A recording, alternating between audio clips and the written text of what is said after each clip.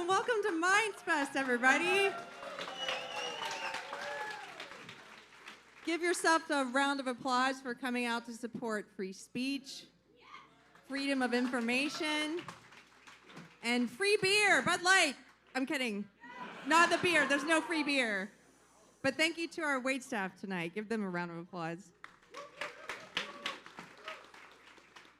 My name is Carrie Smith. I'm the host of the Deprogram podcast, and I was probably asked to host tonight because I live in the great state of Texas, which is not too far from Austin. If you're visiting from out of town, I really encourage you to visit Real Texas before you go because it's a lot of fun. It's a little bit different. There's no poop on the sidewalks, just so you know. But Austin is a great place to have something like this because Austin is known for bringing different groups of people together. Willie Nelson is largely credited with bringing the hippies and the cowboys together here in Austin in the 70s. And we're here tonight bringing together the alt-right and the regular right. I'm just kidding. I know there's no regular right here. In all seriousness, I'm a person who is not easily put into a liberal or a conservative box. And I'm sure that there are a lot of you like that here tonight. And unfortunately, in the culture that we live in, it's become very common to call all of us right-wing, even if we're liberal, if we support freedom of speech, if we support coming together to have these kind of conversations, and if we support talking to people who disagree with us. I would like to ask any liberals who happen to be watching, when did we abandon freedom of speech? When did speech become violence? When did silence become violence? And when did talking with people with whom we disagree become forbidden? That's what makes MindsFest so important, so unique, because we're bringing together different kinds of people who sometimes disagree with one another to have conversations in person, which is so controversial, I know. But don't worry, our most controversial speaker dropped out after some accused her of being the Milli Vanilli of sex traffic victims. Girl, you know it's true. No? Ooh, ooh, ooh, Eliza Blue. Okay, I'm not a comedian. Is it too soon? It's Milli Vanilli. It was 34 years ago. Come on. You've had time to laugh at it. Okay. It's just a joke. I'm not a professional. Okay, we're going to have fun tonight. We have a lot of things to celebrate. This is the very first live stream Minds event. Woohoo! It's also the very first Minds event where we're not just doing conversations, we're also doing music and comedy, and I hope you guys stick around for that afterwards. I wanted to do a quick thank you to our sponsors. First of all, Bass Records. Give it up for Bass Records. Bass Records is a pro-freedom music company based in Nashville, Texas. You're going to get to hear from the founder tonight on the first panel. Give it up for Public Square. Public Square is a website that supports freedom-loving businesses. You're going to get to hear from that founder tonight as well. And then also Light CT Solutions, a medical equipment and repair company, which I think is the coolest. That they were like, we're going to sponsor this. Okay, without further ado, that's enough of that. Let's get started with our first panel. Our first panel is called Changing Minds, which is really important to me because if you know anything about me, maybe you don't, but I've changed my mind on a lot of things in the past few years, and I imagine some of you have as well. So tonight, we're going to have two moderators. First of all, we have Mr. Bill Ottman. Bill Ottman is an American entrepreneur and freedom of information activist, best known as the CEO and co-founder of Minds. He's the reason we're all here tonight. A big round of applause for Bill.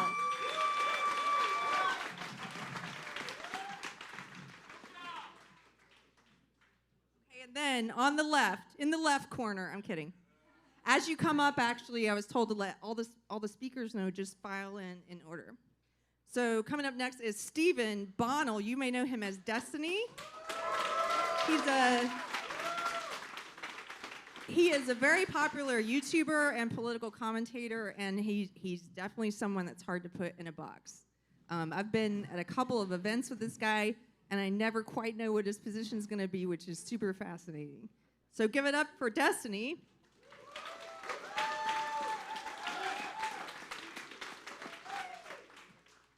Our first panelist is Chris Williamson. He is a YouTuber and the host of the very popular Modern Wisdom podcast. Come on up, Chris.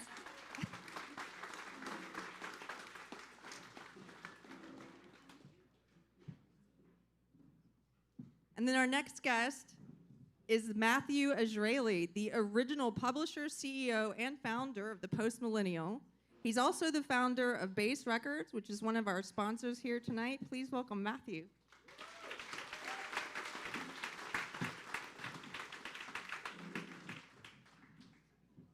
This next gentleman I got to meet for the first time in person yesterday. He's very kind, very gracious with his time. He is an American philosopher and author and a founding faculty member at the University of Austin and the executive director of the National Progress Alliance. Please welcome Peter Boghossian.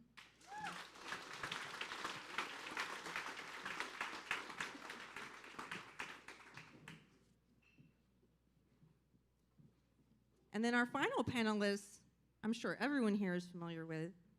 He's an international recording artist, a published author, actor, and leader of the Daryl Davis Band. He's perhaps best known as being the man who has single-handedly pulled about 200 people out of the KKK just by befriending them.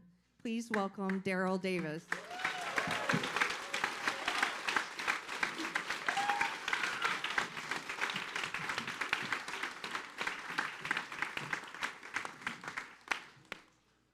All right, here we go. So we have these things where you can react, panelists, if you want to, or you can just write stuff down. But if you want to make like a meme or something, you can. And you can just do weird stuff.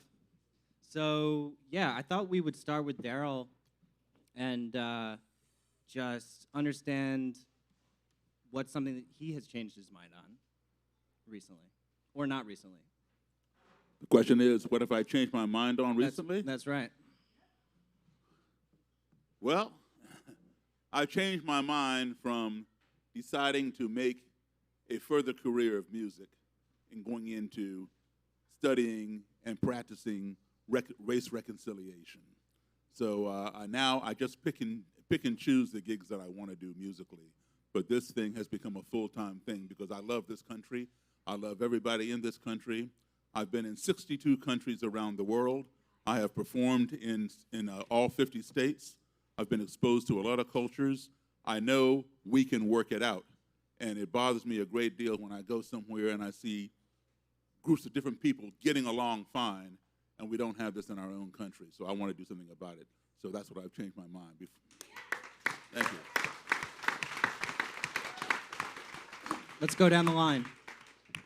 Well, I've changed my mind about so much, it's hard to know what to focus on. But one of the things I've changed my mind on is the role that kindness should play in your engagements. And so I used to be, actually somewhat like Destiny, I used to be rather merciless for the truth when I had a conversation with people. But now I'll forward being kind to them. And often, for me, kindness means speaking bluntly to people and speaking honestly to people. There's a difference between being kind and being nice. You can be nice to someone by just lying to them about something. But to be kind to somebody, it takes, you also have to watch your tone, and you have to think about why you're engaged in the conversation in the first place. So in the last few years, I've changed my mind and raised my confidence in that if kindness is forwarded as one of the main motivations for conversation, it's kind of like a lodestar that will prevent the interaction from going poorly. It's also a way to safeguard yourself from engaging with someone and having impure motivations. Nice. If everyone can just speak deep into the mic, too. Hi. This is sufficient? Thank you. I think I've decided to not earnestly engage in a political project. I think that's my personal transformation. I don't believe that a political process ought to be instrumental in changing culture, nor do I believe that the two are necessarily even correlated. So that's all.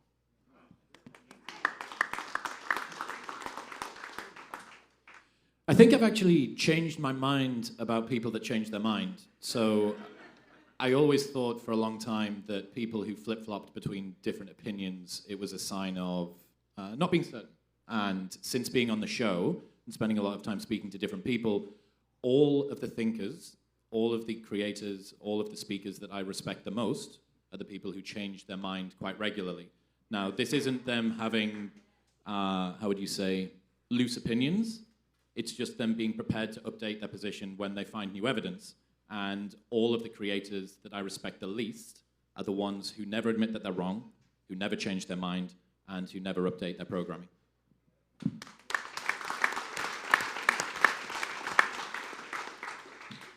I think the biggest thing I've changed my mind on in the past year has to do with platforming, I guess what we consider dangerous ideas or conspiracy theories.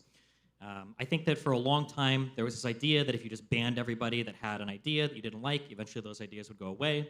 But the more I kind of think about how our democracy works and the idea that every person gets the same vote for our leaders, the more I kind of realize I think we probably should be having challenging conversations. And the idea that we can't trust people to wade through challenging conversations about COVID-19, about lockdowns, about whatever other idea there might be out there that some people maybe don't want people to talk about, I think it kind of betrays the entire idea of our democracy. So I think these types of conversations should be front and center on every mainstream platform on the internet.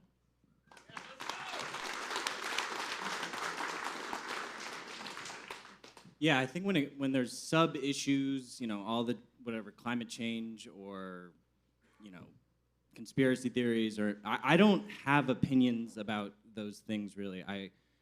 That's always fluctuating back and forth, depending on the information that I have today. But for the core principles, that's the foundational stuff that doesn't really change, and I don't think it's probably a good idea to be willing to change that foundational principle of like free speech, dialogue, and whatnot. But I'm curious your guys' take on being willing to change your mind about that. Anybody? I mean, this doesn't have to be like. When I get a lot of people that talk about like platforming dangerous ideas and freedom of speech, the one thing that I wish people would recognize, this is a big fault that the right has, is freedom of speech is not free. It's like firearms, right? Like firearms are cool. I enjoy shooting. But by having more of them in the United States, people are going to die to firearms. That's an unavoidable reality, having firearms in this country.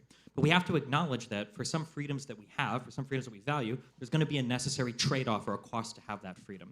So when we talk about like freedom of speech, the proliferation of certain ideas on the internet are probably going to cause harm. There are going to be some people that go and shoot up a school, bomb a building, get vaccinated, don't get vaccinated, whatever. And we have to at least acknowledge that any conversation about like freedom of speech or these types of freedoms has to start with a recognition that there's going to be pros and cons on any side of that argument that you occupy. There is no side where everything is just purely good with no downside whatsoever. I would actually like, so as the designated right-wing representative on the panel, I would actually like to perhaps dispute this assertion from the perspective of one Nick Fuentes, right? Somebody who you've spoken with, I think, on multiple occasions. And of course, I'm not necessarily shaming you for that, but Fuentes is not nominally, he's not representative of mainstream ideas on the right. And largely, platforming Fuentes casts the right in this absurd light that is fundamentally divorced from reality. Fuentes, his positions are not mainstream by any means. I mean, didn't a lot of people say the same about Trump in 2016? Like, I feel like a lot of the media coverage of Trump was, this guy's a joke, he can't make it, everybody derided him in the media. There's no chance it was whether it was making fun of McCain, whether it was another tape that got leaked, whether it was him saying that women that get abortions should go to jail. I think everybody thought that like that guy couldn't make it, but there were a lot of people out there that had those opinions that we completely missed because we decided that he didn't represent anything in this country. So I guess when I have conversations with people like even Fuentes, I acknowledge that he occupies a pretty niche position right now on the political spectrum. There's definitely no doubt about that. Extremely. Yeah, for sure. But I think that I think every extremist, and when I say extremist, I just mean like kind of niche political ideology. I think it kind of like stems from similar foundations where you've got a group of people in the country, they feel like they're unheard, and Fuentes speaks to those people the same way that Andrew Tate might speak to somebody, the same way that Donald Trump might speak to somebody, the same way that Bernie Sanders might have spoken to somebody. But here's the issue. I would actually disagree with conflating a guy like Trump and a guy like Fuentes, because Fuentes espouses Catholic integralist nationalism, which is a niche of a niche of a niche. It's also entirely culturally dependent, right? You know, you're talking about perhaps Ireland, Portugal, Spain, maybe Quebec. You know, these are all lapsed Catholic countries. This is not a serious idea, even if you have guys like Adrian Vermeule at Harvard who espouse integralism and who Fuentes, by the way, never cites. It's just not the same thing as somebody saying, hey, maybe we should reform our immigration policy. The two are fundamentally very, very different. Is it your view then that there are some people so beyond the pale that they should never be spoken to? You could talk to anybody you want. I really don't care. But the point is, when you talk to somebody, and this is where the conversation of platforming comes up, what you have to be mindful is, you know, nobody likes normie Republicans. Nobody likes them. They're boring. Their ideas are shallow. They're pedantic. They're overly spiritualizing and moralizing, and it's terrible. And yet, despite this, they are the mainstream Republican caucus of this country. Now, it's not good streaming content to talk to these folks, and I'll give you that. However, unfortunately, you're going to have to pull up to a Target, speak to a random 50-year-old woman who's 100 pounds overweight, and you're going to have to get her opinion on something. And that's going to be far more representative of American popular opinion than Nick Fuentes could ever hope to be. Yeah, I mean, I don't necessarily doubt that. That's probably true. But I just spent like a year on my stream going over trans issues, and I'm kind of burnt out on that. It seems like that's all Republicans want to talk about right now on the national level. Honestly, on the online kind of platforms that I inhabit, I noticed that it feels like the kind of like the center-right people. I'll say like Daily Wire-esque. That those people are pretty insulated. They don't really like talk to many people. Like on any panel that I go on where I'm talking to, admittedly smaller kind of like conservative people online, all of these people consider themselves like, if not a little bit, like significantly to the right of people like Ben Shapiro, to the right of people like the Daily Wire. So I don't know where like all the center-right conservative people online are outside of the Daily Wire. It feels like they don't exist. It's just like these little collections of like very extremist people. Let me tell you who the most right-wing guy in America is, Destiny. Right now. No, it's not you, random voice from the audience. It's some guy with a boat. Some guy somewhere in America. He lives maybe in Utah. Maybe he lives in Texas. Maybe he lives in New York State near the Finger Lakes. But the point is, ladies and gentlemen, some guy with a boat is the most right-wing person in America, and it doesn't even come close. The uninformed, apolitical individual is more right-wing than any politically involved person could ever hope to be. Okay, so me and Destiny both make our money by speaking to people on the internet. Is it our job to give a representative spread of all different views? It's our show, it's my show, it's his show. He can speak to the people that he chooses to. If Fuentes is one of them, if he decides to tumble down a trans rabbit hole for a year, or if he decides to play StarCraft obsessively for 3 months without talking to anyone about everything, that's also his choice. I just wonder where, you know, coming from a content creator perspective, what obligation do you think that we have to speak to people that we don't want to speak to? As content creators, your first obligation is to make money. That's your first obligation, okay? I don't know. Anyway, no, but it's true. That is your first obligation. However, if we want to be fair about it, yeah, talk to Fuentes. Again, I don't care. But you also have to talk to some guy with a boat. You have to find whatever that political Why? equivalent is. Why do Why? you have to talk to them? If you want to be representative. But why do you want to be representative? If you want to actually have a mainstream Republican political position that is But you represented just- on your so platform, correct me if you want cor- that. Correct me if I'm wrong, but you said that the primary motive of the content creators to make money. I disagree with that. I think content creators should, if they don't want to make money, they don't, whatever the content creators want to do, they should do independent of money. But if it's money, then why would you need to speak to people who are representative if that won't make you as much money? Oh, I'm saying the point is to make money. But if you want to be, morally, in my opinion. I'm just curious, is that your point? Is your point to make money, Chris? Is your point to make money, Stephen? Is that why you do what you do? I mean, not really. I mean, there's other things I could do to make more money. I don't necessarily even disagree that it would be cool to talk to Republicans that represent more of like the spread of like where most Republicans are at. It's pretty. I think even said on my stream, like it's kind of exhausting talking to only like Christian nationalists and communists when it's like 95% of America is not here. But gee, am I allowed to cuss up here? Yeah, fuck. Online content is Streaming like on your channel. It's overwhelmed with extremists, so it is very tiring. I mean, I make an effort to reach out to the Matt Walshes, the Michael Knowles, or whoever I can try to tweet at and bully on Twitter until they jump on and talk. But like I said, I feel like a lot of the people in these kind of realms, even like people like Crowder, are pretty insulated. They don't want to to be fair for a lot of them. Like there's not much point in having an open conversation or debate, right? Like they either win, in which case who cares, or they lose and they look bad. So it's hard to get these guys to come out of their box to have a conversation. I imagine it's probably true for center-left people too. I just don't engage with them as much because I'm kind of center-left. So just real quickly on that note, so what we do is we go out and have, with Spectrum Street Epistemology, we set lines of tape up all over the world, and we have conversations with people. Anybody can come. They're free, they're open to public, and they're on sidewalks. So, but that's just what I do. I don't know why one would think that that's what other people have to do. I think, again, if your aim supposedly is to foster some kind of an inclusive or democratic dialogue, then you should. Now, that might not be the aim of a content creator. And again, I actually believe that it's a job, guys. Come on, and obviously you are making money doing it. However, you're right. I don't want to belittle the integrity of anybody on this stage. But the thing I am trying to say is if you do want to actually have a broader scope, a more representative scope, then, yeah, you need to talk to boring people. But do you actually care who Destiny talks to, or are you just bitter that Fuentes is being considered more mainstream? But he isn't really being considered more mainstream. You just said that. Did I? Yeah.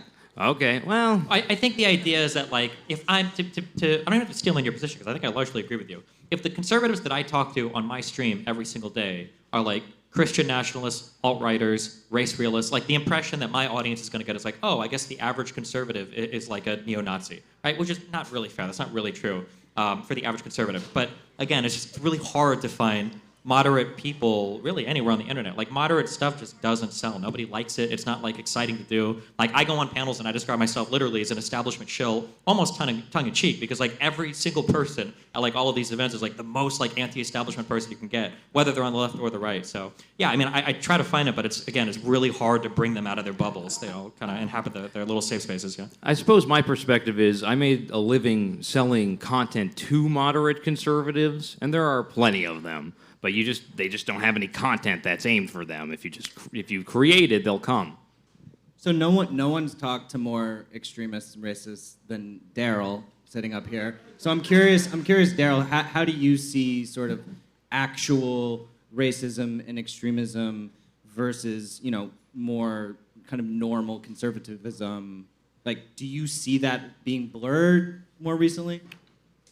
Well, I mean, I've been doing this for now 41 years, and thank you.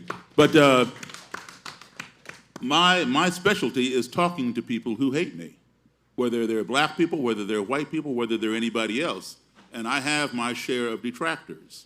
I've been called every name but my own for what I do. And on an event over here with Bill Altman a few years ago, I got called a white supremacist. No, you laugh, but ask him. It's true. Because I sat in a room with Trump supporters. So I was called a white supremacist by another group of people.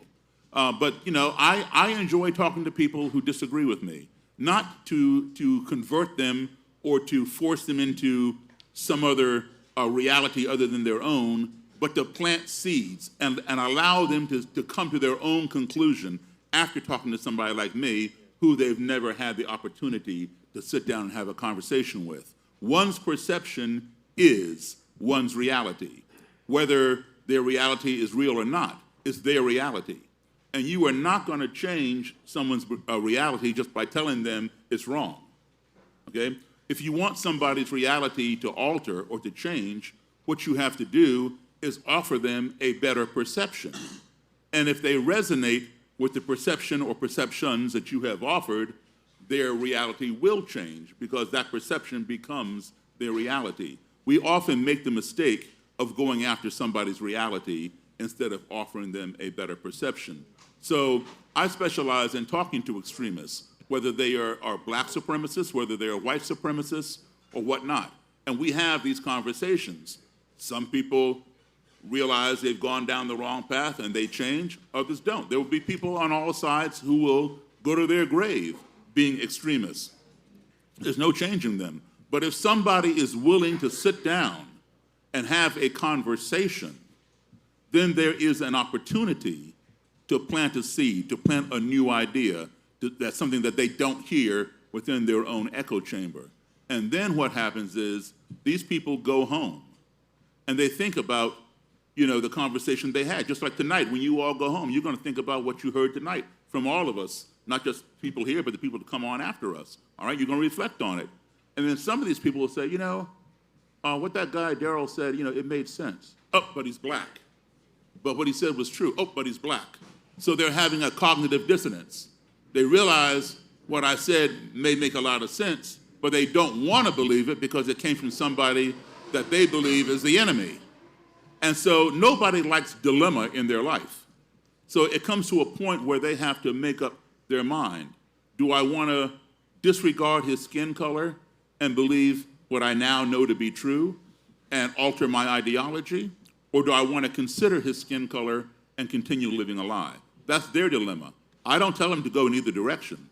I let them come to that conclusion. And that, for me, seems to work a lot better, which has gotten me tons of robes and hoods and swastika flags, and you name it, I have it. Thank you. Is there anyone who is proudly and openly racist here? Just curious. Well, let me ask a question. I hear all this, the word, it seems to be a buzzword these days, nationalist. But there's always a prefix to it. Well, he's a white nationalist, he's a black nationalist, he's a Christian nationalist, he's, a whatever nationalist. A nationalist, to me, is somebody who likes their nation. So why do we have to prefix it and qualify it by saying a white nationalist? To me, that, let me tell you my perception, okay? Back in the day, the racism thing was called white supremacy. I'm a white supremacist. I believe, we are the superior people. Everybody else is inferior. That's what makes me supreme. And people who believe that joined white supremacy movements. And the more people you had, the more violence was perpetrated. The violence got so bad that the U.S. Congress passed what were known as the Ku Klux Klan Acts of 1871 to drive the Klan underground. Those same acts of 1871, part of them is what became the act that we use from 1993 when we prosecute police for brutality, all right? So it drove the Klan underground. People began dropping out of these white supremacy movements because they were tied with murders and lynchings and dragging people behind vehicles, etc. So while some people may not have liked Jews or may not have liked blacks, they didn't want to associate themselves with these atrocities of bombing churches and dragging people and hanging people by the neck. So they dropped out. And in order to gain more membership, they rebranded. And the rebrand was called white separatist. I don't hate black people or Jews. I just love my own kind. Blacks should have their own schools, their own swimming pools, their own restaurants. We should be able to have ours. Okay? So that's called separatism. So I'm a white separatist, all right? I like that idea. More people joined these movements, and it grew. With the growth, again, came more violence. So now white supremacists, white separatists became unpalatable. So now you have to rebrand again in order to lure people in. Do you like your country? Yeah, I like my country. I love my country. I'm a patriot. What color are you? I'm white. So, well, you're a nationalist if you like your country, and because you're a white nationalist. That term is also equated in many circles with white supremacy. Why can't you just say, I'm a nationalist, I love my country? Why do you have to qualify it by the color of your skin or your religion? Pardon me? Division, exactly. So why would you want division in a country that we call ourselves united?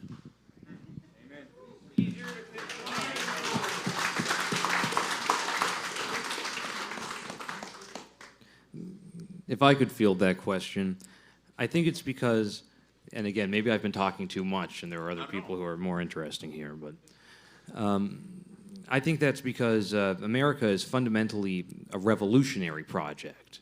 So, you know, for lack of a better term, it's a fundamentally left-wing project. At least that's my belief as the founders envisioned it, right?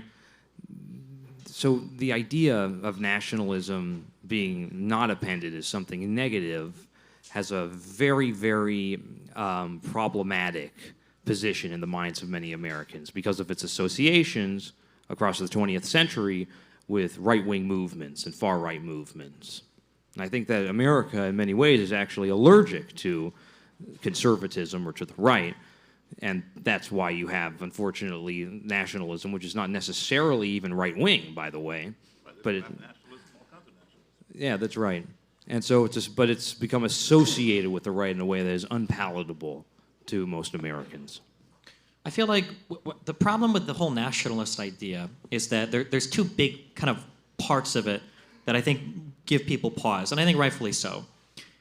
One is that when people start calling themselves nationalists, oftentimes they get very obsessed with defining what it means to be an American. So in a lot of conversations I have, if somebody calls themselves like an American nationalist, sometimes the next part of the conversation is going to be how true Americans are those that come from white European stock or something. So even if they don't call themselves a white nationalist, there's like this kind of like ethnic undertone to a lot of the stuff they talk about, which isn't necessarily everybody, but there is like that aspect to it, such that when I hear somebody call themselves like a nationalist or even a Christian nationalist or whatever, I kind of wonder if there's like an ethnic undertone. There doesn't have to be. The second thing that I think is more broadly applied is I hate it when people call themselves like part of a movement where like if you're not that thing, you kind of feel like an asshole. Like imagine if you made like the, the pro-school movement, right? It's like, well, what am I? Am I anti-school? Or you made yourself like the pro like feed hungry children movement. It's like, well, fuck me. Am I like, do I want children to starve or whatever? I think one of the problems when you have like people that consider themselves like nationalists or part of a nationalist movement is that everybody that's outside of their group necessarily isn't. I remember growing up a lot for this. I was very much in the neocon era. I loved George W. Bush, supported the Iraq War. My parents are super strong Republicans. They still are. And I remember that so many conversations revolved around whether or not you supported the troops. And supporting the troops became a proxy for the entire Republican agenda. And if you disagreed with any of it, if you disagreed with Iraq, if you disagreed with Afghanistan, it wasn't that you disagreed with foreign policies, you hated the country. You weren't patriotic. You hated America. And I think that's kind of a frustrating thing in dealing with a group of people that call themselves a nationalist, because it feels like to take a contrary position, almost by definition, I guess I must hate the country, which I think is a frustrating thing, like rhetorically, to navigate around. Talking of rhetoric, one of the things I was interested in was what you said at the start, Peter, which was around the usefulness of kindness. And we discussed earlier on about some of the challenges of content creation online. The sorts of content that captures most people's attention, that can sometimes be used to be representative, even though it's not. It's just the one that is the most limbically hijacking, which makes it seem like it's the most representative because it gets the most clicks and plays. All of those often trigger a response in people, which is the precise opposite of changing your mind, right? So the soft signal of effectiveness, to me, suggests that if you care about changing somebody else's mind, you will dial back the aggression of your argument to allow it to land. Everybody knows what it feels like to have some sacred cow that they care about be trodden on in front of them, and they go, okay, fuck you. You want to go? Fine. Well, okay, that's the end of the discussion. So what I'm seeing on the internet at the moment are hopefully the beginnings, the burblings of an underground movement of people who want to have conversations, who aren't going out swinging, trying to make the other side look as stupid as possible. I hope that we're in the death throes of that happening. There's always going to be a place for it because it's always going to create attention online. However, I'm hoping that the more that people can realize, if I care, and you said it earlier on, if you care about actually having this sort of an impact, it's about taking people one step at a time, gently through the arguments, allowing them to arrive at the position that they're at themselves. No one has ever been ridiculed or patronized into changing their mind, as far as I can see. Right, and we know from the literature, the peer-reviewed literature, that people change their mind from a position of psychological safety.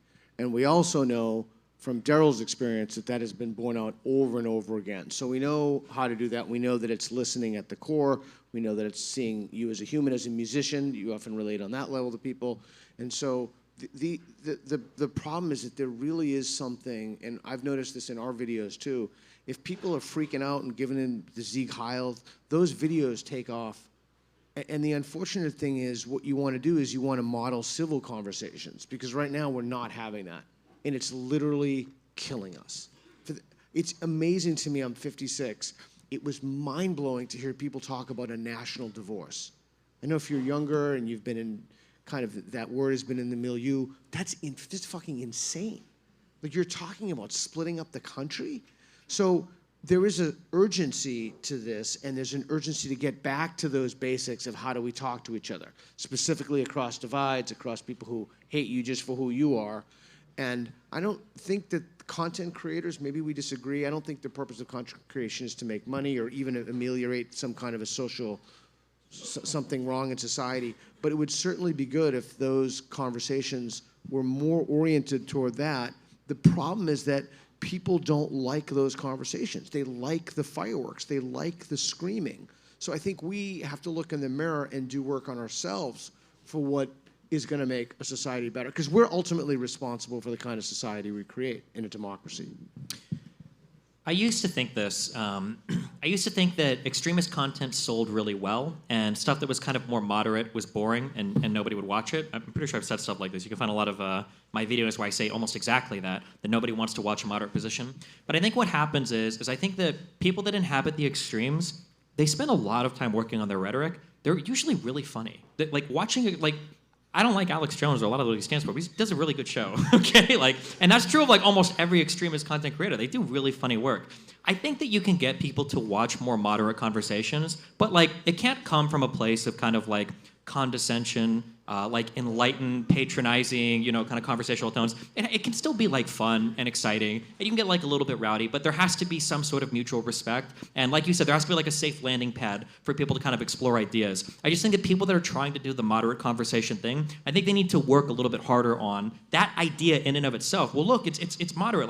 I'm having both sides come and have conversations. You should be watching me. That's not enough. It's got to be entertaining too. And I think that people need to work harder at that aspect. I hope that's the case. If it's fucking boring, no one's going to watch in any case. Doesn't matter how moderate it is, No, that's true. But there's boring extremists too. They just don't make it very far, right? So here's one thing. So people often ask me, well, what is something I can do? What can I do? Here's one thing you can do.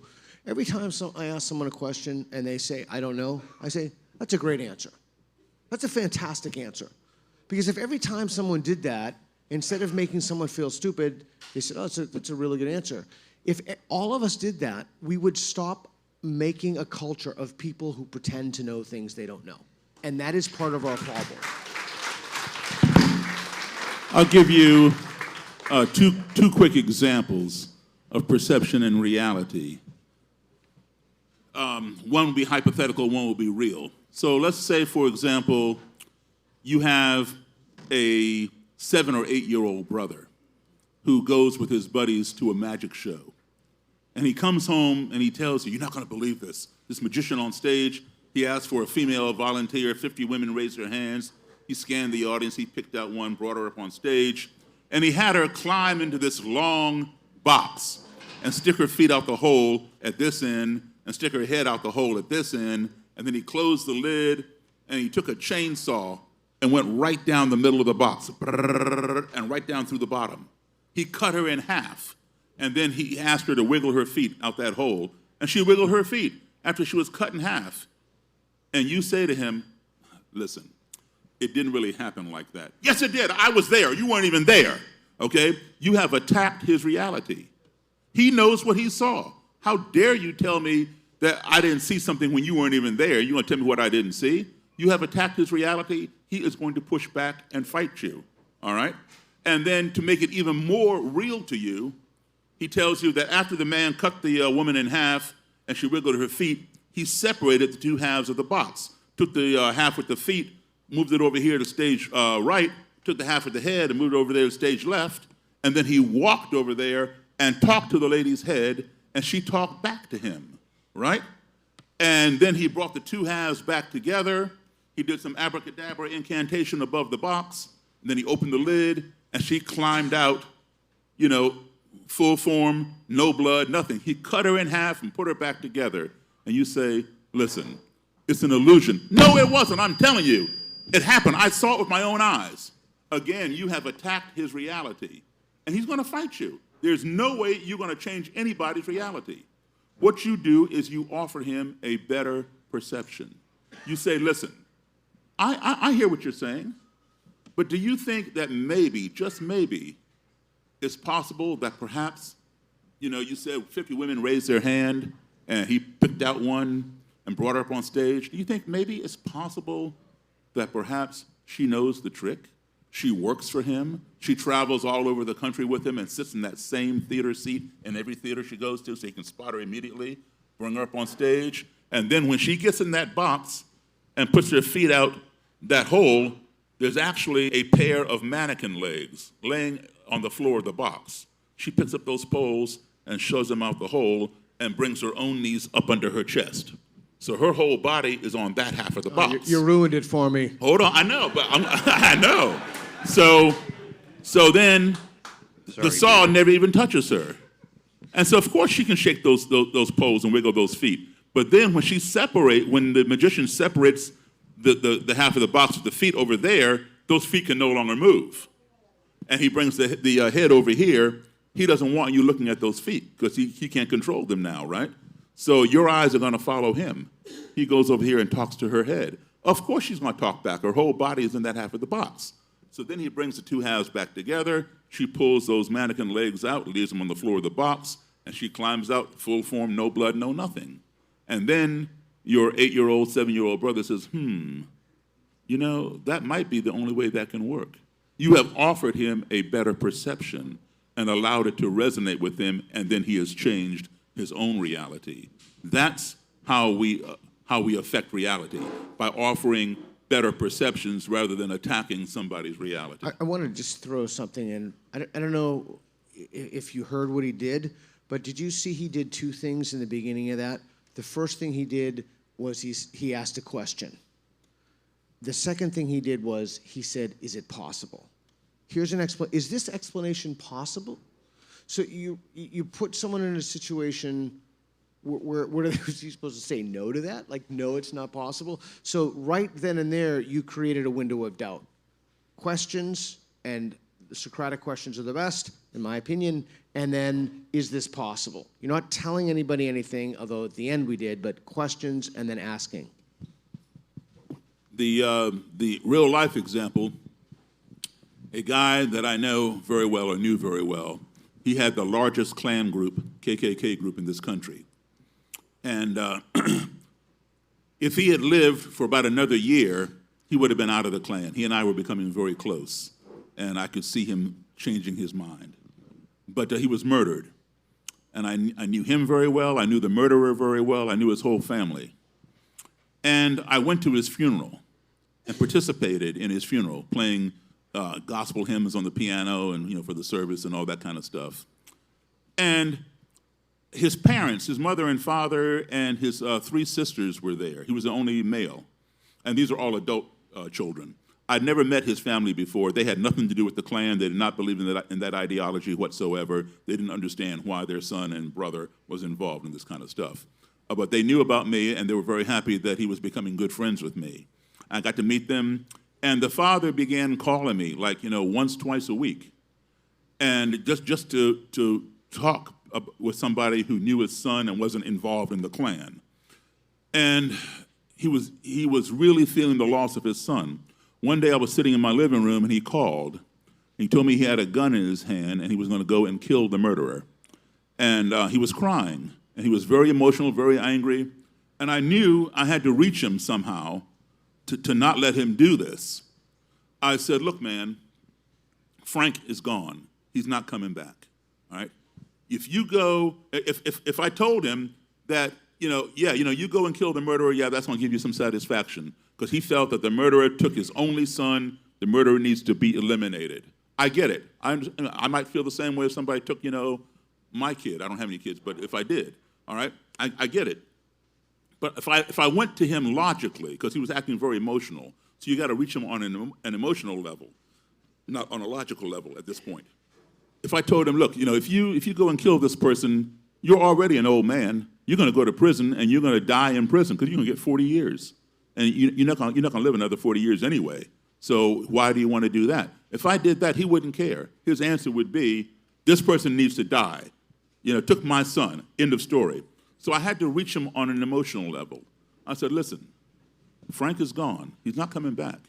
You have 3 beautiful daughters. You've lost your son. Do you want to lose your daughters as well? Okay? They live in Missouri. I live in Maryland. So I'm out there in Missouri, but I was home when he called me.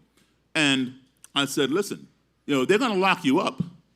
And they're not going to put you in prison in Missouri.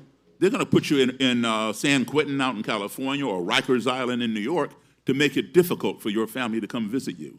That's also part of your punishment. They don't just put you in prison right next door so you see your family every day. No. I said, you're going to lose your 3 daughters.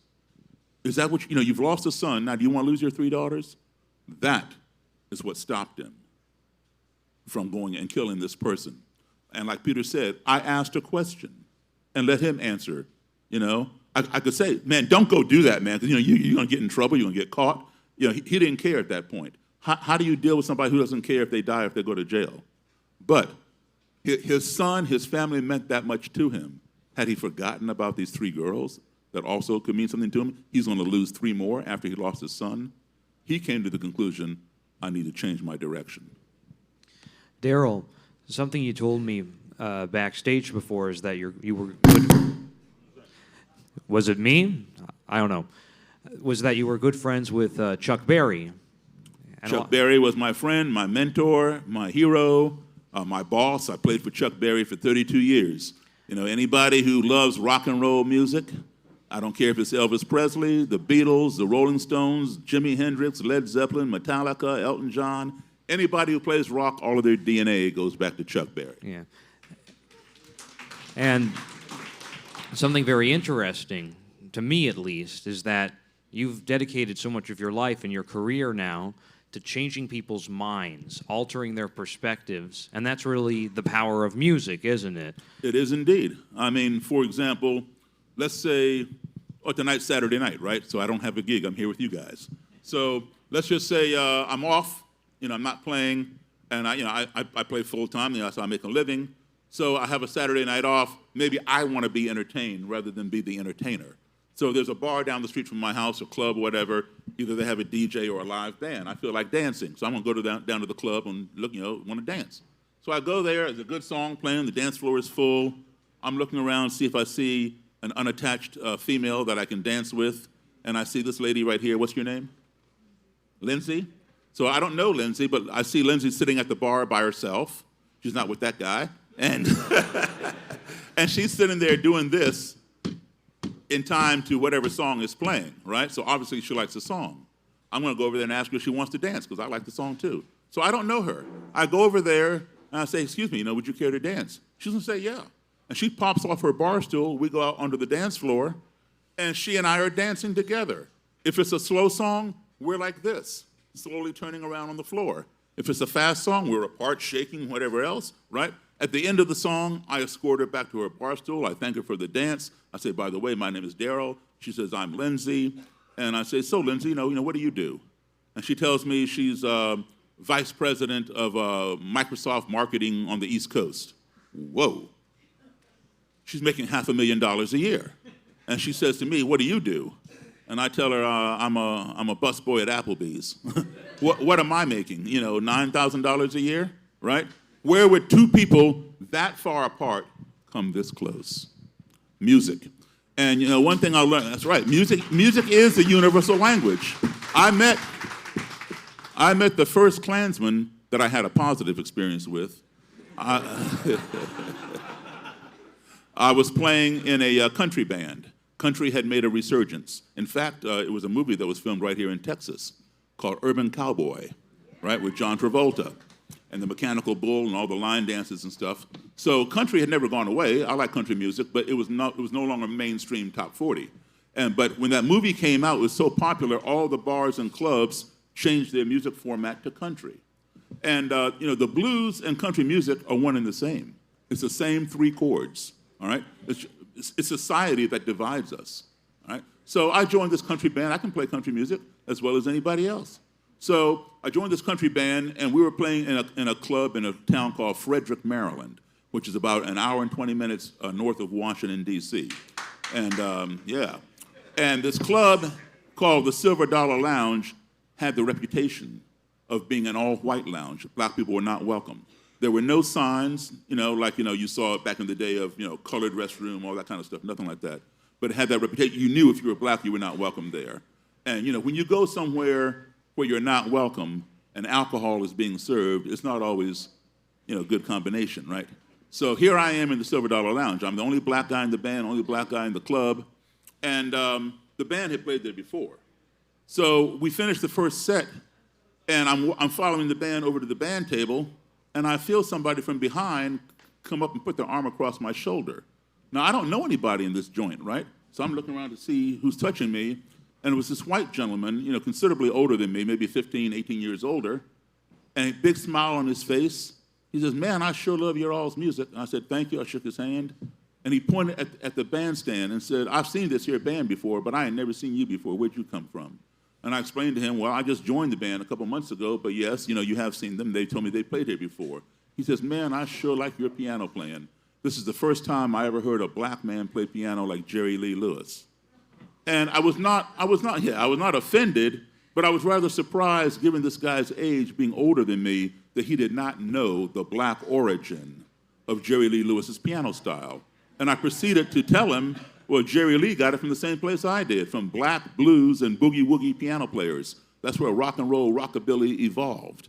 Oh, no, Jerry Lee invented that. I ain't never seen no black man play like that except for you. So I'm thinking, okay, well, the dude never saw Fats Domino or Little Richard, same boogie style, right? And I said, "Look, man, I know Jerry Lee Lewis. Jerry Lee's a good friend of mine. He's told me himself where he learned how to play." The guy didn't believe that either. But he was so fascinated with me, he wanted me to come back to his table and let him buy me a drink. I don't drink alcohol, but I agreed to go back and have a cranberry juice. He paid the waitress. He took his glass, and he clinked my glass and cheered me. And then he says, "This is the first time I ever sat down and had a drink with a black man." Now I'm really mystified. Like, how can this be? Because at that point in my life, I'd sat down literally with thousands of white people or anybody else and had a meal, a beverage, a conversation. This guy, a decade and a half at least older than me, had never sat down with a black guy, and I know for a fact that there are black people in Frederick, Maryland. I've seen them. So, how did he miss them all, right? And so I wasn't trying to be facetious. I said, "Why?" He looked down at the table, didn't say anything. I said, "Why?" And his buddy said, "Tell him." I said, "Tell me." He looked back at me just as plain as day, and he said, "I'm a member of the Ku Klux Klan." I burst out laughing at the guy because now I didn't believe him, right? And so I know a whole lot about the Klan. And I know they don't just come up and embrace a black guy and want to hang out and buy him a drink and, praise their musical talent. So I figured the guy's, jerking me around, probably because he thought I was jerking him around about Jerry Lee Lewis. He went inside his pocket, pulled out his wallet, flipped through it, and handed me his Klan membership card. I instantly recognized the red circle with the white cross and red blood drop in the center. Whoa, this thing is for real. It wasn't funny anymore. So I gave it back to him, stopped laughing. But we talked about the Klan and many other things. He was very friendly, and he gave me his phone number. He gave me his phone number and wanted me to call him anytime I was to return to this bar with this band, because he wanted to bring his friends, right? He wanted to bring his friends to see, as he put it, the black guy who plays piano like Jerry Lee. I'm not sure he called me a black guy to his friends, but That's how he explained it to me, right? And so I would call him every 6 weeks. Say, I call him on a Wednesday or Thursday, say, hey man, we're down at the Silver Dollar this weekend, come on out. He'd come out Friday and Saturday with Klansmen and Klanswomen, not in robes and hoods, but in regular street clothes. And they would gather around the stage and watch me play with the band, and then they'd get out on the dance floor and dance. And on my break, I would make my way over to the table, say hello, thank him for coming. I meet some of these people. Some of them did not want to meet me. A couple of them would get up, see me coming, they'd move to the other side of the room. So the message was, we don't want to shake your hand, we don't want to talk to you, we just want to look at you. And that's fine. The other ones, they were interested, and we would converse. And it was through this exposure, through this conversation, that I got an entry into this world, and which prompted me later on to write the book. I wrote the first book by a black author on the Ku Klux Klan from the perspective of face-to-face interviews, because music brought us together. And I can tell you something right now, because I've had to do this before. Had I gone into that bar, not as a musician, just as some guy just going there to listen to music and dance, I would have had to fight my way out of there. But it was the music that brought us together. And that is the power of music. And thank you for the dance. Yeah. Daryl, you're a fucking warrior. All right, so we have a few people, creators on Minds who want a contest who are going to come up. So Lucy, you out there? Welcome her.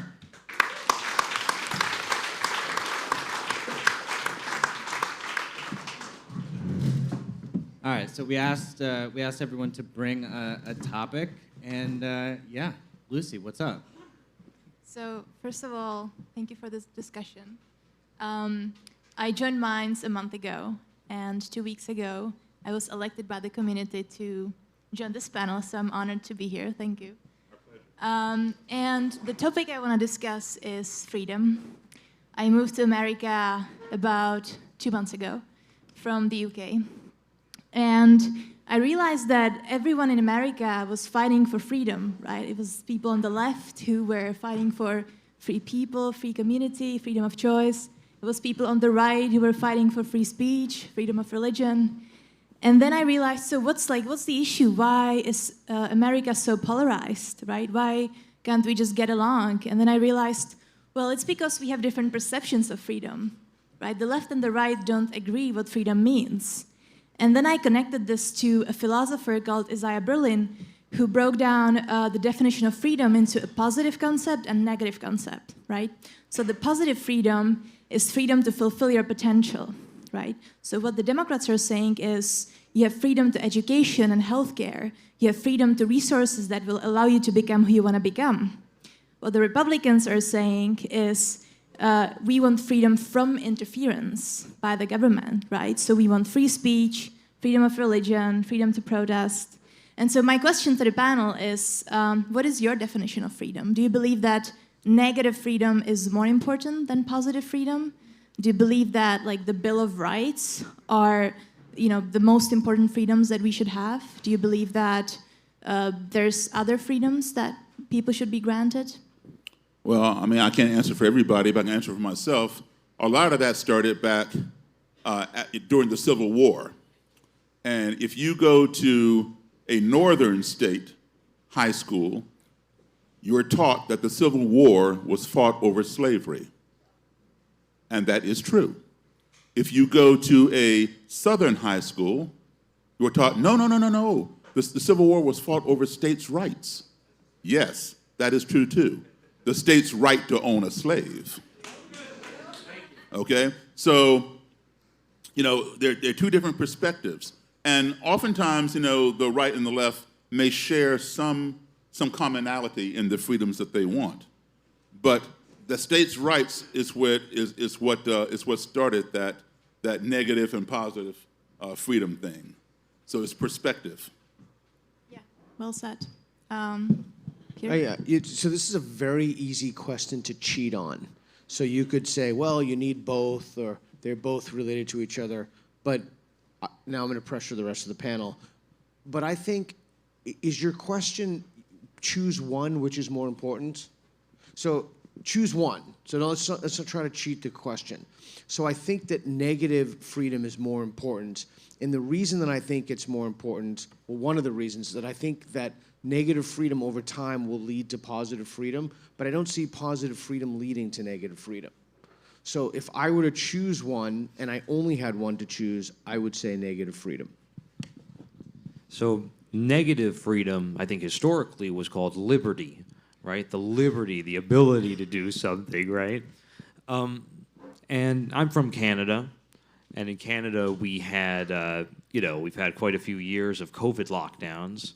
We've had quite a few years of a lack of liberty, and it's to the extent now. This is from the government's own statistics. We have this thing, MAID, medical assistance in dying.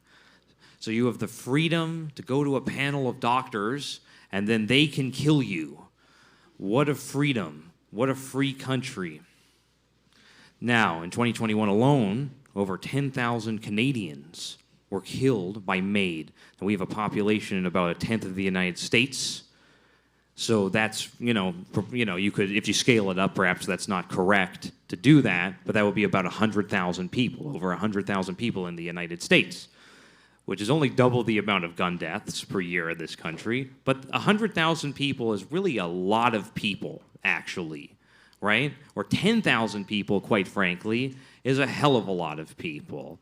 And when we get to the point where the government says, yes, we'll take care of you, we'll provide you with housing, we'll provide you with health care. But then when somebody applies for health care, it's a 10-month wait for a basic procedure, or when they apply for housing, they're put on a federal wait list of 8 months or more. Well, then the government can come in and say, all right, well, now you're free to do something else. I'm a little skeptical of that. So is your answer negative freedom then? Liberty, yes.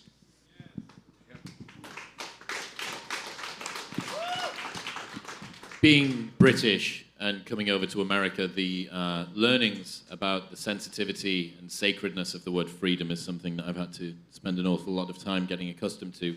From my perspective, it seems like the negative freedom makes an awful lot more sense because you are opening up people to develop stuff down the line. If you're trying to hand people freedoms piecemeal, there is always going to be a gap in that freedom which isn't handed to them. So for me, negative freedom, please.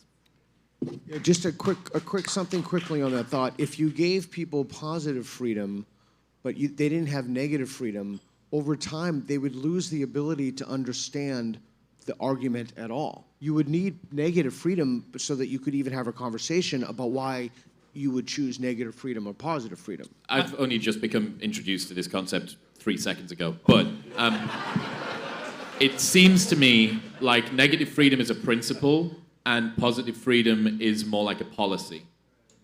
That negative freedom scales because it doesn't need to be targeted individually, it's just get the fuck out of the way, as opposed to positive freedom, which appears to be more policy-based. We are going to have this individually and this individually and this individually. Negative freedom is Bill of Rights, yeah, written in. I mean, man, you really did this, huh? I mean, picking one or the other is pretty difficult, but I mean, a man dropped off in the middle of a jungle with no food and no water has an infinite amount of negative freedoms. I don't see that guy having a very good outcome, for his existence. For being only afforded positive freedoms, I mean, you could argue that to some extent, like a child lives that way, right? You don't have very much freedom. You sure as hell don't have freedom of speech under your father's roof. You sure as hell don't have the freedom to own a firearm. You don't have freedom to do a lot of things as a child. But I would argue the development of a child, that's being given a bunch of things by their parents, is probably more positive than the family dropped off in the middle of the jungle with nothing. So I'd say probably positive freedoms are more important than the negative ones. But I think that any one could theoretically lead to the other. That a society given enough education, given enough opportunity to exceed, would probably begin to demand some sort of negative freedoms as well. We keep saying that in other countries with developing markets, we've said this about China for like 3 decades now, that as people gain more money and more autonomy, that they're going to demand, or as they gain more money, they're going to demand more autonomy, et cetera, et cetera. So I would hope that people given enough positive freedom would eventually start to demand the negative ones as well. But I mean, given only negative freedoms and no other resources, I mean, you could cease to exist pretty quickly, I would imagine. My question would be, who determines what is negative and what is positive? It seems like we're being told this is negative freedom and that's positive freedom.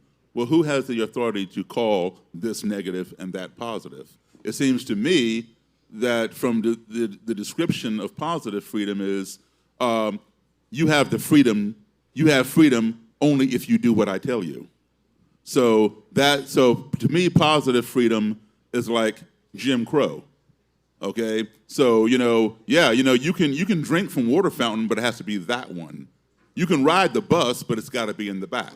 So you have the freedom to ride the bus, you have the freedom to use the restroom or the water fountain, but it has to be a separate one. It's the one, as you point out, policy that I'm dictated to do. So I have the freedom to use those things. So, my question is, who determines what's positive and what's negative? If you only had negative freedom, you would have a society of zombies. You would have a society who is incapable of understanding why one would be better than the other. And the example of the jungle, if you were trying to figure it out what you'd want to do, that kind of starts with the assumption that somebody had negative freedom. I don't know. Actually, I don't think it's that complicated, quite frankly. And I kind of think that you made a little bit of a false dichotomy there, Destiny. And Daryl made a very good point in sort of refuting that, right? Which is, yes, you can have absolute liberty. And of course, the libertarian ideal is Somalia for that reason, right? We would all love to live in Somalia as pirates. Sounds kind of fun. But the point is this, that, negative freedom, which again I would characterize just very simply as liberty, right? As opposed to the ability to do things if they're like free, and I don't know how that's positive freedom. I don't know how that's positive anything. I mean, I'd give you a really great example that every single conservative here agrees with. Every single conservative here understands that negative freedom means nothing without positive freedom. Now, normally they wouldn't. However, I'm pretty sure after this or in the panel after that, we're going to have a huge conversation about how pointless the First Amendment is, the negative freedom, without the positive freedom to not be banned from places like YouTube and Twitter. That's an example of pairing a positive with a negative. You can have freedom of speech, but if you're banned from every single social media platform in the United States, it sure doesn't feel like that negative freedom means very much. Actually, no, that's an example of, as it's characterized by my understanding, a positive freedom, right? There's an infrastructure, the infrastructure is given to people, and there's an entitlement to that positive freedom. This is kind of this is sort of turned into a semantic argument. Well, no, I don't think it's semantic at all. It's very, very clear. Your First Amendment is not at all threatened by being banned from every single social media platform in the United States. You acknowledge that, right? It sort of is. It's not. It's not. There is no law being made by government that is abridging your right to freedom of speech. The First Amendment does not guarantee you access to any social media platform. But if you don't have any access to any social media platform, kind of feels like you don't have very much freedom of speech. No, I mean, listen, at the end of the day, so it's a very good question, It's right? the topic for the next panel. Yeah, So- fair, I'm just saying fair that enough. It's frustrating on the left sometimes to hear conservatives talk about the importance of all the freedoms, but depending on your life situation, if you don't have the ability to access those freedoms, it sure doesn't feel like it, Yeah. People ask me, like, do you like the United States? Why do you live here if you don't like it? Blah, blah, blah. I think the United States is the best country in the world if you've got a lot of money. If you don't have a lot of money, in some ways, the United States kind of sucks. You don't have a right to an education. Our healthcare the access is iffy depending on how much money you've got. Where you live might suck. Like, there's a lot of issues if you don't have a lot of money in the United States. So I think that the positive and the negative, I'm sorry you did this to us, but I think you do have to take into account both of them, and you can't just choose one, because one without the other, I think essentially becomes meaningless. Yeah, echoing what you said, Peter, socialism or positive freedom can exist within libertarianism in a micro little community where people decide they want to do that, but the inverse is not true. So I would have to say I agree with calling it liberty, though. I'm not going to play this polarity game. So thank you, Lucy, for coming on. Thank you. Good question. Am I allowed to ask a quick question? Yeah. I'm super curious for Daryl. I've heard your TED Talks. I super admire everything you do. It's really cool. The idea of reaching out to people that that disagree with you about as much as anybody possibly could.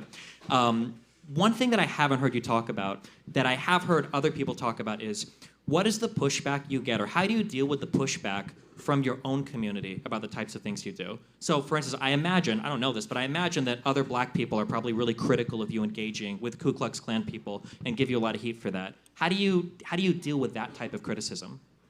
Okay, first of all, my community is everybody, white, black, or otherwise. Okay? And you're saying, I understand what you're saying, but I just want to point out something.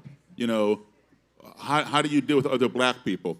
Well, not all black people are my detractors. I have some black supporters, but I certainly do have some black detractors. I've been called an Uncle Tom. I've been called an Oreo. I've been called a race traitor. I've been called all kinds of things. But you know what? I have seen it work. And let me just tell you, just to give you just a little bit of background. I first started traveling around the world at the age of 3 because my parents were U.S. Foreign Service, so I was an American Embassy kid. My first exposure to school was overseas. We started traveling in 1961 at the age of 3. I went to kindergarten, first grade, third grade, fifth grade, seventh grade, all in different countries around the world. My classes over there, it's up to the 1960s, my classes overseas were filled with kids from all over the world. Japan, Russia, Nigeria, Italy, Czechoslovakia, France, Germany, you name it. If those countries had embassies where we were assigned, all of their kids went to the same school. So that being my first exposure to school became my baseline for what school should be. But every time I'd come back home, because you get assigned to a country for 2 years, and then you're back to the States. Whenever I'd come back home, I would be in either all black schools or black and white schools, meaning the still segregated or the newly integrated. And even though desegregation was passed by the Supreme Court 4 years before I was born in 58, it was passed in 54, schools did not integrate overnight. It took years, sometimes even decades, for schools to integrate. So, I did not understand why people couldn't get along. We all got along overseas. So that was my community. And so I have had,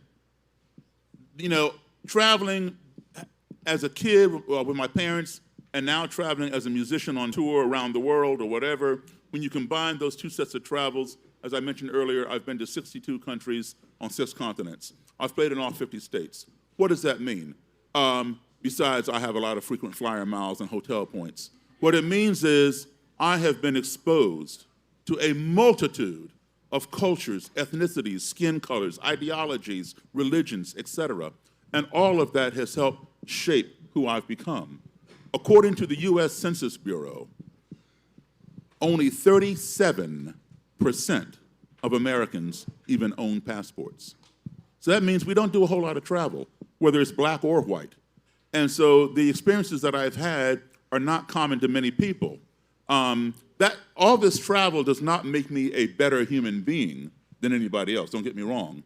But what it does is it gives me a better and broader perspective on humanity. And I can tell you something, no matter how far I go from my own country, the United States, whether it's right next door to Canada, or right next door to Mexico, or halfway around the globe, no matter how different the people may be who I encounter, perhaps they don't look like me, they don't speak my language, or they don't worship as I do, or whatnot, I always conclude one thing, that everybody I have encountered is a human being. And as such, everybody wants these 5 core values in their lives. Everyone wants to be loved. Everyone wants to be respected. We all want to be heard. We all want to be treated fairly and truthfully. And we all want the same things for our family as anyone else wants for their family. And if we can learn to use those 5 core values when we find ourselves in an adversarial situation, it doesn't have to be about race. There are other hot topics: abortion, nuclear weapons, global warming, the last presidential election, the one coming up, the war in the Middle East, the war between Russia and Ukraine. You're on one side, I'm on the other side, okay? You use those 5 core values when you're dealing with an adversary. I will guarantee you, your navigation of that adversarial situation, that society in which you are uncomfortable or unfamiliar, will become a lot more positive, okay, and a lot more productive when you apply those values. My favorite quote of all time is by Mark Twain, and it's called the Travel Quote. And Mark Twain said, "Travel is fatal to prejudice, bigotry, and narrow-mindedness, and many of our people need it sorely on these accounts. Broad, wholesome, charitable views of men and things cannot be acquired by vegetating in one little corner of the earth all one's lifetime." So those detractors that I have, I don't hate them. I acknowledge them. I give them the time to speak to me, okay? But I realize they've not had that benefit of travel, and I try to share that with them vicariously. Sometimes it works, sometimes it doesn't. Preach. Thank you.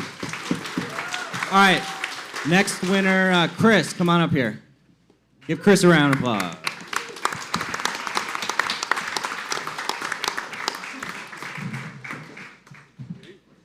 Hey, buddy. Hey, how y'all doing? Pretty good. So, what's on your mind? So I'm Chris Dugood on Minds.com. Not on any other social media sites, so you probably don't know who I am. And I just, wow. This is quite an experience, so I'm grateful for being here. Welcome, welcome. Thanks, man.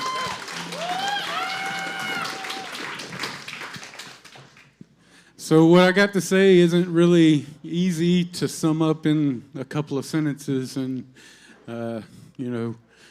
just a few seconds or minutes. But I'll do my best, and with your help, I'll do better.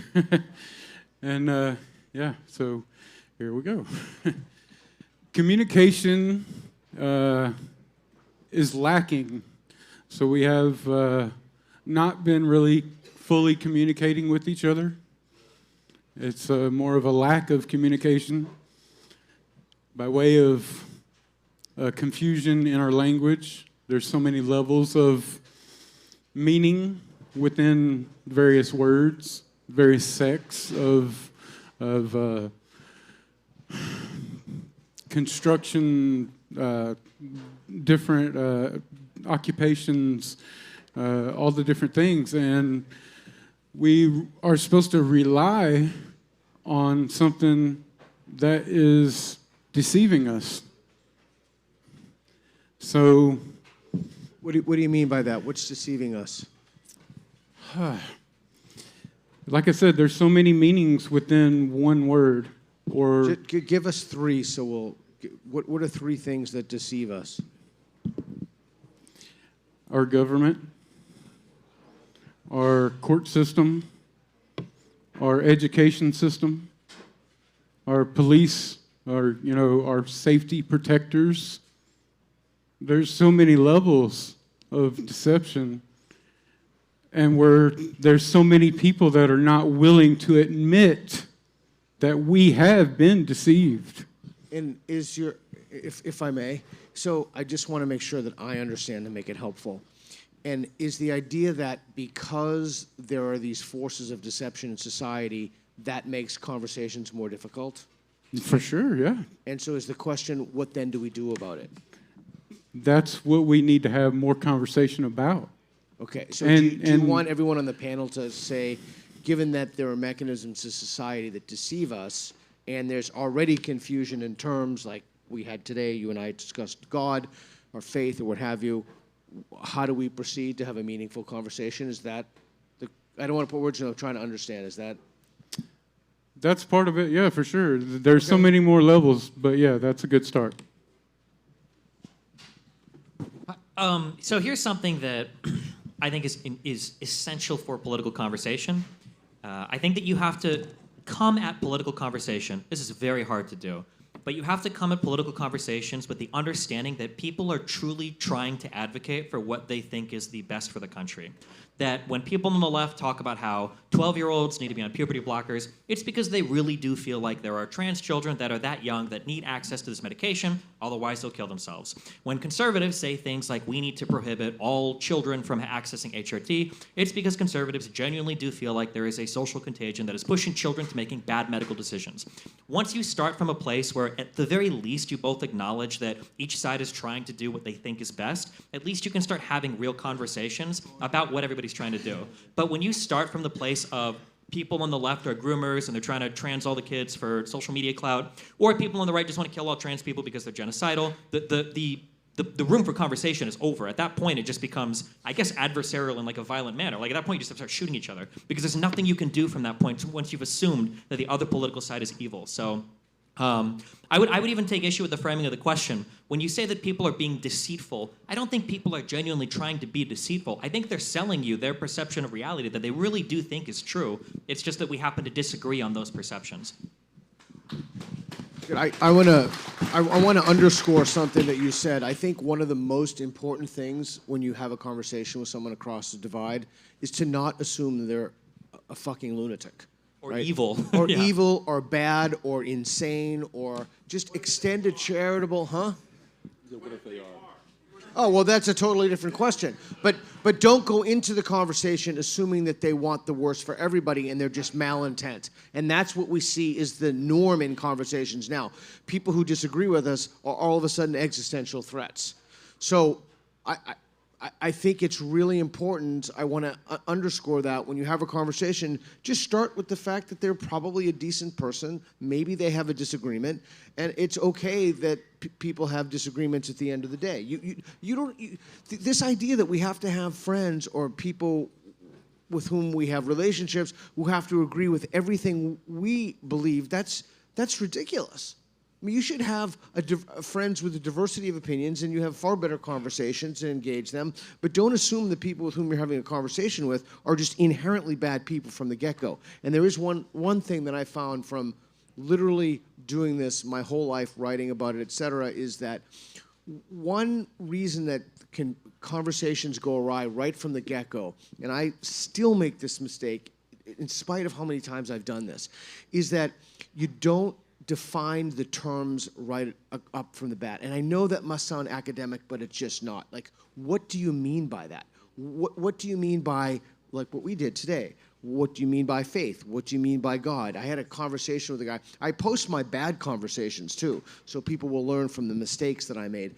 I had a conversation with a guy, and we had a disagreement on whether there should be open borders. And I just assumed that what he meant by a border was what I meant by a border. But what he meant by a border was like a World War I trench, where people like dug these big trenches in the ground. So forget about like trans issues or gender or sex. That's another one that's inherently fraught with confusion. Asking people to define the difference between gender and sex, and then can people change their sex is very different from can people change their gender. So I found really extraordinarily helpful right from the beginning, after we assume that people are not maniacs, that they have charitable interpretation of their motives. Well, what do you mean by that? I always put the framing on myself, just so that I can understand. Help me understand what you mean by that. So then you're on the same page for the conversation. So that's one key thing I'd suggest. Wouldn't it be a lot easier if you didn't have to do all that work every time with each individual? We could all come together. Yeah, but you'd Hold never. on. You'd If we never could know- all come together and come up with a communication that is more on a level playing field. Are you that proposing is you would redoing never- the English language? Yeah, you would never know what partially, anybody yeah. meant. I mean, I don't posit to know everything or say that I can come up with this by myself. But if we all come together and have this conversation, then we have an opportunity to change that. I think more specific language is extremely helpful, and a lot of people will just say overly broad words, and that is a huge problem. I completely agree. So to your point, we're not going to create a new language.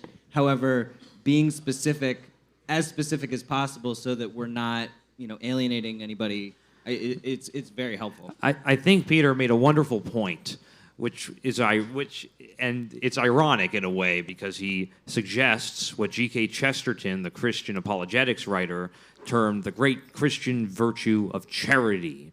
Right? That we should give charity, we should be charitable with people, and assume that their intentions are good, even when circumstances would lead us to believe otherwise. And to address Chris directly, it's a difficult thing to do because it requires faith. You actually have to have some kind of faith in order to undergird this assertion that people can be good. But by the way, if you want a direct answer to your question, the issue is that we have a bureaucracy. We have a sort of an unelected, unaccountable bureaucracy in this country. And then we have elected people, frankly, who also have diffuse and often not wonderful interests that are playing a role too. But that being said, I think that Peter's suggestion to be charitable is actually the healthiest approach. We should actually just assume the best about our fellow Americans, our fellow Canadians, because if we don't, it's a world of pain. It's a world of assuming that all of this incompetence is intentional. But in reality, it's not intentional malice. It's just a series of incompetence-driven blunders that plague us because we have an old system that needs maybe a little bit of a tune-up. And that's all. You could think about it like this. Is it that somebody knowingly does a bad thing, or is it that people's sense of good is hyper attenuated? It's on steroids, and then they act like they do because they think they're doing good things. I would say it's definitely the latter. Cool. So, yes. We got one more question. We're over time. So thank you, Chris, for coming out, man. Thanks, Chris. Thanks for having me. All right, John. John, come up. We got one more question, then we go to the next panel. Hey, John.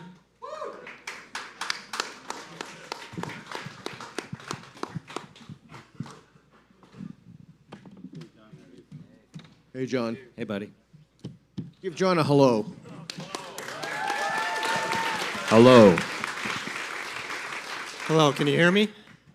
All right, so I'm John G, 76 on Minds, and I've been a member of Minds for about 2 years now. And before I get into my topic, one thing I just wanted to mention is that I know there are people that cross-post from Twitter and other sites, and there's sometimes people on Minds, like I only use Minds as a social network. I don't use other ones like Twitter and that kind of thing. So just as a suggestion, if people that do, if people that cross-post from Twitter can maybe just maybe once a day, once a week, once a month, come on to Minds and Gab and all these other sites that you cross-post to.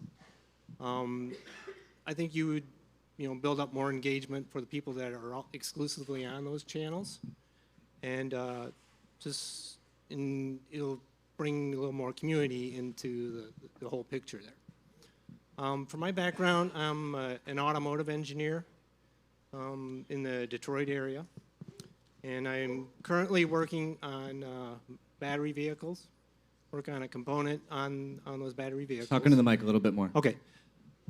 So I work on like the battery vehicles, in like on a component on them, and I know there's the direction that we want to go, like they're aiming at like 2035 to have this big conversion from gasoline and diesel vehicles, and with that, just me looking into some of the numbers there. I see that, like, as of 2020, there was about 286 million registered vehicles in the U.S. And looking into, like, how much we have for production capacity, it's in the neighborhood of maybe, like, 11 to 15, 16 million per year. And at this point, a lot of that is still, like, the internal combustion engines. Maybe, like, 1 or 2 million or something in that range for the electric vehicles. Now, what that means is that for 2035, we're not going to meet like anywhere near that 286 million vehicles by that time. So, just okay. Can you hear me now? Yeah. Okay, perfect. So, with that, I'm not sure, like, where we really want to. Well, my idea is that we want to go with more of a target of, like, what is our overall goal for, and like for this example, it would be like carbon capture, or like reducing the carbon in the atmosphere, whether it's carbon capture. Can I just ask you a question just so that I understand?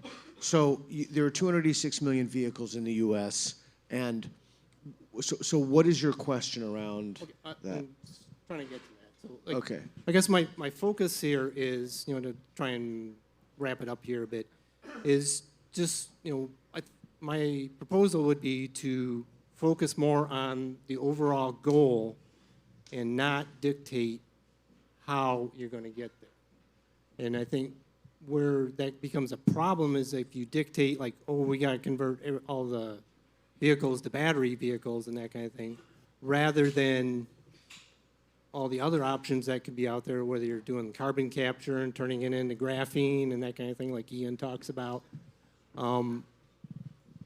There's plenty of other ways that we can be investigating with this.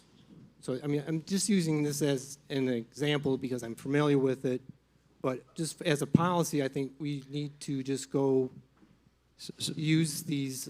So is a broader goal better Yeah. than a specific policy? Exactly. And so Okay. that's kind of what my idea is, like, just, and if you're going to set some goals, set them more short term.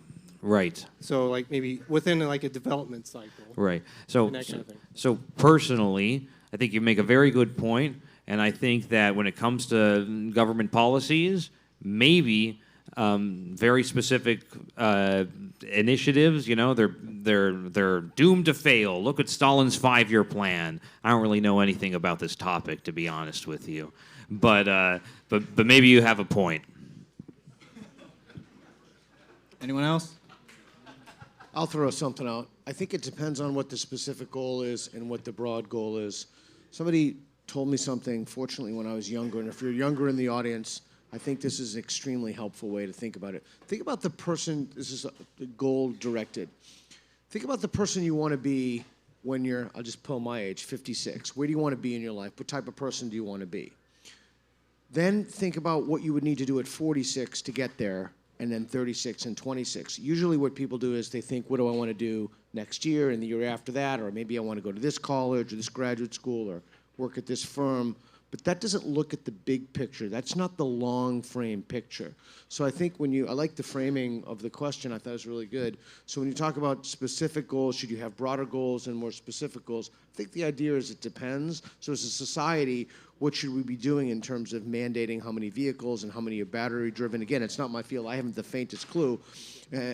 But what I think we should do is we should think about, from the 7 habits of highly effective people, begin with the end in mind. So what's the end? What do we want to do? Do we want to carbon capture? Do we want to make carbon sinks? Do we want to get off foreign oil? And then when you do that, then you work backward to figure out how you get to the goal. So I think that's a way to think about the problem that's useful and effective. And it just cuts through the noise. Yeah, because I mean, I think with with technology changing constantly, that's why I'm recommending doing this as like a short-term goal, because by like 2035, there probably will be, vehicles out there that run better than the battery vehicles, so the technology will change. And True that, John. We're going to get there quicker. yeah, Let's make so it I happen think faster. that's why I'm just saying, focus on like maybe short-term goals, but keep the overall goal, and then also reevaluate the overall goal periodically as well. It's like, do we really need to pull that much carbon out of the atmosphere? Or for that Oh, example. yeah, please. But Cool. Yeah, absolutely. Thanks, John. Give it up for our first panel, guys. All right, we're just run down because just so everyone can do a plug for where people can find them. Maybe start with Daryl, Peter, Matthew, and Chris. You can find me at daryldavis.com. That's D-A-R-Y-L, only one R. There's another Daryl Davis, D-A-R-R-Y-L. And if you go to him, he's a real estate agent. He tried to sell you a house. So DARYLDAVIS.com. Thank you all very much for having me. Peter Boghossian, National Progress Alliance, and I'm mostly active on Twitter and YouTube. It's at Peter, P-E-T-E-R, Boghossian, B-O-G-H-O-S-S-I-A-N. Thanks. Thanks, Peter. Hi, all. So I'm the founder of Based Records. We're going to have a series of little concerts, little sets after the political discussions are all wrapped up. We got Winston Marshall from Mumford & Sons. He's amazing. We've got Suzanne Santo. I don't know if she's in the audience, but she's amazing. And we've got the always amazing Jeffrey Steele and Ira Dean. country music royalty, so please do stick around after all the discussions are over. Chris Williamson on YouTube, and Modern Wisdom Podcast everywhere else that you listen, Spotify, Apple Podcasts, You don't need, etc. etc. You don't need to shout. We're staying up here. Well, just in case somebody's leaving, youtube.com/Destiny, okay? Not allowed to do that. Cool. All right. Thanks, guys. Destiny and I are going to keep sitting here, but you guys can. Let's give these guys a round of applause.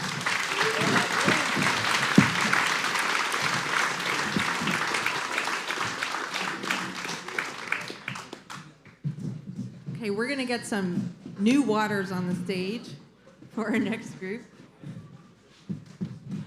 We're a little bit behind, so I'm just going to tell you, we have a Q&A at the end of the next panel, and that's going to happen a little differently than it did this time. We're going to have a line form over here, queue up behind this microphone, and it's going to be about 30 minutes before we end the panel, so maybe around 8:30, start queuing up there if you have a question.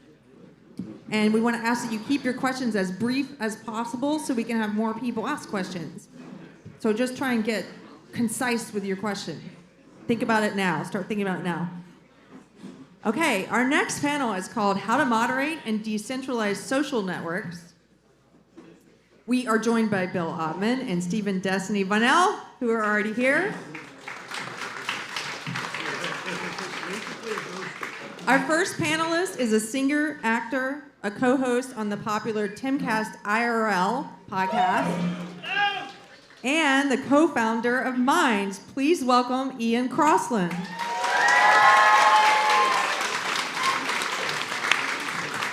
And he has a smashing velvet jacket. Thank you, it's velvet. I love it, it's velvet. It's beautiful. What is that, Coming to America? It is. Yeah. Good ear. Our next panelist is an investigative journalist, a frequent contributor on Timcast IRL, and the co-founder of WeAreChange.org. Please welcome Luke Radowski.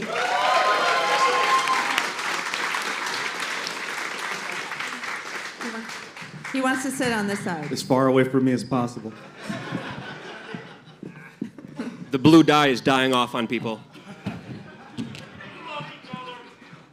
Our next panelist is the founder and CEO of Public Square, which is a platform that connects conservatives to freedom-minded businesses. This is one of our sponsors tonight. Please welcome Michael Seifert.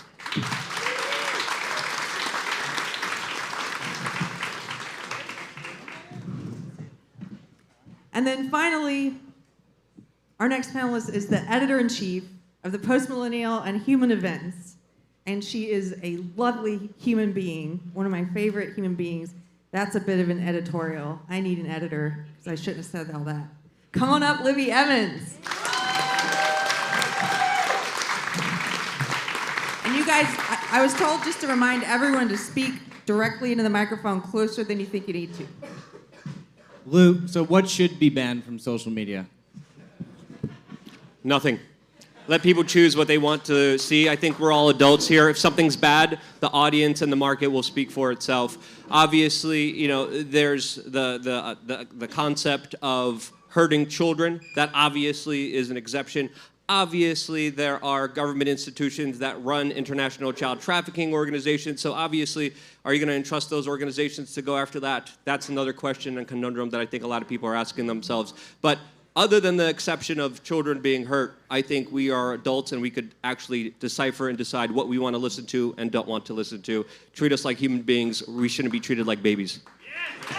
That's a big box, though. Like, what can hurt children is a big, you know, Penelope. Well, the obvious one is, of course, you know, being sent to Jeffrey Epstein's island or being trafficked by, you know, many of the intelligence agencies and sent off to individuals like, you know, Bill Gates and others who, you know, get to do whatever they want with them. I think that's the distinction there. You would say that you should ban child porn? Yes. What about, like, okay, well, what do you... Let's get a round of applause for that. Banning child porn. Yeah, there we go. But the next question, though, is who's going to do the banning?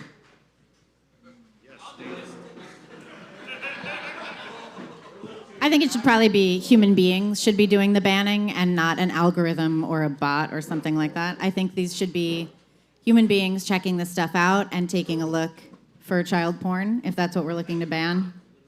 Agreed. Yeah. Yeah. Like AI can help find it, but have a human layer of protection. It always has stop. to be a human layer of protection, especially when we're talking about something as sensitive as actual free speech. Although the issue with putting a human in charge is that, firstly, definitions can change. So what's porn today might be normalized in 10 years. And secondly, they have the keys so that they can put their foot on the gas when they want to, take it off when they don't. You're talking about standards, which we are lacking as a culture right now in a society, and we do need standards. That's something that I think is paramount. Do you think that the community can function as a form of algorithm, like the human consciousness, so we don't have to rely on like algorithmic code? We can let the people somehow decide together? I don't know what that looks like. Like a jury? I mean, we have a jury system at Like a Minds. jury? I say we liberally, but because Bill's been running the company, not me. But yeah, there's a jury. Like if something gets up for banned, then and they want to appeal the act, it'll go to like a group of people to decide. That's an interesting concept. What kind of jury? Like a grand jury that would be potentially impaneled?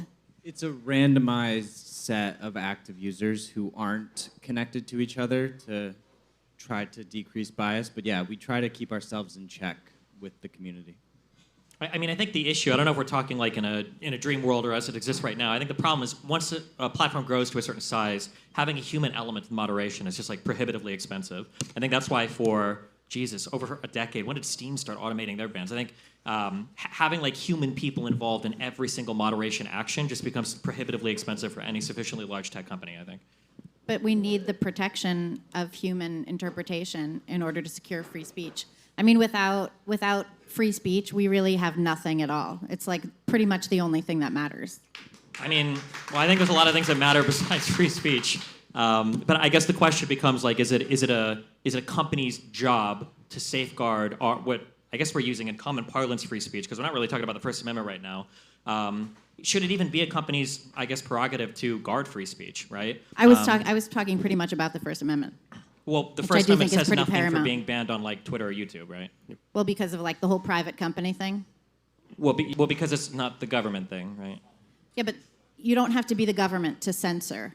Well, no, but you're violating their free speech by demanding that they're not allowed to censor, right? That's the whole point of having freedom of speech, is that the government shall make no law abridging somebody's freedom of speech. If Twitter doesn't want to host your speech, Twitter has the right to do that. Censorship goes far beyond like just, I mean, companies, look, here's the thing. It doesn't matter if it's just the government. I mean, censorship can happen at a non-governmental level. Yeah, but then it wouldn't be the First Amendment, because the First Amendment is about the government. If we want to talk about other types of censorship, we can, but the government is governed by the First Amendment, right? The term government really means mind control. You know, mente is like Latin, I think, for mind, and govern is Latin for to control. So, like, look at what the system of control is. And at this state, it's an algorithmic code or multitude of codes that are governing the way we behave. So you could make an argument that we would amend the Constitution to include other forms of government than the Okay, political well, when system. Clarence Thomas has a brief that he writes to the Supreme Court about whether or not the government is mind control, I'll take a look at that, I guess. You tell him, Ian. But I think we're learning right now with Twitter specifically that free speech is popular. And when we look at the censorship of speech, it is the government's hand in these companies, and they know that it's not profitable for them to destroy someone's speech. And this is what they've been doing. They've been going to YouTube, they've been going to Facebook, they've been going to Alphabet and all these companies and saying, you know what, we're going to make sure that you guys are going to lose business and we're going to silence people because we don't like them. And I think right now Twitter is certainly challenging that notion that speech needs to be protected, needs to be censored, because I think they're doing better than ever.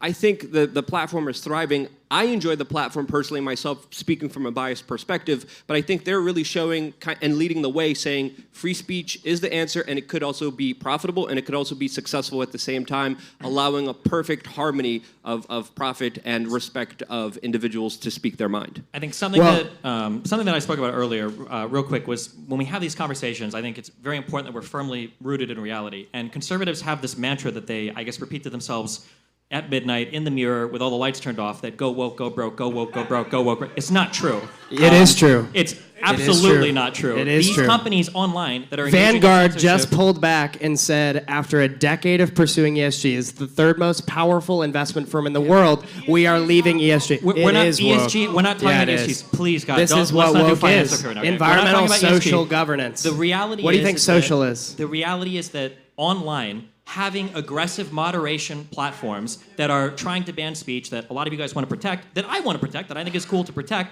is actually a pretty profitable decision. If it wasn't, they wouldn't do it. What about in Can I ask you a publishing? What about in publishing, not in social media? What about censorship in publishing? I don't know as much about books. If a and publishing, private I'm sorry. company is acting on behalf of the government in censoring speech, is that a violation of the First Amendment? If the government was telling people to censor people, I guess That it is could what be. happened with Twitter over the last well, 2 years. we saw that. Sure. So we saw that with the Twitter files, that is absolutely not the case. If you actually read any of them, past the actual tweets, the government was not making explicit requests to censor political speech on Twitter. That did not happen. Patently false. It's patently false. It's patently false. Is it okay for the government to ask a company to censor? Well, it depends on what the censorship request is for. No, If it's for stuff that is if it's a for yes or stuff no that- question. listen, Is it I- okay for the government to ask You the have- company wait, to wait. censor? It depends on what you're trying to censor. If it's somebody making a death threat, yeah, that's probably okay. If it's pictures of Hunter Biden's cock, which I know you guys are all real excited about, it's probably okay. Yeah, it depends on what the censorship request is. Yeah. So, okay, keep going with that. So when a journalistic output is withheld from disclosing a story that could be detrimental to a presidential candidate, and they did not carry that same treatment to the other side, and it was not just Hunter Biden's cock, it was the fact that there was a potential that there was illegal drugs, there was underage prostitutes, there was a whole slew. There was influence peddling. It's his son. Who gives a shit about his son who's involved in his business dealings, who gets $50,000 a month working for Burisma in a country that we have a proxy state set up in? How is that not involved with Biden? Are you kidding me? And there are major So the polls and reality studies. so the reality is, and I highly encourage you guys to read the Twitter files because I don't think anybody up here actually has. If you actually read the emails where they discuss banning content, it wasn't the government told us to censor this story. The government never made a request to Twitter to censor the Hunter Biden story. That was What? testified to under oath multiple times by multiple people at Twitter. It is not the case that that story was censored because of the government. It was a complicated internal conversation that Twitter had amongst themselves. You can read the conversations. They're So published in basically, the what you're emails. saying is that Twitter self-censored. Yes.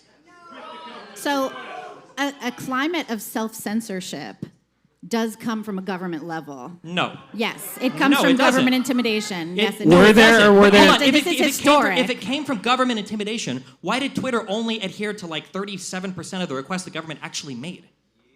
Just because they didn't go along with 100%, according to your Oh, data come on. here, No, so the that government doesn't can mean only it. intimidate you 37% of the time? I think it's a valid question. No, and it's I not a think valid question. That yes, was it is. ridiculous. No, If an it's not FBI at all. agent is outside and I think my house, I think that and I we have see had- that there was government intimidation at Twitter, and I think that you can see that in the Twitter files. No, you I can't. think Where? that you saw that with Where do you see regard that to. I don't have it in front of me. Okay, well, I read them, okay? Okay. And I'm telling you that they did not intimidate them. I have had conversations with the FBI. If the FBI was outside my house, they're going to intimidate me more than 37% Can I of the ask you a time, question? okay? Were there any emails in the Twitter files between a government actor, bureaucracy or elected official, and Twitter's executive team? Yes. Is that not highly problematic when the requests coming from government involved political candidates? Yes or no? It depends on the request. If it's to How? if it's to censor- How? Do you think it is essential that uncensored pictures of Hunter Biden's dick remain on Twitter? When he's Answer the that question. son, Answer that yes. question. Okay, When he that's is where the we're at right now. son, That's where the conversation is right now. it's Okay. the New York Post. It's not like it's the porn outlet that's posting these pictures. The second oldest journalistic output in Well, the no, no, you United just played States broke a story. Government emailed Twitter's executive team what happened 2 weeks out from the election. Then they delete the story of the New York Post. How is that not The New a York company Post- acting on behalf of the government to violate the First Amendment of a journalist? How is that not the case? Because Twitter never said that they deleted that post because of the government. And you believe them? I just want to clarify. Hold on. You're reporting from the Twitter files. What are you citing? Let's stop screaming. Let's try to understand each other and because we're getting a little bit crazy. We're getting a little real quick, just so we're on the same page. Let's get a little civil. How many people up here actually read the actual tweets, not just the headline? Thank you, Matt Taibbi. Okay, so we've got 2 people. Okay, but we got a special guest joining us.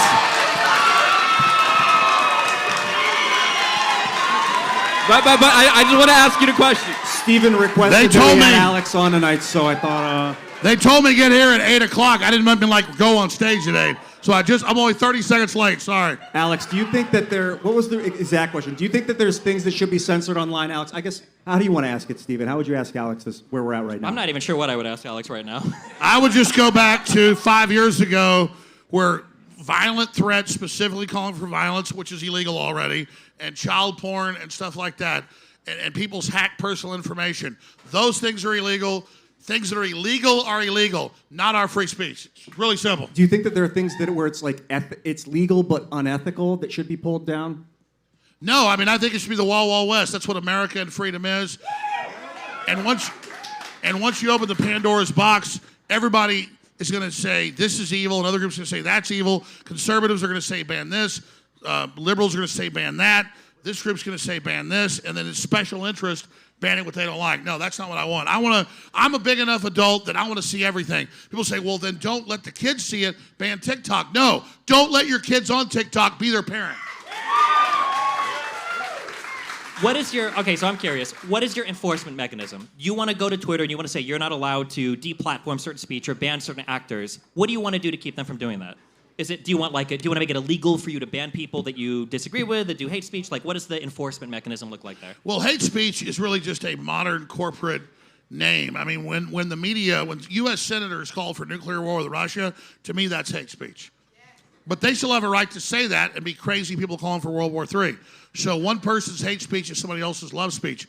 So as long as somebody's just saying, go shoot this up or go attack this group, let the KKK, who are a bunch of idiots, or let the new Black Panther Party, that are basically a black KKK group, let them sound like idiots off in their own little echo chamber. We know what they're saying. We know what they're doing. We're watching them in case they're about to get violent.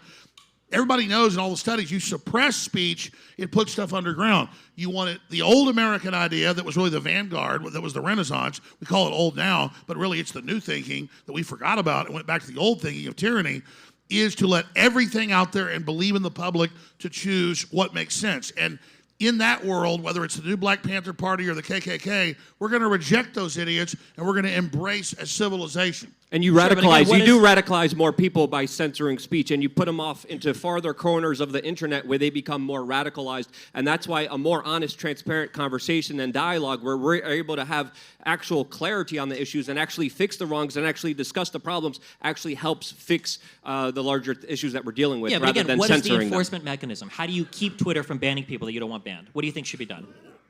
I think Minds is doing a great job. I think the way that Minds you conducts itself, Are we I up here think the talking way about that, what to do about other I social think the media? way that they decide these decisions is you're a asking, great way how to do we address do it. that? I think as a population, we have big corporations, we have think tanks, we have so-called fact-checking groups pressuring Twitter and Facebook and Instagram and Google and all its subsidiaries to censor. And I think as a population, we reject and we boycott and we stand against censors and we promote the platforms that are open and free. And then, again, just 5-10 years ago, if a conservative got censored, the left was against it. If the left got censored, the right was against it. We have to go back to being unified and saying our speech is king, our right to see and watch and listen to what we want is paramount, because you're not censoring Alex Jones, or you're not censoring Luke Rudkowski, or you're not censoring Jack Posobiec, or you're not censoring Tucker Carlson, or Naomi Wolf, or whoever it is. When you censor them, you're censoring our ability to hear what they're saying. But you're also censoring anyone else who might speak up. So that's a big thing too. I mean, a liberal value, a very classical liberal value, was that even if you disagree with someone's speech, you'll defend their right to express themselves. And that's a value that we need as Americans, and that's a value that we need online. Exactly. Remember when the liberals and the Jewish law firms used to support the KKK marching? I mean, those liberal law firms. There was a murder she wrote about that. Absolutely. I mean, they didn't support the idiot KKK, but they said, we got to let these morons march or we lose all our rights, which was true. And it's true now on Twitter. It is. I think sometimes there's a responsibility for the authority to crack down if like child porn goes up. Like the admin has to take that offline. That means needs to be some central authority needs to snag that. Well, it's down. illegal. Exactly. And spam, it's not illegal, but it's unethical. So some central authority's got to crack it. But it's But not what's central stable. authority when the FBI has been uploading a lot of the content as well, and they've been running international trafficking operations like with Epstein for over 30 plus years? How do you trust those same people to actually moderate? Yeah, Luke this stuff? Radowski's right. How do we have the FBI that protected Epstein now being the policeman of child porn? I mean, I really think it's all up to us. Yeah, I think it doesn't scale. That's what I was going to say. Is the central authority crackdown method doesn't scale to the masses like Twitter because it's too big for one guy to take control, whether that's the government or the head of state. So I think you need to decentralize the authority somehow as the system grows. And if that could be written into the system, the larger it gets, the wider the net of judges that can make the decision in aggregation. Well, remember Elon Musk, like last week, that viral BBC clip, and he goes, okay, give me one example of what you're seeing. He goes, well, it's a little bit mean or it's a little bit sexist. And he said, well, then how do you define what a little bit is? Soon everything is banned except what you want to be heard. I mean, it's impossible. And here's the thing. We all know this. You all know this. I remember Joe Rogan in like 2000 in Houston, and I'm watching him at a packed comedy club, and he said, mark my words, within 10 years, Hollywood and corporate media are going to be dead. Because on the internet, there's so many voices, so many choices, it can never compete with that level of Wild West freedom. And if you go back to 2010 and the numbers, that's really when corporate media died. That's really when Hollywood died. It's got endless funding and backers, but it's a zombie organization. It's already gone. So any attempt to bring in AI, any attempt to suppress us, any attempt to shut down their competition is like a ghost dance. They're fighting a war they've already lost. So let's understand that. No amount of AI, no amount of BS is going to stop us because AI is just plagiarism of everything we already made. So we program the AI ourselves. So when the viewers and listeners of this show realize you're not the tail, you're the dog, and that when you produce culture and you speak up, that's your defense mechanism to make sure you program the system. Steven, do you think Alex should be let back on Twitter? I don't want to be let back on Twitter. I like being the black sheep. What was the specific ban for? Was it for the? Yeah, You know, that's a very important point you brought up. I was not banned for the thing everybody hears about me for. I was banned for criticizing Oliver Darcy, the mini-me Brian Stelter. And it was actually Tim Pool, who was on with Joe Rogan and the head of Twitter, Jack Dorsey, and Vijay Gotti. Yes. And they said, he beat up a child on TV, and he was mean to a journalist, Oliver Darcy. And he called for using battle weapons against Antifa. None of that ever happened. They showed some random dude on ABC News when a kid's hitting him, and he in Missouri, and the guy looks a little like me, and another fat dude with a beard. He hits him, and he falls down, and that's not me. That was, talk about deep fake. It wasn't even a fake video. It wasn't me. And then I saw Oliver Darcy was everywhere getting me banned. I was still on Twitter. And I said, how dare you get me banned everywhere, man? You're a jerk. The video's out there still. It's banned on Twitter. And then the other thing was, I'm Bill Hicks. No, that's because they got to ban Bill Hicks. But the third thing was, Antifa had gone to Tucker Carlson's house and broken the door down and was threatening his wife. And I said, I won't ever want to be violent and never physically start an altercation. Like Obi-Wan Kenobi says, the force is for defense, never attack. But I said, I've got an instant access safe in my bedroom with a battle rifle, a shotgun, and a handgun. And if Antifa attacks my house, is burning my house down trying to shoot me, I'm going to go out and defend myself. So I said, never attack Antifa, but defend yourself. Well, they never showed the clip whenever, all the shows put it on as a national news story. They just said, Jones called for killing leftists with battle rifles. A $1 million challenge. Where did I say kill leftists with battle rifles? Never happened. Where did I beat up an 8-year-old in Missouri? Never happened. So that's all they've got. And then we've now learned, this isn't about me, but it's very interesting, very interesting. They introduced in court with my $1.5 billion judgment against me, defaulted by the judge, and allowed to defend myself, already guilty.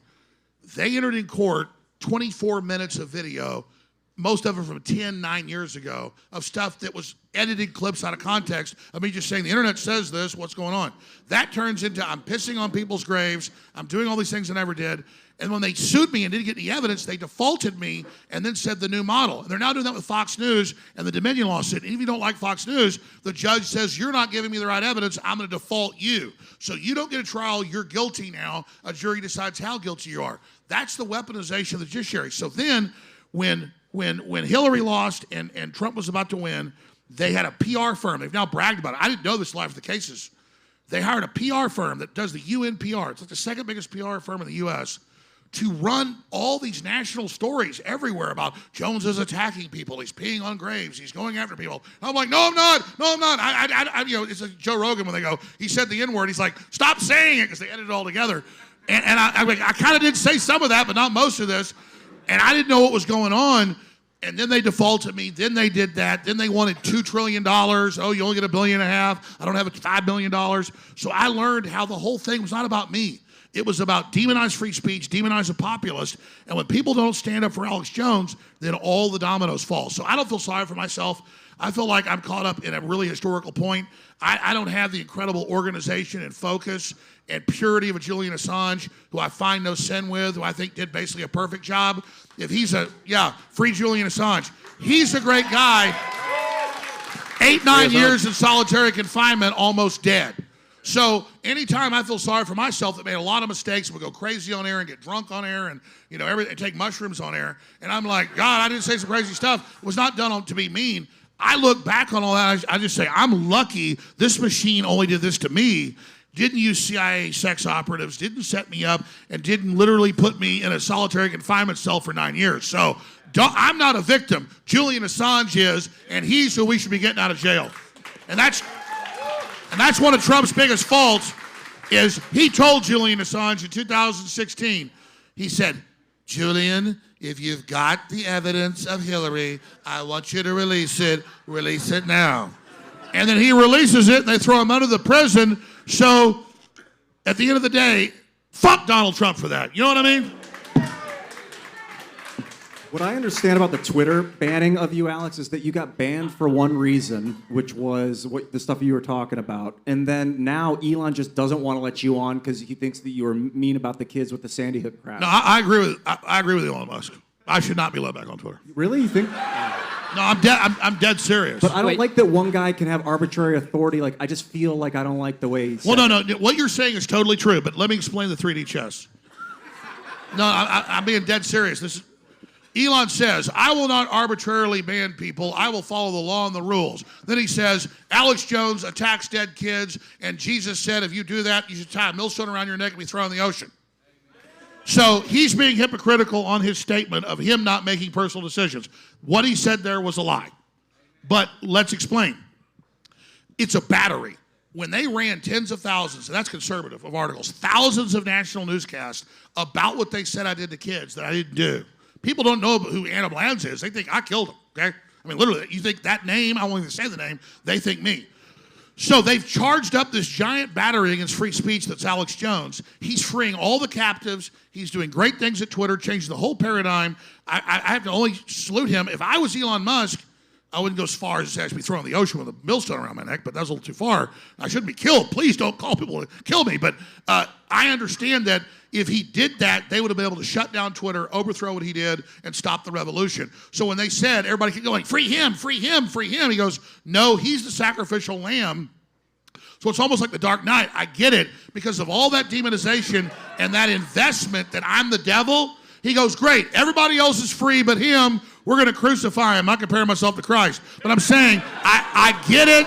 And so Elon Musk, never unban me. I love being the black sheep, and I get it. Free everybody else and just say, hey, I freed all them, but I kept that son of a bitch locked up. If everybody else gets free, we're going to win. And I think if he'd have done that, they'd have taken over Twitter. So Elon Musk made the right move. Destiny, wait. Hold on, Ian. So Destiny, reinstate Alex or no? Should he unban Alex or no? Yes. The reason why I asked was because I don't know what he was originally banned for. That's what I'm curious. I don't know why Elon Musk hasn't unbanned you. Well, I He thinks it was- I don't know. I have no No, fucking listen. idea He thinks how it much was of that is true or for. not. He thinks it was for that shooting in Connecticut. But I'm telling you, these guys are smart news guys. Tell them, look, it was for the things I said. I mean, Here's my question, because I know we have a lot of Elon fans up here. Do you think that Elon Musk is running Twitter to try to make money, or do you think he has a principled adherence to freedom of speech? I think Elon Musk is really smart. I'm really impressed. I get more impressed every day. He knows money is a symbol of energy, like gas in your gas tank. You don't worship the gas tank, but you worship the sunrises and the forest and the blue skies and the sunsets you see when you're in your car or when you pick your kids up at school. So I worship that mobility. And so to him, he wants it to be successful so he can do SpaceX and all the other amazing things he's doing. And so it's both. It's not exclusive to one. You want to be successful with money so you have the freedom. But definitely, he's hitting on all cylinders now where he said something everybody should agree with. Everybody knows that the majority of people have agreed now, and I think they're right, that circumcision is wrong. No, seriously, let me just say this.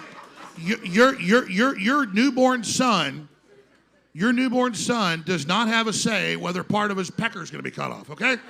Now, look, I'm circumcised, and I remember my son is 20 years old. And I remember the female doctor came to me and she said, do you really want to do this? And she said, we'll do it, but we don't agree with it. He should make the choice. And just out of tradition, I said, cut the end of his dick off. Now, that was wrong. That was wrong. But the point is, I'm being honest about what I did. In hindsight, callers called me over the years and said, this is wrong. Okay, we know in some of the crazier Islamic countries, they cut the clitoris off little girls. I think we agree that's wrong, right? Does the little girl, okay, but a 5-year-old or 10-year-old kid does not have the ability to make a decision where they want to be sterilized. It's the same thing. And so Elon Musk came out Friday and said, anybody that sterilizes or cuts the testicles or breast off a girl or boy before they're 17 goes to prison. When you're 17, 18, you want to have that, you want to be something else, it's just like a breast job. You want to be somebody else, more power to you, okay? You want to have horns put on your head. But that's what Elon came out on that Friday, and I'm full Elon now because that is the transhumanist system, is to get us to accept that against children. And once we accept that against children, look, circumcision is wrong, but let's cut their whole thing off. Come on, guys. That's what I'm trying to say here is when Elon passed that third rail and did that, I'm fully behind what he's doing. What do you think of the Missouri law, the new Missouri law that says even adults have to wait 18 months? It's 3 years. Is it 3 years? 3 years for medical that adults have to wait for medical intervention. No, I don't think adults should have to. I'm against that law. You're against that law? No, I mean, listen, I don't. There's people who went through transition and then came out the other side who said, as adults, who said this would have really saved me and I would not be missing my dick right now. No, I understand. They got brainwashed and they got put into that, and so they want a waiting period. But it becomes the other danger if, as an adult, you're 18. People, your family should protect. I mean, I see both arguments. What about like a waiting period for adult women who determine they don't want to have children and they want to have hysterectomies?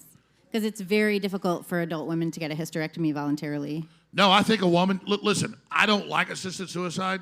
I don't like suicide, but I agree with your right to kill yourself. I don't want the government. The government's help? Because what I'm saying is I don't want the government to pay for it. I don't want the government to push it. I don't want the government involved in it. But if you want to go back on your back of your house and blow your head off, that's your business. And it's the same thing. It's the same thing. If a woman, or maybe a woman has their whole family has breast cancer, she says, I don't want to die of cancer. No, I think as adults, we should be able to do anything we want to ourselves as long as the state doesn't pay for it, meaning I pay for it. At the end of the day, I'm a libertarian when it comes to personal issues, but I think you really have to come of age. I think that's 17 or 18. You can't join the military. You can't buy guns. You can't buy liquor because everybody knows we do dumb shit when we're kids. We need people to protect us. Once you're an adult, good decisions, bad decisions, I think you should be able to make them. I've got a theory about how to ethically deal with this Alex Jones ban on Twitter. So what would happen is, I like your 3D chess analogy. If Elon were to unban you, he would basically absorb all the hatred that people have on you right now into him.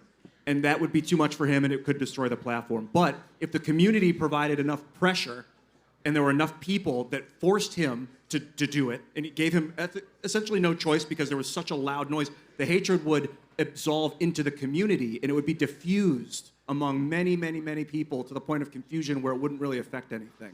Well, I'm kind of curious for you guys, because I asked earlier, do you think that Elon is principally concerned with freedom of speech or making money? And we kind of got an answer of both, but I think at some point you have to choose between one or the other. And recently you had Elon trying to shut down or at least put a warning to Substack links. I believe Taibbi and I think other journalists completely left Twitter, completely over it, and now they exclusively post on Substack. So how do you feel about Elon's decision to, I guess, try to inhibit people from visiting competitor websites? Is that a question for me? Or anybody, yeah. Go ahead. I've been hogging the time here. I mean, I'll just say briefly,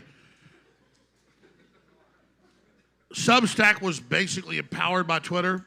I love Substack, and I think that what Elon is doing is not about a free speech issue, but that they are a Twitter competitor, and that Twitter is basically hanging on this revolution. So I think by him blocking that, he's doing something to save the platform. That doesn't mean I agree with it. I don't think it's being done as an anti-free speech movement. It's being done kind of like Yahoo was blocking YouTube when it first launched, 16, 17, 18 years ago. I mean, this is anti-freedom of speech to protect your but pockets, right? he also said that he wasn't actually blocking. If you looked at the links, there was a warning. The same thing with the New York Post story for Hunter Biden initially too, though, right? There was a warning when you clicked off. That was pulled. No, I'm not defending the warning labels on the Substack links, but I am saying that it was a warning label. And in terms of if Musk is defending free speech on the platform or trying to make money, he won't be able to defend free speech if the platform doesn't make any money. So now violations of freedom of speech are okay as long as it protects the pocket of the owner so that he can continue to run the company. No. I want to be clear. I want to be clear. That's the I just argument you laid out. clarified what the thing was that happened, and then said that I think he's defending free speech and trying to make money so he can continue to Sure. defend free What if he speech. says that I think we should But ban also, racial... what Substack did was, weren't they appropriating a bunch of the code and Yes. and They cloning? created a Twitter clone. Yeah, they were cloning the community notes thing. Hey, Dustin, is Elon in the room with us now? He's not. We all We're not just here feel to the make presence. excuses for Elon. I think the Substack thing has two Wait, we're different not allowed sides to to talk it. about the billionaire owner to one of the largest social media No, platforms. we of course are. But you're directing questions like we're his spokespersons. We're not. Well, you were all so eager to defend him a little bit ago, so I was just curious. If Well, you That's disingenuous. Listen, I agree with you. I have meant to address this because it just broke like 4 or 5 days ago. I've been trying to analyze it. I am not his apologist. In fact, the guy's banned me and said that I need to be murdered. But I got his PR because he's trying to counter what they were trying to use me against him.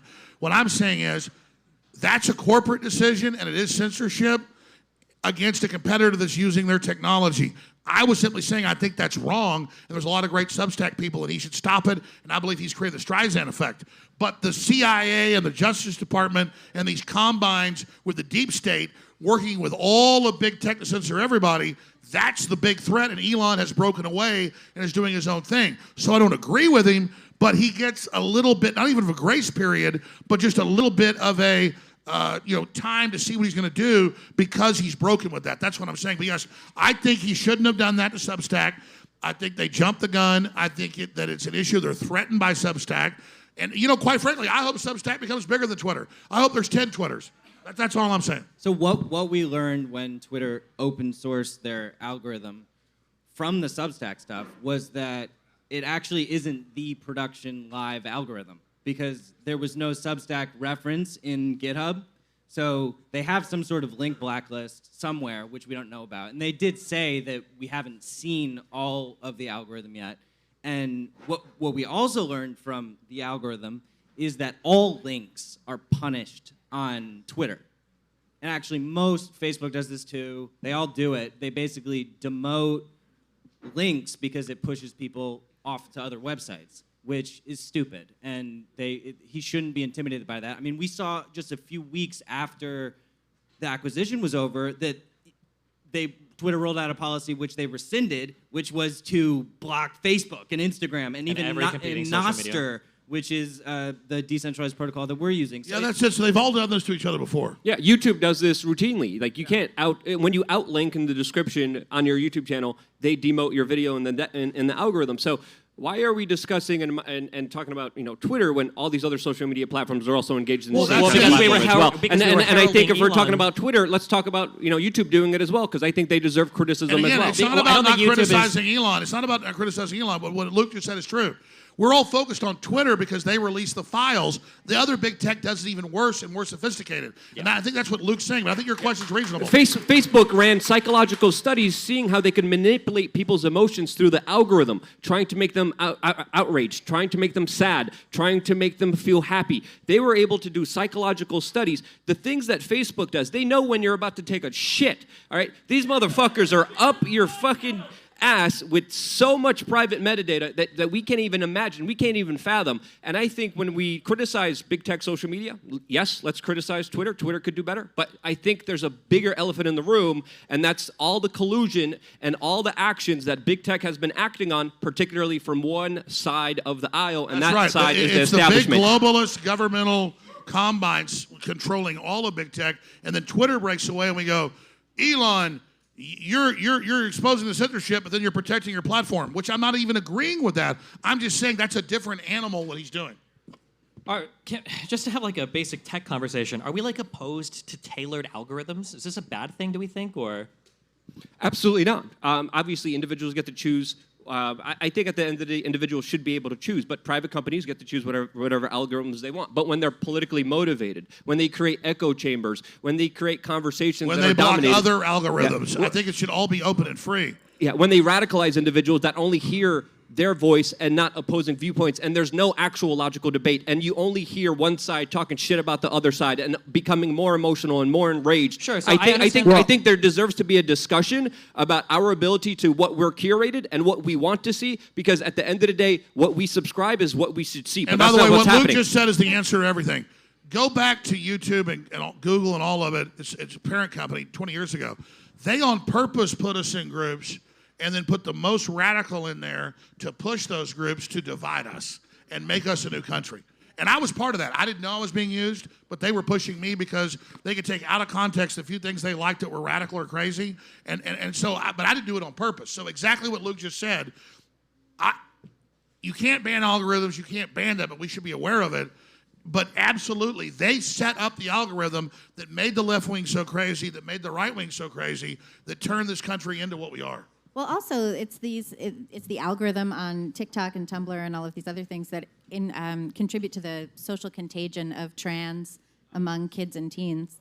And I think that's a problem. Yeah, so, okay, like so San Francisco, 40% of the kids are trans or whatever? No, I don't think that's true. I think it's something like that. Well, 40% of Republican discourse might be about trans people, but I don't think 40% of kids are trans. No, there are school districts where 40% of the kids say they are not. There was a YouGov poll where Republicans think that 40% of the population is trans. I think that's what No, we're thinking of right now. No, That is there an are actual some poll by school. YouGov. I'll look it up. There are some school districts where 40% of the kids, it's not trans. They think they're of the 100, 200, whatever it is things.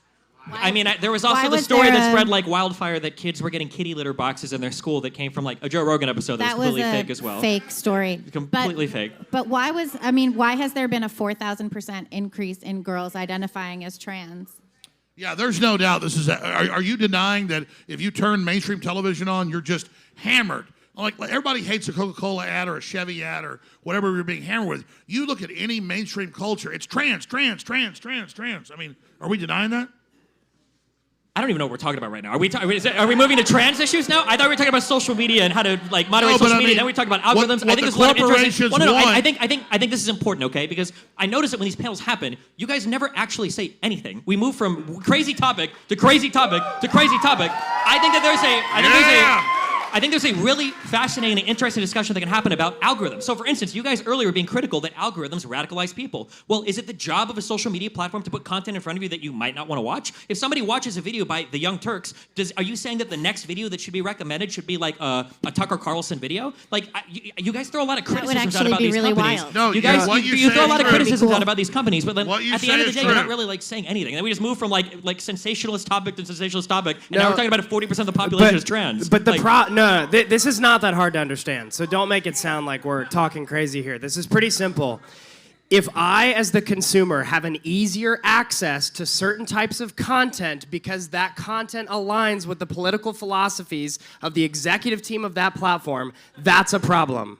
That is what I'm trying to say. So I do not have a fundamental issue with algorithms. For example, I think that as long as the consumer can choose to turn on or off those algorithms, that's okay. The problem is when I have recommended content based on political philosophy that I did not choose because the things that I agree with are being purposely suppressed. That's what I have a problem I understand what you're saying, but the issue is that for a long time, I don't even know if Twitter does it, they gave consumers an option. Do you want the tailored feed or do you want the chronological one? I believe when Elon bought Twitter, he brought back the chronological one. Nobody wants that. Consumers don't want the ability to look. That's great if there's a few people in the How do you audience know who- that? but What's the consumers- data proving that? I wanted the What data is proving that? Because that was just For rolled real. out, right? What? I So how like do we know that. that's true? Because I just want to ask you if you could clarify.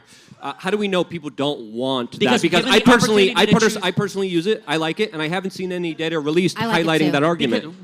I mean, the data is that every company is moving in this direction because No, it's no, getting no. people Okay, to we Every can engage talk, with let me content say at a one higher thing. level. Yes. You can talk Not about true. algorithms all day, but then there was the pre-programmed lie with COVID government corporate disinformation on every channel the last 3 years. What I don't want, algorithms are one thing, but I don't want a force-fed corporate big pharma lie put in all the tops of the feeds. That's the algorithm I don't want. It's not even an algorithm. It's we're going to force this down your throat. I'm going to answer your question, Stephen. I think it's a good one. I think that private companies, if they spin up a social network, have the right to show you whatever algorithm they want. If they want to show you dog dicks all day, even when you search for women, even when you search for cartoons, they show you dog dicks. It's their company. They can do whatever they want. But when a company gets to the size of acting in the commons, it takes on another meaning. And then the code, at that point, I think they can still show you whatever they want, but that code needs to be free so I can spin up my own version of the site. And if people hate their algorithm, they're going to start using my awesome technology that's now publicly available, and then it'll become I agree. And by the way, I love how your coat matches his hair. Thank you so much. It'll become a marketplace of terms of service and a marketplace of algorithms instead of marketplace of who owns the code. The sketchy thing that platforms do, specifically big tech, is they change the defaults. So people are put into the algorithms when, and what that does, which hurts creators, is that it takes away people's organic reach. So when they make the algorithms default, that's when creator reach goes down drastically. You spend 10 years on Facebook to get 100,000 followers, and then suddenly you're only getting 3% reach because they decided to change the default. And then the corporate media has an unfair advantage in that situation, which is absolutely unfair to independent media creators, which needs to be called out. It's all because of their algorithm. And when it comes to the algorithm, if it was free-flowing, if people were allowed to see what they wanted to see, I can make that understanding that, hey, maybe we could have a radicalization discussion then. But when it's curated, when it's manipulated, when we know that they could even control our emotions to the point of fine-tuning this, they could also run many kind of different operations, many different psyops, and they can mess with you in many different ways. I'm not a tech guy, but that's why every few days I delete my history just so I get the new stuff.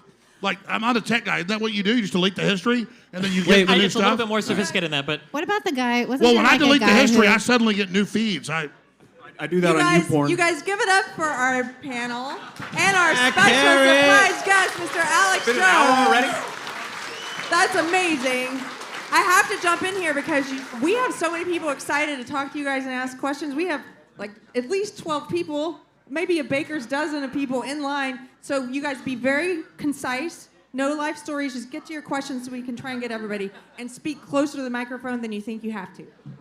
You got it. Okay. So going back to the beginning of the conversation, since it's been proven that foreign nations like Russia use Twitter and other social media to push disinformation, use bots, stuff like that, is the U.S. government not allowed to even request hey, we found these things that we think might be bots?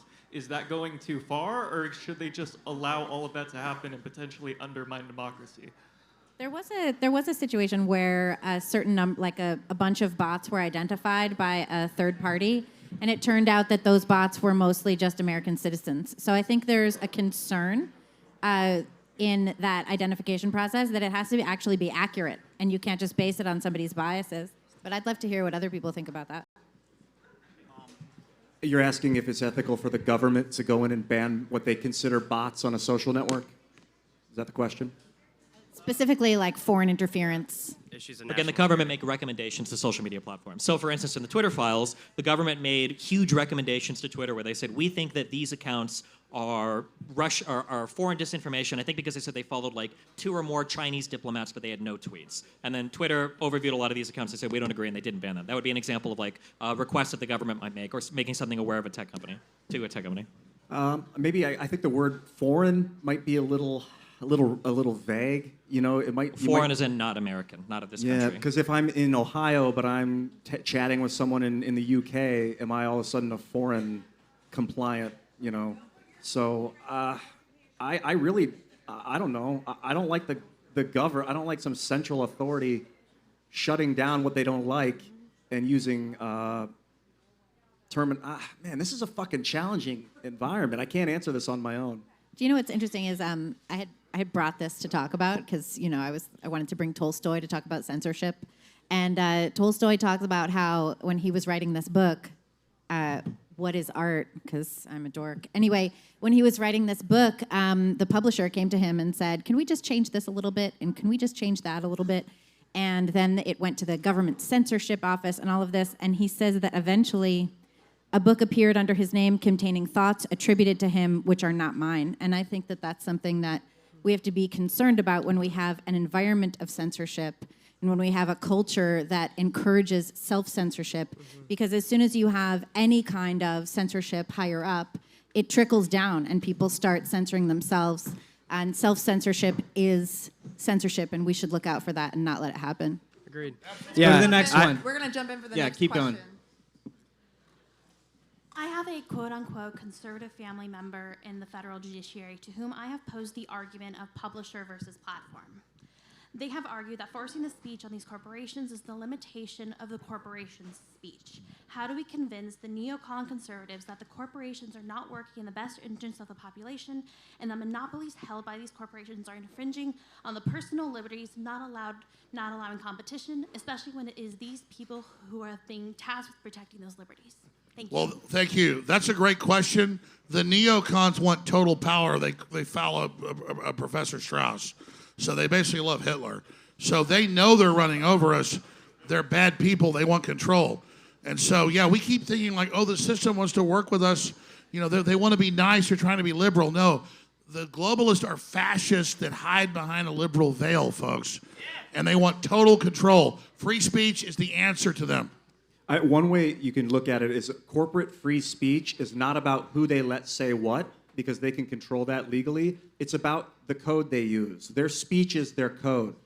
For these networks, social networks that we're talking about, that's the way they're communicating with us. So that should be free. And if that's free, then I think the problem solves itself. Go for it. Okay. Exactly. Freedom is the answer. It will dispel, it will discredit. The billions of people online will see the lie. We will deal with it. We don't need some overlord doing it. That always goes wrong. I'm going to try to touch on three things real quick. Sorry, I've had a couple drinks. So with the Hunter Biden laptop situation, I am far less concerned about the dick pics and more concerned about the 10% for the big guy, and then Tony Bobulinski coming out and saying that Joe Biden is the big guy. But more concerning for that is the fact that I don't think that same level of censorship would have been applied if it had been Donald Trump's kid doing the same things. Yep. When it comes to algorithms, I'm very wary of algorithms, but I think the best way to go forward is sort of an informed consent model.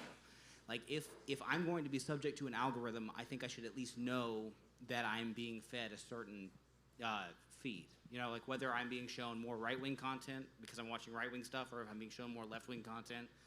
Either way, I think the company should be able to do what they want. I was wondering what you guys felt about that as far as trying to balance. Like you think they should be transparent in telling you what it is that the algorithm is that it's feeding you? Yeah. Yeah, that's interesting. What do you think, Ian? Yeah. Or Michael, Well, go ahead. I was thinking about TV commercials, and if they had to say every 3 hours we're going to show you a gummy bear commercial, they don't have to tell us that. They just feed us this subliminal thing at the impulses that they want. No one's ever raised a bat in an eye. There was a rule, though. There used to be this rule on network television that you had to give equal time to both political candidates. The fairness doctrine. Yeah, we used to have that. Well, here's the deal, folks. We can sit here and debate all this, and I think it's kind of rearranging deck chairs in the Titanic.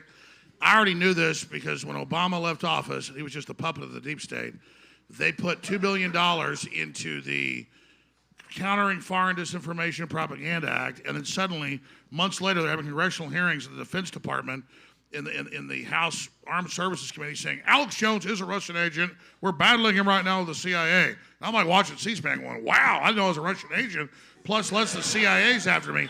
So they've done all this, and now they've got all these dashboards and think tanks and fact checkers and groups that are attacking and censoring and doing this. That needs to stop. Then we can debate the algorithms and free speech all day long. We have, like, Darth Vader literally bombing the living snot out of us. And so we debate all the little nuts and bolts of it. The point is you shouldn't have corporations with big government and think tanks and universities censoring people and then calling it liberal. And again, I love real liberals that love freedom and happiness and all that. These are not liberals. These are the military-industrial complex that Eisenhower warned us of. These are the most cold-blooded corporations in the world that wrap themselves in Black Lives Matter. It's all crap. I kind of want to hear what Michael Seifert had to say, because I feel like you're about to explode some knowledge on it. Well, I don't know about that, but I will say that to the gentleman's point who asked that question, it's why I like to harp on that New York Post story so much. I think it was you, right? Yeah, thank you for the question.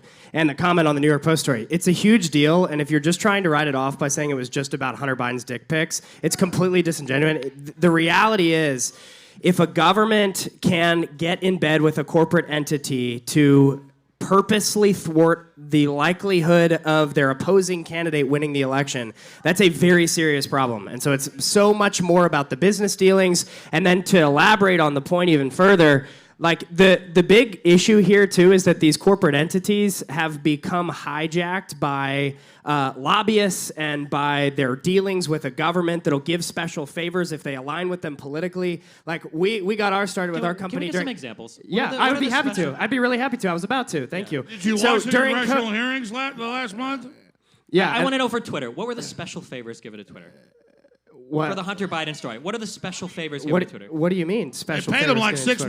million. You just said that there are special favors given to corporations for interacting or cooperating. Yeah, I was about to give you an example. Okay, let's hear During COVID, the businesses that were willing to puppet the messages of the regime were deemed essential, even though they had the same attributes and products and services offered as non-essential businesses, because they might have disagreed with the regime's political views. And they got major corporate funding. That is a perfect example of what happens when Wait, the what does that government... have to do with Twitter?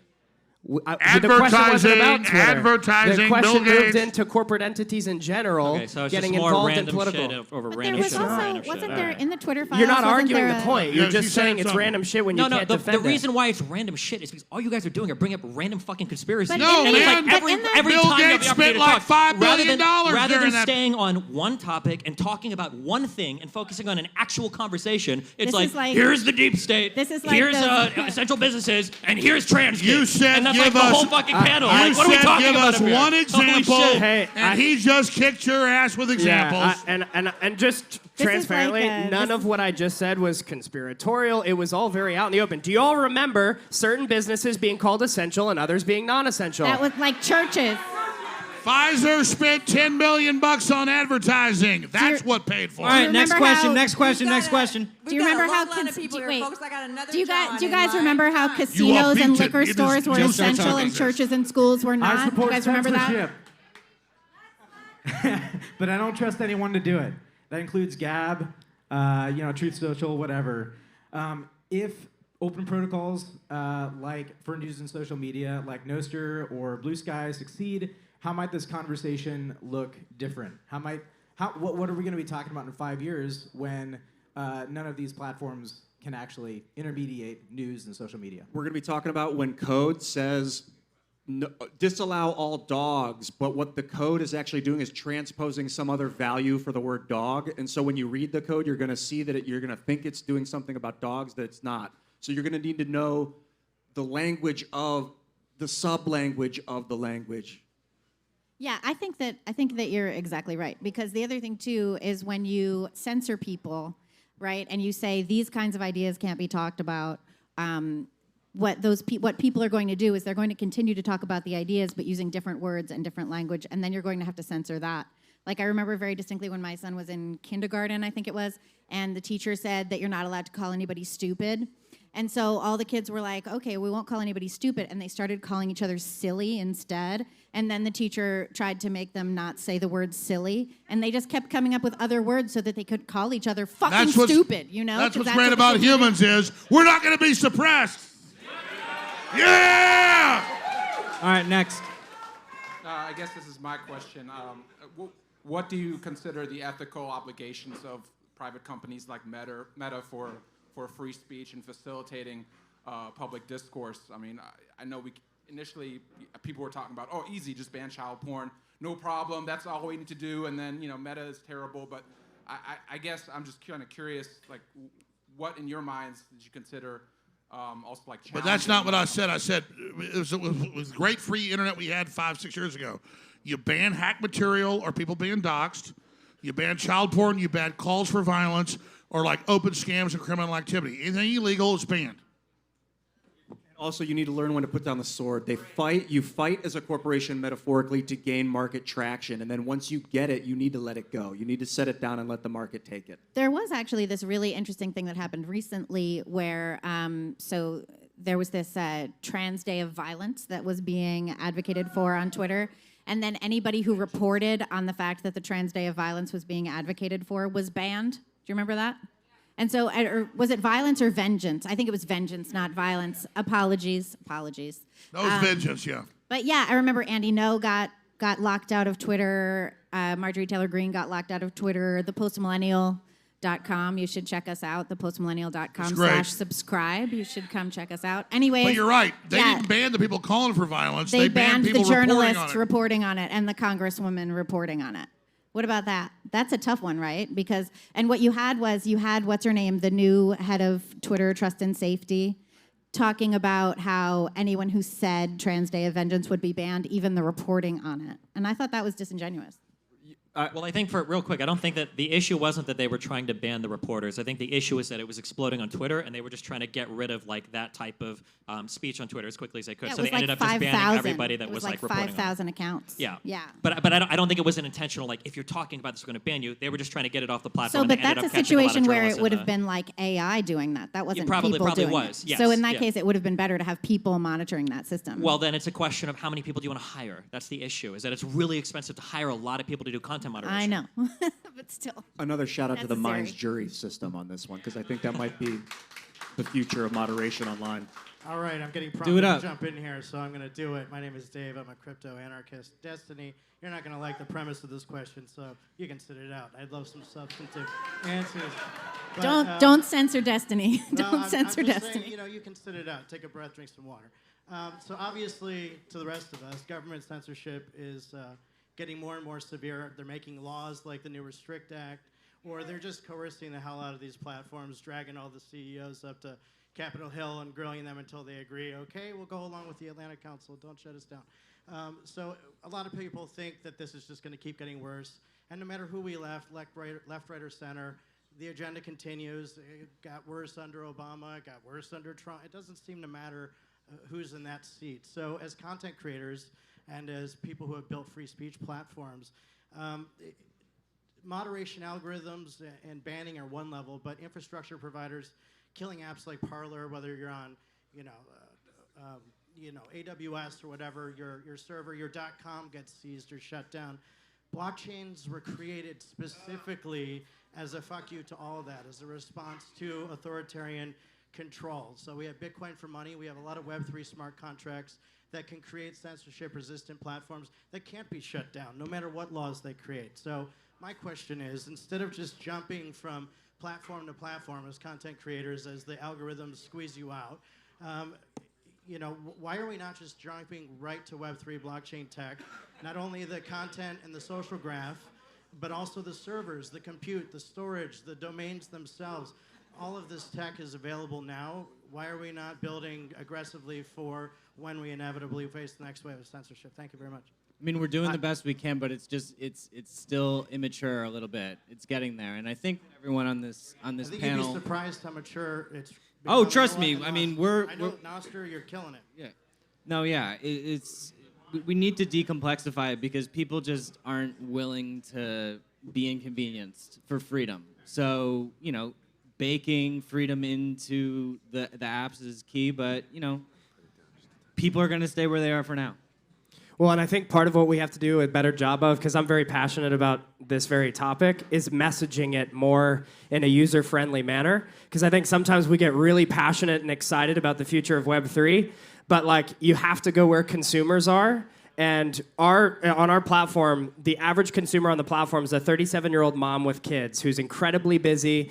She makes a majority of daily purchases in the household. So if you can get her involved and get her buying into what you're trying to build, you're going to shift the entire economy toward freedom, which is amazing. But the problem is that cohort of people are so busy. That's my wife. She doesn't have time to dive deep into the mechanics of why this is so important. So we have to actually make it accessible and friendly from a messaging perspective. I think we're way far along and very mature, actually, in the functional ability for these platforms to thrive and provide a safe outlet. What we're not mature in is how we're messaging it. And so I think we need to do a much better job of that.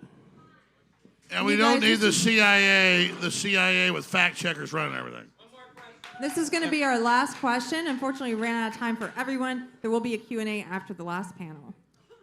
All right. First of all, Alex, Luke, please talk more about LeBone on your shows. He is the key. Alex, I'm impressed. You dog, awesome, really good. Specifically, I want to ask Destiny. You spoke earlier about your belief that you think that the left and the right have good faith in their ideas. I posit to you, ideas are themselves possessive. They are not acting on good faith. They are acting on the faith of the ideas, which take hold of you. You act in their service, not the other way around. And so my question to you is, why do you view everything through the lens of the group, only the group, and you approach absolutely everything from that point of view only?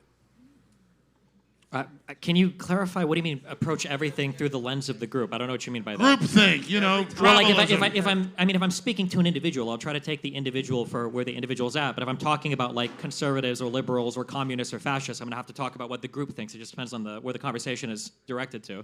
Okay, but my point here is that in each and every one of those topics, those are ideas. Those are ideas that are themselves the issue, not the group. You try and focus on this narrow point, and you get lost in the minutia of all of these things. You sat there and argued about, well, is Twitter really censoring people, or are they a private corporation? That's not the issue at hand. The issue at hand is the idea itself. It's the ideas that need to be brought forth. The problem is that the reason why it's important to get into the weeds and to have the very boring conversations to figure out what's actually happening is because ideally, if you're trying to make actionable citizens, if you're trying to get people that are listening to you to do something, and you're not just trying to sell fear or deep state or conspiracies or make money on getting people angry, you should be able to present a clear idea of what has happened in a particular thing But it's not a conspiracy. that people can prevent in the future. The So, for government's instance, censoring. if we think that Twitter has engaged in an action that we disagree with, then the goal would be to try to pressure Twitter to change the policy. If we think that Twitter but is you controlled talk about by people the using deep state, terms. controlled by You CIA talk and the about government and people Epstein's using Island and all of terms. this, what You you're use essentially telling your conspiracy. It's audience is come no out matter in what Congress you do, nothing that you the say big makes a corporations difference. and the deep You state can't do are anything censoring to change and controlling. anything that's going on. So You're that's just the saying reason. So the reason why I conspiracy, like to focus on conspiracy. The conspiracy's been proven. Big tech, big banks trying to suppress the people and create a monopoly. You keep using words like conspiracy theorists. Hey, man, people know what's going on. The only thing you're doing with that type of speech is removing your audience from the voter pool. So, I mean, power to you if you want to talk that way. But at the Okay, end so of the day, there were people congressional don't feel like they hearings can do anything. where big right? tech is suppressing election knowledge, medical knowledge, all this. It's a conspiracy theory. A little So what do you want people to throwaway do line. about it? He's like, you use words like conspiracy theory. Alex, what do people do about it? conspiracy theory. What do you want people to do about it? I want people to be aware of No, what's no, going not be aware. What do you want people to do about it? You've made them aware. Now, what are they supposed to do? People. This is the problem with your You're not platform. letting me talk. All you're oh, You're trying to. I'm sorry. I thought you were doing Perry this for like Mason 15 moment. years. I thought you'd well, have a hey, quick if answer my to that. Go ahead. platform's so weak, why are they trying to ban it? Yeah, go ahead. What do you That's want right. people What to are do? you gonna do, boy? What do you want people to do, I'm Alex? gonna wreck the new world order. That's what I'm gonna do. Okay. We need freedom of speech, open platforms without government and corporate censorship, and it'll all sort itself out. That's what I'm saying. And it's not a conspiracy theory. The big, powerful corporations and governments get together to censor and control and empty protect platitudes. themselves. And we fought hard to even get that basic truth out, and we are winning.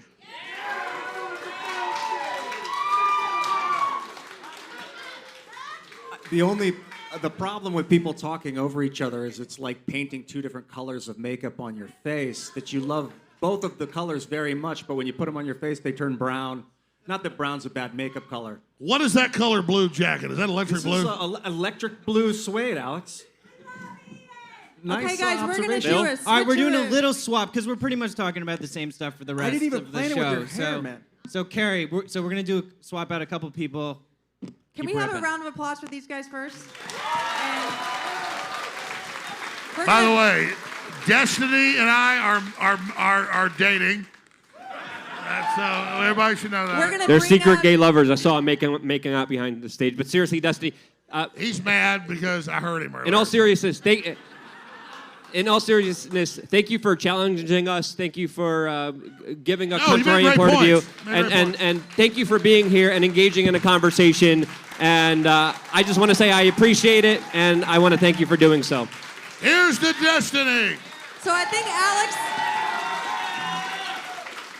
Alex Jones is going to stay here with us for a little bit. Hopefully, we're going to bring up our next panelist, Brian Callen, who is a stand-up comedian, actor, writer, and the co-host of the Fighter and the Kid podcast. Please welcome Brian. I'll stay. Let me go check on my wife. Is Jack Posobiec here? Okay. We're also going to bring up Adam Kandub, who's a law professor at Michigan State. He writes extensively on Section 230, and his articles have been cited by the U.S. Supreme Court. Please welcome Adam.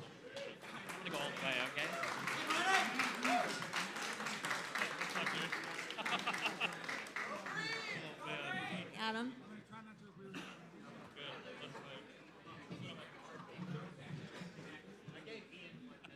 And then our final panelist coming to the stage is a veteran Navy intelligence officer, a China analyst, and the senior editor at Human Events. Please welcome Jack Posobiec. We are going to continue the conversation about the Twitter files.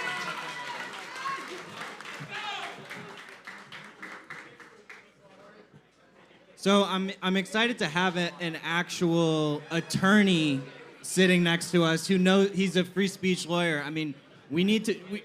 Have you noticed any total BS that has come out on stage so far, Adam?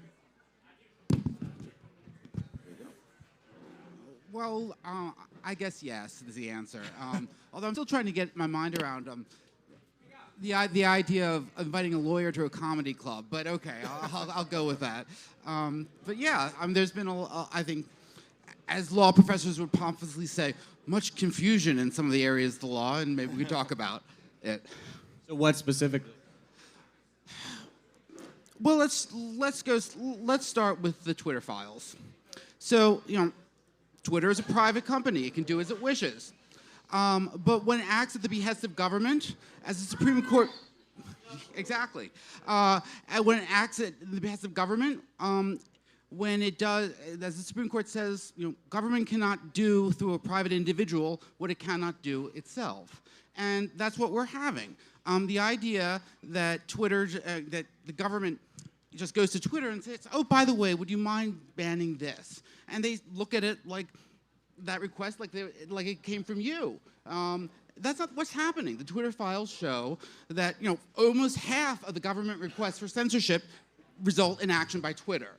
That's not a private entity. That's government censorship. And I think that's obvious. And that's not just me.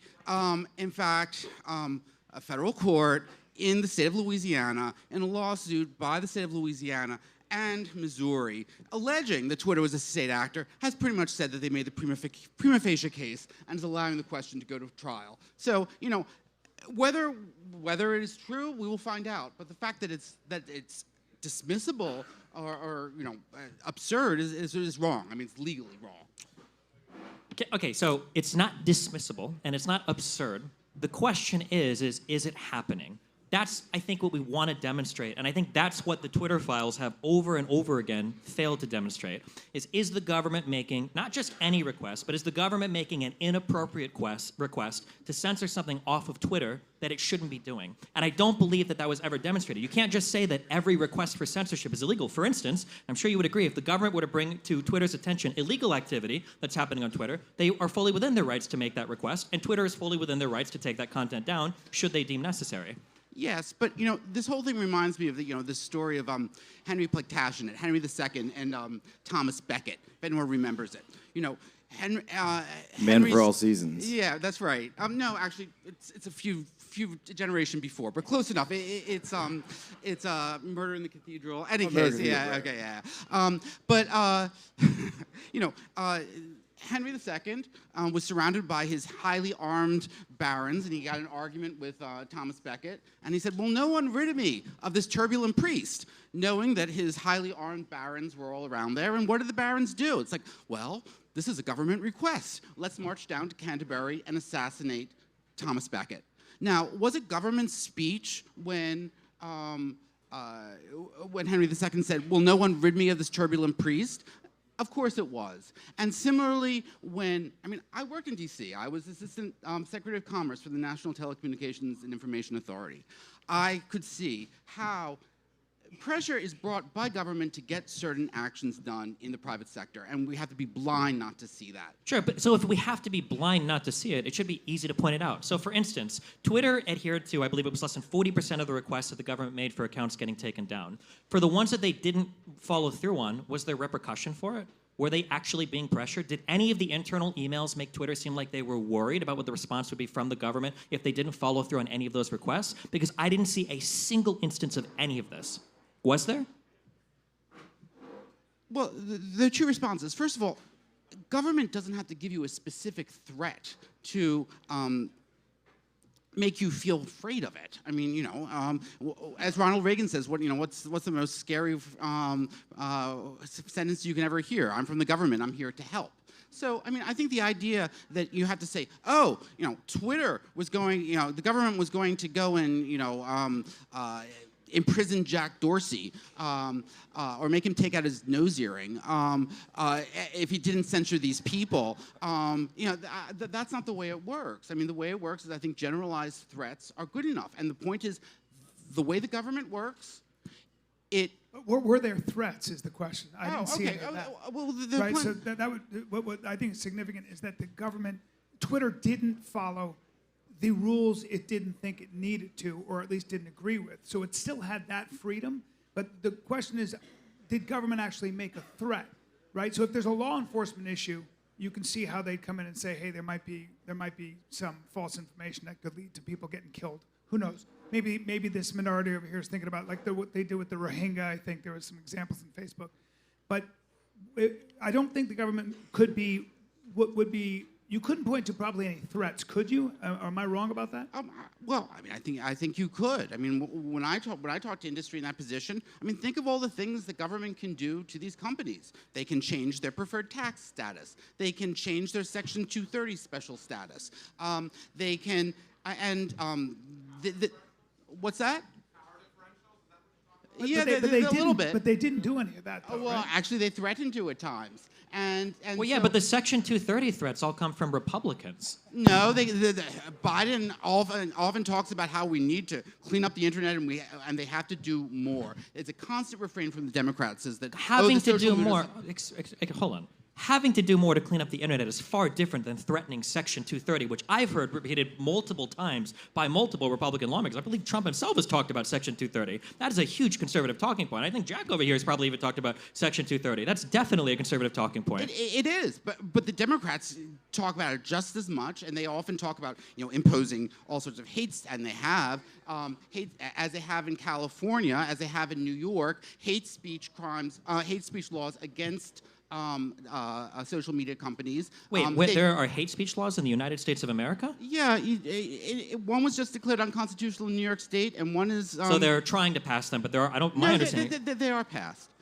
So you're telling me that if I go to New York or some state and I tweet out like a racial slur, I can actually get criminal action against me? No, the way the statute worked is that it required the platforms to keep track of hate speech, whatever that means, didn't really define it, and create lists of people who are producing hateful speech and have that available and disclose it. So essentially it was sort of a forced auto-doxing by these platforms. And that's what the Democrats do.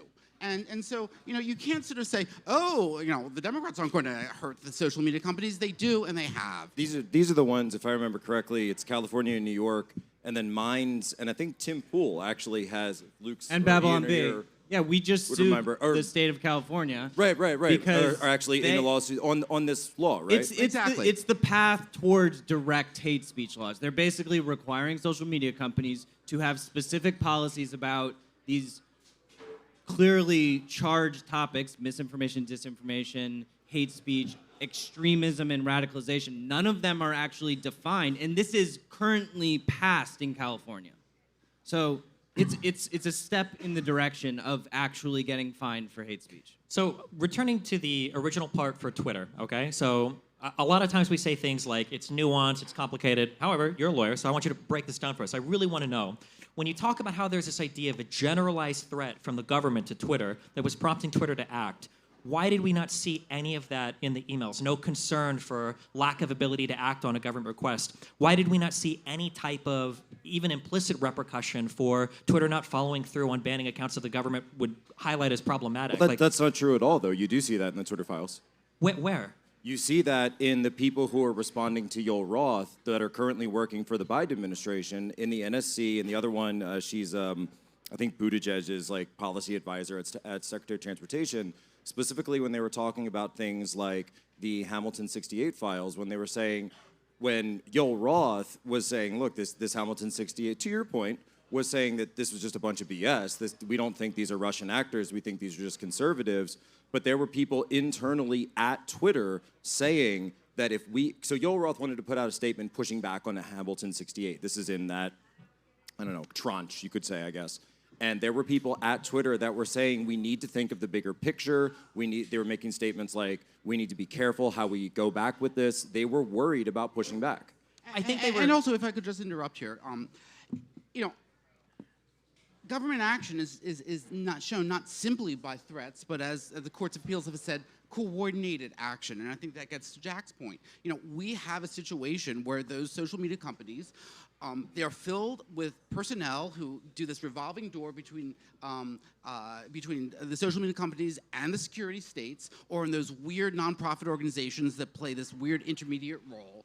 And so, they are coordinating this action. And yeah, I mean, if I were an aspiring member of this like weird group that's censoring the internet, I wouldn't put it in an email. They're smart enough not to know. Okay, and I love that you said that. So then we agree the Twitter file showed nothing because it wouldn't have shown up in an email then. But that's a markedly different statement than the Twitter file showed us that the censorship existed. No, that's not true. I mean, something can show something explicitly and something can be shown implicitly. There wasn't anything shown that's how it works. implicitly, though. That's the issue. There was nothing there.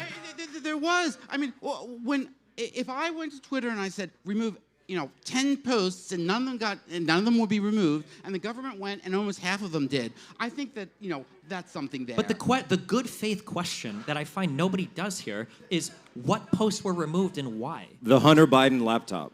The Hunter Biden laptop story. Yeah, we did this one. The Hunter Biden The laptop Hunter story. laptop, which I have right here as a hard drive. The Hunter Biden laptop story was not removed at the behest of the government, though. Yoel Roth stated. Yoel Roth testified 3 times in Congress federal that testimony no that he reference ever said- was made to the Hunter Biden laptop. I will read Destiny. I will read it for 3 you. times if in I front of You're Congress. right. We can Hunter bring up the Biden's a YouTube. great guy. I will read Biden's it not for a you Chinese if I have agent. to. Everything's fine. Here we go. Here we go. Your destiny lies with me, Skywalker. And it's very simple. Like I'm back in 2016. Very, We can very scream if you want. simple. It's fun. That's all good. It's very simple. I'll pull it up on Twitter. Hey, I was just up there hanging out with your wife. She's a nice lady. Jesus Christ. We're really what? No, that was your wife. Are we allowed to pull people up from the No, audience? my for this? wife was hanging out with her too. No, I mean, Well, I was hanging out with her first. that's right. Jack already hung out with him, and then I was there. That's always better, like to be like third I or appreciate you stalling while I could look this up. fourth. No, seriously, your wife's a really nice lady. Yeah, You're a I nice wish person. we were here tonight, but she's not. She's fine with the kids. So he talks about, this is the FEC statement that he made December of 2020 after being sued by the RNC. And the RNC sued, and they said the takedown of this laptop, which I think, can we all at least agree that was censorship, right? Of course. Right? It was Censorship election meddling. that enabled an election interference, information that was prevented from being received by the American people. That the stories FBI knew about was this. real. So here's what Yoel Roth said. During weekly meetings with federal law enforcement agencies, he specifically mentions the Office of the Director of National Intelligence, the Department of Homeland Security, the FBI, and industry peers. They communicated they expected hack and leak operations by state actors might occur in the period shortly before the 2020 presidential election, likely in October. I was told that the intelligence communities expected that the individuals associated with political campaigns would be subject to hacking and disseminated over social media platforms, including Twitter.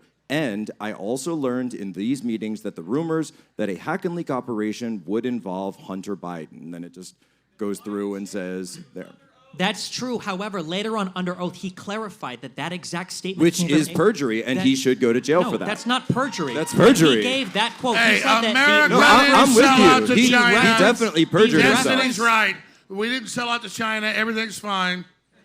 We're all going to buy our electric vehicles from them and our solar panels. We've been screwed by the globalists in China. Let him rebut. Let him rebut, please. China. Alex, calm China. down. China. China. Calm down, Alex. Thank you for your vote. I went to Xi Jinping. He gave Destiny. me hundreds of billions of dollars. Destiny has a rebuttal, please. Later on under oath, Yoel Roth clarified that any references made to Hunter Biden were from other social media representatives. It did not come from the government. There was He never. says right there here was that it never. came yeah, from- There's I understand audio you have recordings that with one Hunter quote. going, I work with the head of Chinese intelligence, Dad. They arrested me. What are we going to do? That's a bad Hunter Biden impersonation. Okay. He's got more soda in his voice. Destiny's right. Hunter I Biden have a crack pipe laptop here is right now, not so- real, folks. I don't see any crack pipe stains Yeah. on your fingers. Now, I have a question, because I'm more of a novice with this stuff. You guys get but deep I mean, in the weeds. he says it straight up in this testimony. He clarifies 3 times under oath later on that the request did not come from the government. It did not. There was not a specific request it says from right- the it government. says right I understand you here. can read that one quote all you want, The- but the 3 point times is- later on, Again, in let him front of talk Congress for a under minute. oath, This This is the the head argument of is Twitter. beside This the is point. the guy who censored the election. I think that as a quote's legal pretty matter, important. this is beside the point.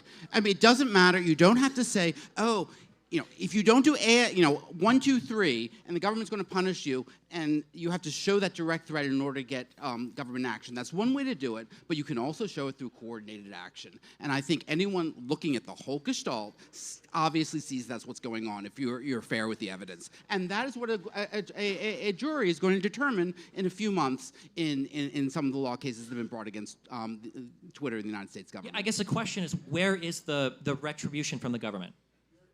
Like implied or general or whatever. Like, what is it? Like, point to one. What would the anything. retribution be for they committed the censorship? Why would they but need you- to? you But they can- didn't. They The most of the FBI time called they up and rejected. said, we want you to suppress this. The Russians created it. It may be fake. And they knew it was real 2 years before. Period. Case closed. But every administration. Which actually, but to every Alex's administration- point, the FBI already had this, so they knew it was real. You didn't at know the if time. every single person in the FBI or the FBI guy coordinating with Twitter knew that they had that hard drive. It's a pretty specific The request. FBI liaison to Twitter said it's not real when they knew it was real. They did not say that to Twitter. Look, They said, we believe this is Russian disinformation. You should suppress it. Yeah, this came out in the Louisiana lawsuit when Elvis Chan was meeting. So Elvis Chan is the FBI agent meeting with Yoel Roth and others, Vijaya Gadde at Twitter and others. They specifically talked about this Hunter Biden hack and leak operation as if it was fake information, yet he testified that he knew that the FBI at the time had recovered in 2019 the actual, and still we presume they still have custody of the actual laptop that was left in Delaware. And what amazes me is the way the liberals have changed on this. I mean, when I grew up, no self-respecting Democrat or liberal would be comfortable if the CIA and they didn't have Homeland Security there, but wherever government officials were sitting with the New York Times editorial board and telling them what stories to cover. No liberal.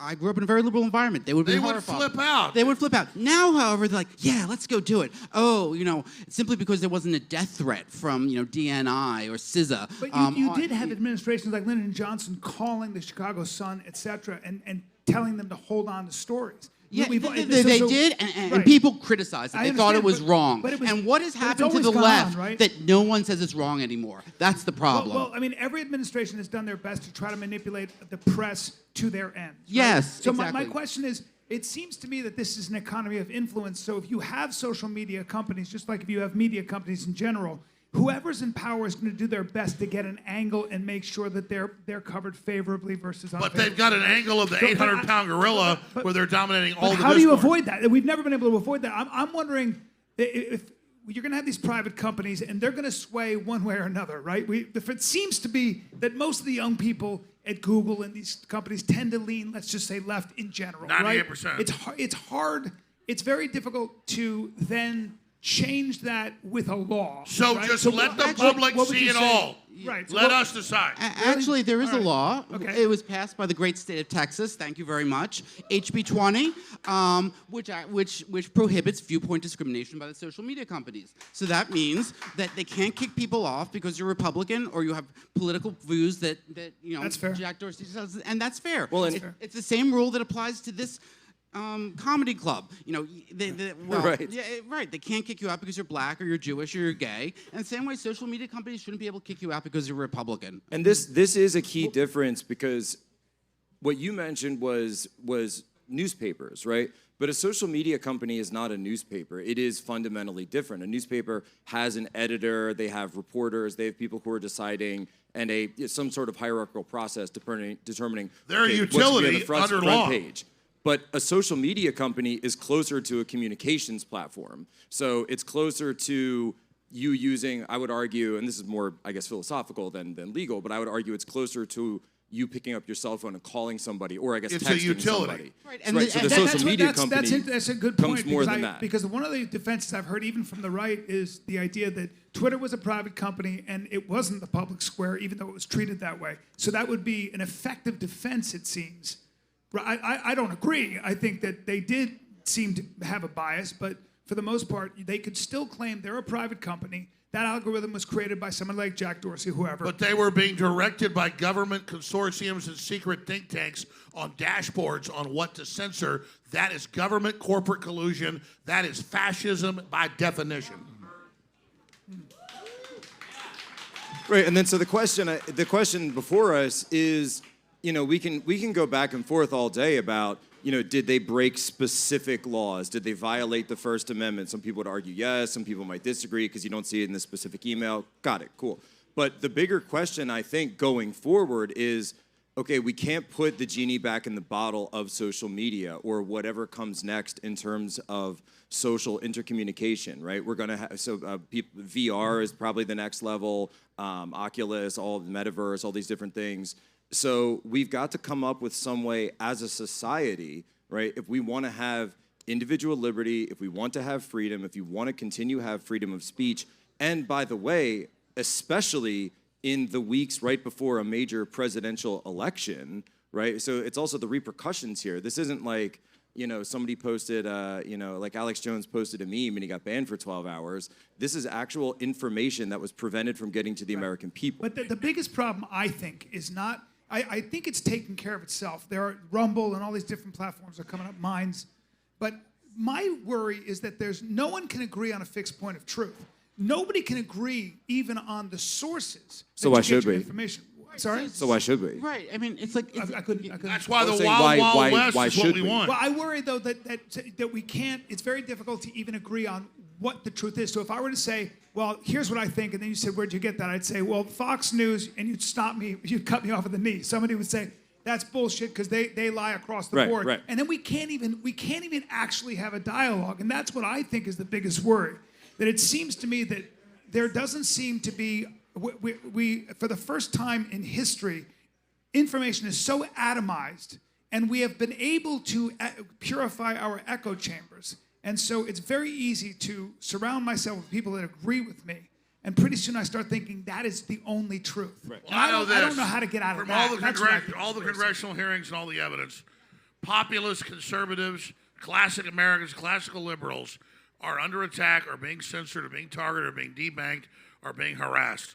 So we know that the establishment has wrapped itself in a liberal garb. It has nothing to do with what they're actually doing. And they are attacking and censoring and surveilling. Because it's not just censoring. To censor, you've got to surveil. And we have the documents. We know there's been a huge campaign of suppressing populist voices that are against the establishment Washington global consensus. So let's just not lie about that. And if the pendulum starts swinging back and the right wing becomes authoritarian, like George W. Bush, I'll be against it like I was then. But right now, the big corporations posing as liberals are kicking our ass and are surveilling us and censoring us and controlling us. And we just need to get down to brass tacks and say, go back to the Wild Wild West, let the public make their own decisions, turn off all the controls other than going after criminals. That's the only answer. Stephen, I know it might not be as much fun if you agreed or were against the Twitter files, but like, are you are you actually okay with what was happening with the government in Twitter? Well, I think that's the interesting question, is nobody seems to know what the government was doing. It seems like everybody thinks that like the government was there to try to censor bad media about political opponents of Donald Trump, and that was the whole point. The real answer, I think, is that post-2016, I think there is a huge scare that online platforms are being used, especially by foreign adversaries that are misrepresenting themselves to try to change the public discourse. So the question is should our intelligence agencies be involved in any size, shape, or form in alerting social media to these things? And I think that's an interesting question. I think that there's room for communication there. There probably needs to be a lot of transparency. I know before Elon acquired Twitter, they would, for instance, they'd post a report at the end of the year showing how many government requests they got or how many they fulfilled, the percentage that they fulfilled. But I don't think the idea that the government can't communicate whatsoever or give any sort of heads up whatsoever to companies is the answer. I don't think it's very realistic. And I think there's probably ways to do that. Let me just say this. Prior to Elon taking over, anybody knew you tried to post a medical doctor criticizing shots, you got banned. You tried to post somebody questioning an election result, whether they're right or wrong, they're banned. You try to you show a video of an open border, you're banned. Everybody experienced being banned. So you can gaslight people all day. They know they got suppressed for what they saw and what they did, and that's not fair. We should be able to watch all of it and decide what's real, what's fake. I'm not worried about deep fakes. Anybody can watch something and say, that's not Joe Rogan saying that. That's a deep fake. And if an idiot gets full bite, that's fine. The control over arbitrating what's real and what's not is what we should really worry about. Yeah, and also, if I could just say, this is not just politics. I mean, to me, one of the things that's been motivating is what happened to people like Jay Bhattacharya and Kulldorff at Harvard, who were great epidemiologists who were censored by the social media companies because they had a different point of view about COVID, and they turned out to be right about the. But Adam, turned out to be right. They turned out to be right. Adam, they weren't just censored; they were right. Adam, speaking to what Destiny just said, like, where do you see any wiggle room for the government to reach out? I don't think the government has a business in our speech unless it's a crime. So, look, you go to D.C. and you have all these people from the intelligence agencies talking about there's misinformation and disinformation, and I was once corrected confusing the two. They're the worst purveyors. Right, and the point is, the cure is, as always, it's more information. Buy my pillow. Did you know Jack Posobiec secretly married Mike Lindell 2 years ago in Las Vegas? Alex, I told you that in confidence. You said you would be our witness if I paid you off. The difference is I'm marrying him. He's mine. I saw him first. It was that mustache. It began with that dang mustache. It's a He's sexy. up at the bar there. You could talk to him if you'd like. So. Mike Lindell's up there? Exactly. No, don't get too excited. Oh my God. Is Mike Lindell really here tonight? He's been drinking some Bud Light, folks. Sorry about that. He's entertaining as hell. We need to get him down here. No, Jack and I battle over Mike Lindell. He was married to him for a month, me for a month. It's like a... We're joint custody. We're having a child. It was Super Mario Brothers. Stephen, but about the coordinated action that Adam is discussing, I feel like that term hasn't really come up, and like that is a new phrase that I haven't heard you address. I think what's happening is we're in a new era where there's a lot of information. There's huge platforms that have huge levers on American society for control over our elections, right? The information that propagates on Facebook, on YouTube, on Twitter is affecting a lot of people. There's a lot of people that watch it. There's a lot of people that make decisions based off of it. And I think social media platforms are trying to navigate this really difficult terrain of figuring out how much responsibility they feel they have to that public discourse. But I mean, the conversation is infinitely shitted up with the fake request for the Hunter Biden laptop that didn't happen, or the the censoring Hunter Republicans or Biden's whatever. fake. It's on the So we FEC. never Conspiracy, we never not actually election have- meddling. We He never just- actually these get to have- throwaway lines. Oh, it's fake. I'd be happy the to fake share you the link, request for man. Hunter It's- Biden's it's laptop. still on Dude, you FEC.com. never bring It's the right goods. there. You just have a throwaway line and claim we're not giving it. It's Sure, real. okay, so it's on sure, record. The goods it's criminal. sure. So the goods are that Elvis Chan, who was Yoel Roth's contact at the FBI, did not know that the FBI even had that laptop until the story broke, which he also testified in front of Congress about. He also testified in front of Congress that he did not, I can read you the quotes if you want the testimony, that he never brought up Hunter Biden. So we're to not Yoel Roth. sold out to China. Everything's fine, folks. Go So what home, you're go saying sleep. is he was lying. So Everything's they fine. equivocated. It's not lying. You're reading one quote and you're trying to read it in a certain way. If we No, look you're at right. the email, we can look at the emails for Twitter and we can look at the conversations that they were having internally over whether they should have censored that story or not. None Joe of them were Biden saying. gets up none on of You're them were putting the saying. onus. You're and putting the says, onus I told on the us. prosecutor. Wait, Alex. So what I'm saying is, the onus should be on the people who did the censoring, not the people who are upset about it. Wait, they the are onus the by ones who? It's a private company. by Twitter and the FBI. The onus should be on them to explain their actions to the American people. And you and I have just gone back and forth Wait, should here. every moderation action that a public that a private platform takes, do they owe the public an explanation on all of that? No, I actually agree. Why Hunter not? Biden for president. Wait, hold on. Here's a really important question. Well, actually, Is it no. possible- In all seriousness, when you sign your terms of service to any platform, that is binding. And if you change your laws, and the courts found this out in the Alex Berenson lawsuit when they came up with the COVID strikes, and that was the policy. So they didn't follow their own policy. In general, Section 230 protects them. Berenson was very lucky. But- He got lucky, so, I know, yeah, but the exactly. judge gave it. The Yeah. judge was able to hand it to him by exactly. saying that because they didn't follow their own policy, which he had agreed to, and just banned him outright because they felt like it, that they had actually broken their agreement with the user. So yes, they do owe it to the users. But if I was Twitter, or if I was, my concern actually, as somebody who's a free speech advocate, I do think that we are in a unique time in history where these platforms allow information to diffuse so quickly. And you could plant a fake story, if you were smart enough, that could potentially turn people off to Like voting for a President Trump candidate. lost You mean like what the media does to Trump But every week? that is an issue, right? So if that's an issue, how do we avoid that? Well, we can go back and forth about, whether or not Having that governor on it is more dangerous. Don't than interrupt, that. Brian. Let the public figure it out. Listen, they censored Trump. Since when has a U.S. president been censored off a platform for no reason? But you agree, they have but Alex, dictators on but there. Alex, you but they agree? take Trump off. You would agree, though, it is possible to float. Somebody who's creative enough can float a sensational story that all of us would go, "What?" and then change our vote. No, and then I agree. So we need the CIA to protect us. No, I'm not saying that. I'm saying that is an issue, though. So right? I'm old Yes or enough.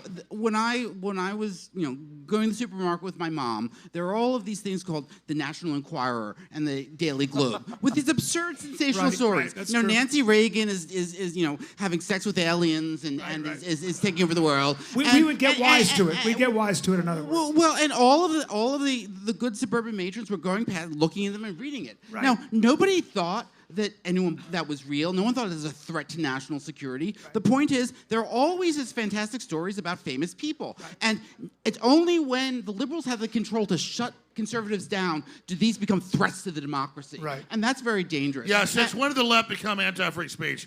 Look, this is anti-American. It's antithetical to freedom. It's all a lie. Well, People it's can- not just the left They that can does confuse this. I mean, it all day long. No, I'm against the Republicans putting warnings on songs in the 80s.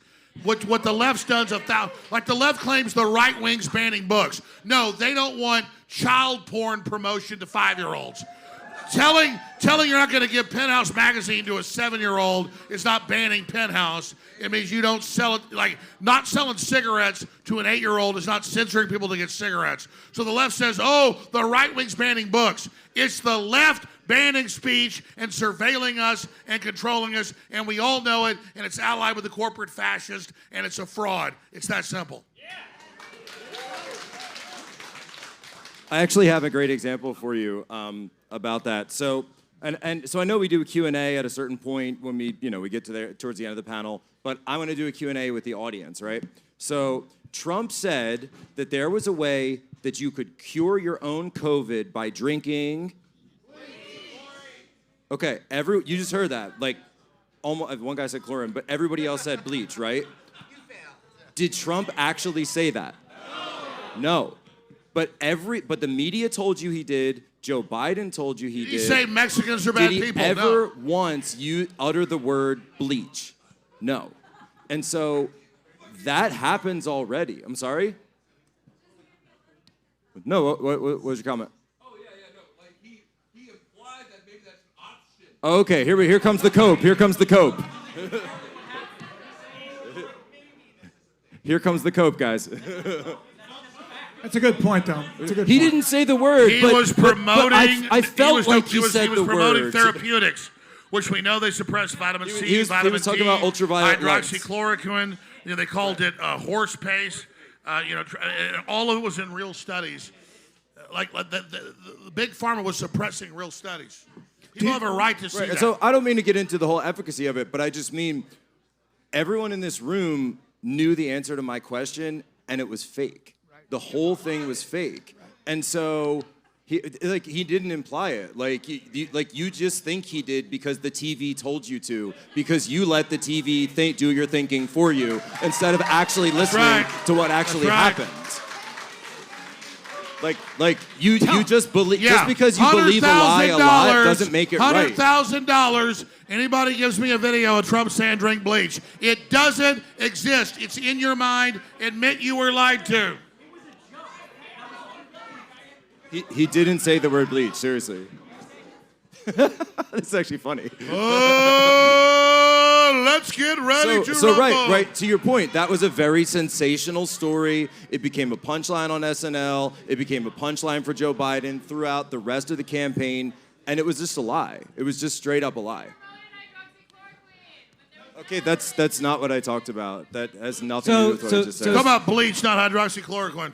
So, Stephen, you might say that the secrecy with which the government communications with Twitter, that's an issue. So you would like to see more transparency with the communications? Like, Yeah, what do you want to see? Prior to Elon taking over Twitter, Twitter published a report at the end of the year showing the takedowns they got from the government, not exactly what they were, and then the percentage that they acquiesced to, essentially. I think that those types of reports are probably okay, a step in the right direction. I don't know if they should have Everything's more fine, there's no transparency or censorship. Actually, less Stephen, transparency or... sorry, go ahead. I had a Yeah, question sorry, for go you. ahead. No, I have a question for you. Just and legitimate question. I got you anything. So we're talking about the Hunter Biden deal. That was obviously a leak, sure, right? We can all say that, and you might even go so far as to say, not you, but people might go so far as to say, well, it may be in the public interest to censor this because it was public information or private information, et cetera.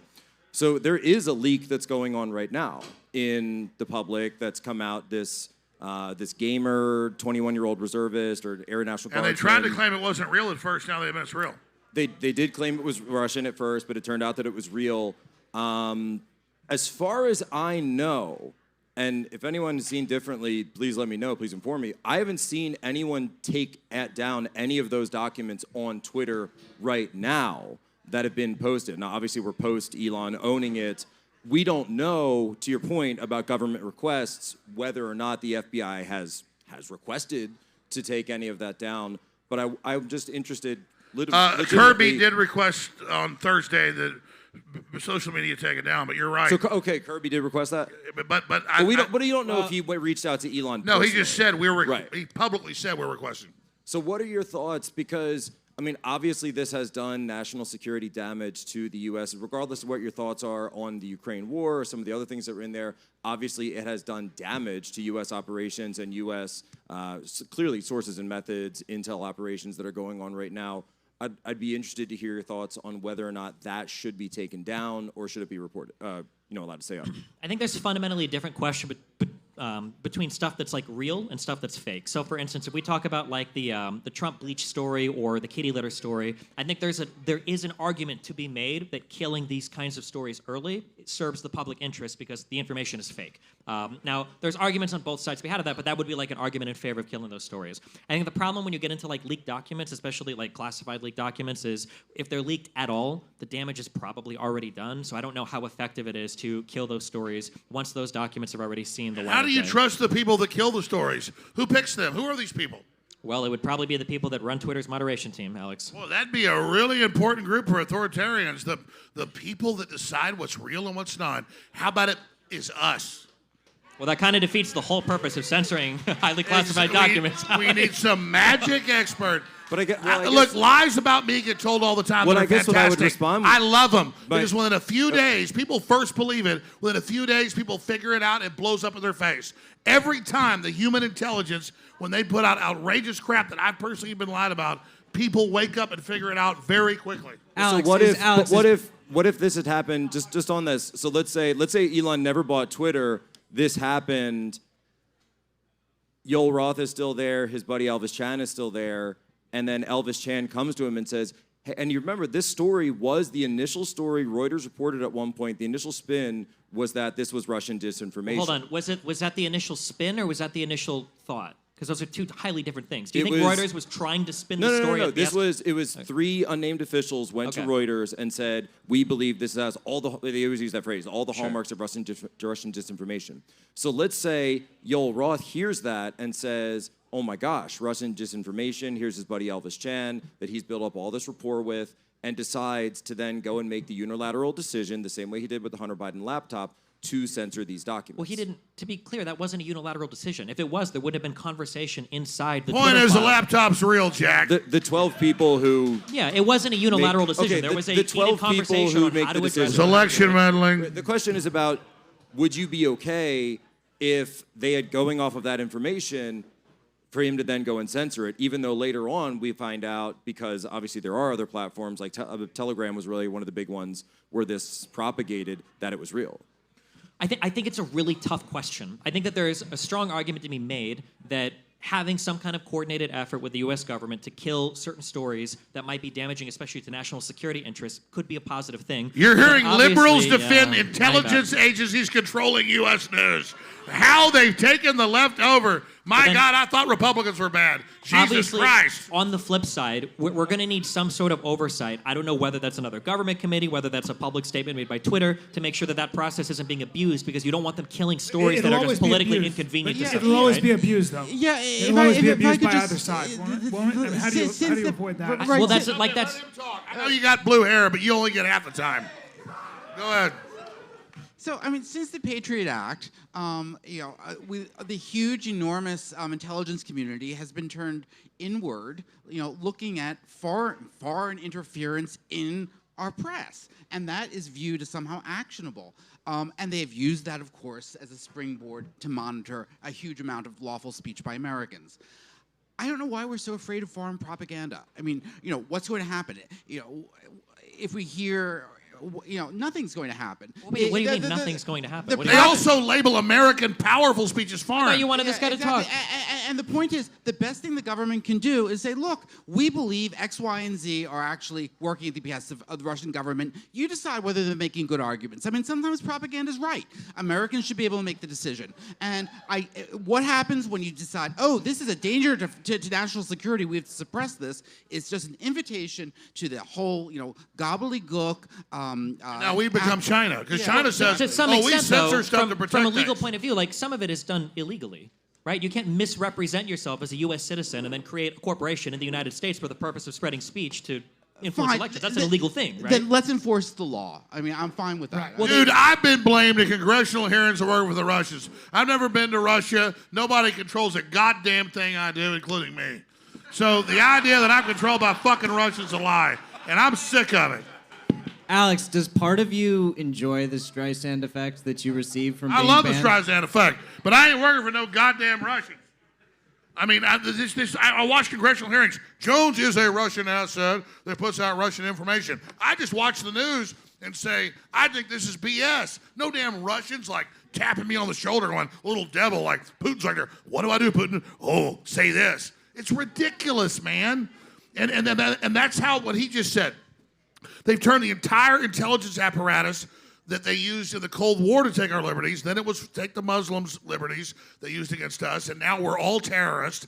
And everybody knows the intelligence agencies in any country that falls turn inward on their people and claim their people are agents of a foreign power. The Russians can't wipe their asses intelligence-wise. The Russians are having their ass kicked in Ukraine right now. The communist Chinese have got their act together and are basically taking us over. I'm just sick of hearing that the Russians control me. It's a fucking lie, man. True. Okay. So to follow up on that train of thought, I'm curious. Let's say that the government did publicly say, the government says, we think that this is propaganda.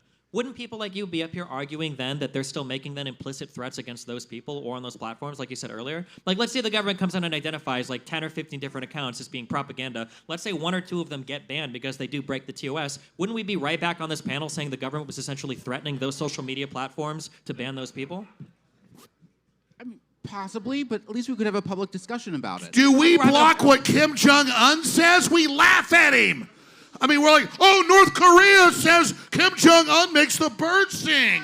Fuck him. There's a guy. I'm going to let you guys take over. I love you. It's been a great panel. But I'm just telling you, fuck censorship, and America will defeat the globalists. Infowars.com.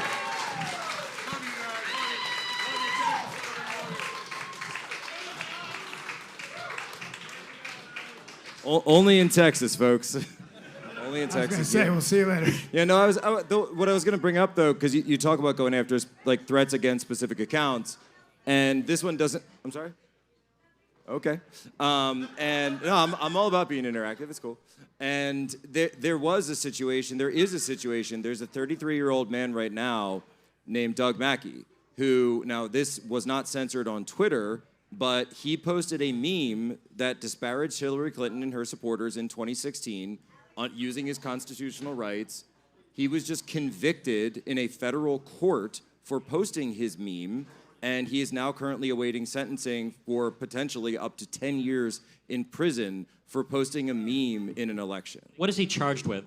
He is charged with infringing rights. Conspiracy to infringe rights. The Ku Klux Klan Act, which was it's the KKK Act, which was passed after the Civil War and intended against the KKK when they were actually, lynching people and preventing them from voting. Yeah, I'm curious. What was the claim that he was trying to do? Obviously, it has to go beyond just the meme because a ton of people post negative memes about. The memes actively discouraged people from voting. You didn't see the meme? I know that there are laws on the books, for instance, so... there was more to it than that. So here's something, because I've heard stories like this brought up before. It was a text-to-vote thing. This is the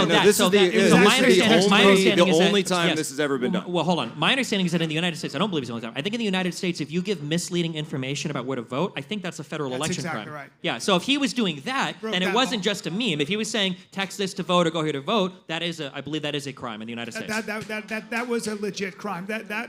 You're cool with a guy going to jail for memes? No. Hold on. It wasn't just for memes. Yeah, but intent matters. It wasn't text. It wasn't text. It wasn't text to vote. So do you think that people actually texted this thing thinking that they were voting? For example, the fact that I know that's a law. That's the only thing I would say. Is that I will the law say was that there. after I believe 6 years of investigation, the federal government was not able to find one person. Not one person. That's it doesn't matter. I don't think it matters. If I go out and I were to draw a poster. But I'm not asking about them. I'm asking you. Right. I would say you couldn't find one person who bought it who actually fell for that meme. I have no ideas. I would just say that if that's a law, I can understand why they brought that case. Then his lawyers can fight it out in court. My thing is, where I agree with you guys, is when you have any That's like Soviet Union stuff, man. You're like, oh, they could fight it in court. That's no big deal. No, what I'm saying is that he was convicted, or at least he's been charged with He's convicted. election No, he's fraud. convicted. He's election, convicted. But that's election fraud. No, it's not. It may not be. I'm just telling you that's what they... constitutionally protected American speech. But it was a vote. It was a text-to-vote thing that they were able to. They won that case, so I don't know. No, you're right. You're right. I mean, what I'm saying is the biggest threat is this, and I agree with you guys. If you have a council, and I don't care what council that is now, I don't care who those experts are. If you have a council that decides what is to be censored and what is not to be censored, that to me is dangerous. I do think it has to be left to the people to decide. And I do think that we'll eventually learn, and we are learning in real time, how to take everything with a grain of salt until we can prove it. And we won't be so fast to act. I think the marketplace will figure out a way to say, here comes this story. Is it true? Is it true? And then there'll probably be a whole industry that'll sprout up that we can rely on. And I think if you let the marketplace do their work, you will have companies that will earn the public's trust. And they will be the ones to say, this is bullshit or this is real. I wish we lived in this utopia that you're describing. But don't we have that already, though? No, where? Okay, well, if a story's floated and it's bullshit, what we all rely on is essentially the consensus, even though it's mainstream media. Usually we figure out, that was a lie. So the Steele dossier, for example, right? We kind of go, sometimes we're like, wait a minute, is this, holy shit, the Russians have all this stuff on them? This is crazy. And then pretty soon somebody goes, it was bullshit. And it took a long time. It took a long time, but this is the world we're living in. It took years. It took millions of dollars of investigations based on a complete lie. Right. It would use to hamper the President of the United States, which is essentially an internal coup against the elected President of the United States. What would we do about that, though? That was being done. What would you do is that you wouldn't let the deep state and these national security agencies determine the actions of the duly elected president. How do You'd we allow do him that, to do his though? job. How do we do that? You don't listen to bullshit. That's what I'm saying. That's not an answer. The federal government. No, but I agree with You don't allow the federal government to be able to come in I agree. and I agree with you. launch these crazy investigations Well, based on this, and that they're gonna and investigate, in but order to get back on it. I'm sorry. Yeah, And, that's and, true. and honestly, what I would do is I would start by locking up some of those people, like Mueller, like Christopher Steele, What like is these the- people what is that the launched all crime? of this. What is the crime? Well, you just said conspiracy to infringe rights. So they was infringe that the purpose rights. when he was, They when he infringe was the elected rights. as a special prosecutor? They His goal was infringe- to go and infringe the rights of They Donald infringe the Trump? rights of every single person in every single state that Trump won to have the president that they elected. This is not a real crime. You're not speaking of a real crime. Okay, also, to you go just back you real were quick, just to cool go with back, the guy getting thrown in for memes. To go back, well, hold on. You're so first, totally it fine with wasn't- that. Hold on. So to be fair, okay, because I looked this up now because I'm curious. So one, according to federal authorities, almost 5,000 voters fell for the texting ruse. It No, wasn't zero. no, I don't know. they if you got did- that. no, that's Number not one. true. That's not number true. Two, No. number That's two. not true. Number two. They Number found two. He numbers was who convicted. texted it, Number not two, who fell for it. Number two, he was Not one convicted by person a jury testified. of his peers. He was was. convicted on a jury. It wasn't just a government censorship or just a judge that did it. He lost in court. No, I mean, I think that's right. I mean, that is not. No, well, that the first is thing right. you said is not true. Well, They, yeah, not yeah, one that's person right. testified that they fell for text, this. No one's That's ever not been true. fooled. Why would a person have to testify that they? That's not how most it of those works. texts were obviously Literally, jokes. you need to They were you need Republicans evidence at texting trial. it. That's how trials work. The evidence, the crime wasn't did you trick somebody. The crime was did you try to trick somebody. Then why did you just bring up that number? Because that number was what federal investigators said that they'd found in the course of their investigation.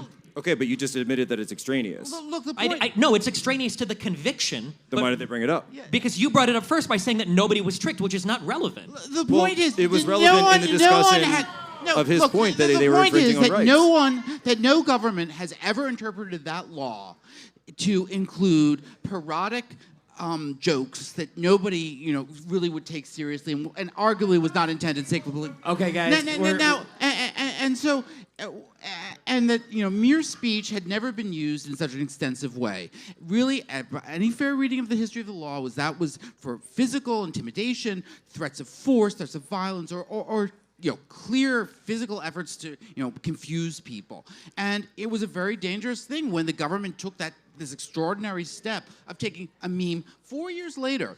And just as a little backstory about the way Washington works, it was filed like the month Trump left. Because the lawyers at DOJ had been working on the suit for 4 years and been waiting for Trump to get out of office. But it wasn't a meme, though, right? He wasn't convicted technically for a meme. He's Yeah, convicted- 100% convicted for a meme. Okay, Yes. guys, we're gonna go to Q&A. Yes. They'll probably come up in Q&A. So, which was a joke. So here we go. The question is, do you want to live in a country where people can go to jail over jokes? No. No. Well, it's also it's unclear if what his intent was. I don't. Can you speak to that? The jury did not find it as a joke. Okay, guys, the we're jury over was here. not able to find any. All right, guys, we're over here. Let's question of start intent. question one. Oh, we got it. Is NPR a state-funded, and should any other media organization entity receive the same amount of funding? I think that you should have labels on every single corporate Twitter account based on how they're funded. All of them. Well, corporate or government. So I think the issue specifically with NPR is, my understanding is NPR and PBS are state funded, but they're not state ran. And that's a key difference because people will point to things like the BBC or NPR and they'll say, oh, well, these are state-run media. That's not true. They're state-funded, as opposed to, say, Russia Today, which is state-funded and state-ran, meaning that the state dictates the agenda of the media. It's a huge difference. Maybe there should be separate labels. I So, agree. so there just should put be, the yeah. label. I think they did change the label for NPR and BBC, didn't they? All right, next question. I think it says government. I think it says public funded. It says publicly Does it? funded. I thought yeah. they were upset. I thought the reason why they wanted to pull it because it said state-ran media. I thought No, that's what they initially changed did. it. They Oh, changed did it. they change it? They changed Okay. it. So this pertains to censorship and content moderation. Is not freedom of reach, freedom of speech. So if somebody turns down the volume on what I say so that no one effectively hears what I say, is that not the same thing as just stopping me from talking in the first place? That's for everybody. I think it's a hard question. So, for instance, do you have a right to somebody else's platform as part of your freedom of speech? If I were to build a megaphone big enough that people were to use, do you have a right to my megaphone just because I've built it and I've made it available to other people? I think there's a strong argument to be made that the social media companies have gotten large enough that there probably needs to be some sort of consideration or special consideration given to them, because it does feel like if you get banned off 3 or 4 platforms, you are effectively completely delisted in U.S. society. But it has to be a more sophisticated conversation than just revoking Section 230 for every single social media company. Yeah, Completely agree. Technologies from That's the mine, telegraph to the telephone, they were required by law to be provided to everyone, so everyone could enjoy them. And I think the same rule applies to social media. We can't have a certain elite saying, these are ours, sorry people, you can't use it, when we've done the opposite for telephones and telegraphs and it's worked fine. Wait, is that true? Yes. Is it, if I wanted to buy telephone service, the company is obligated to sell it to me? They can't say no to a customer? Yeah, it's called common carrier. Okay, gotcha. But internet service providers don't have common carrier No, status, right? Okay, not gotcha. yet. Okay, gotcha. Go for it. Thanks for all being here, guys. I wanted to ask, today we just have this justice system that really assumes guilt and has to be proven innocent.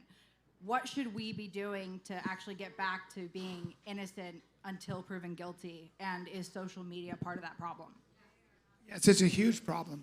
It's a huge problem because what happens is the minute you're accused of something, it doesn't matter.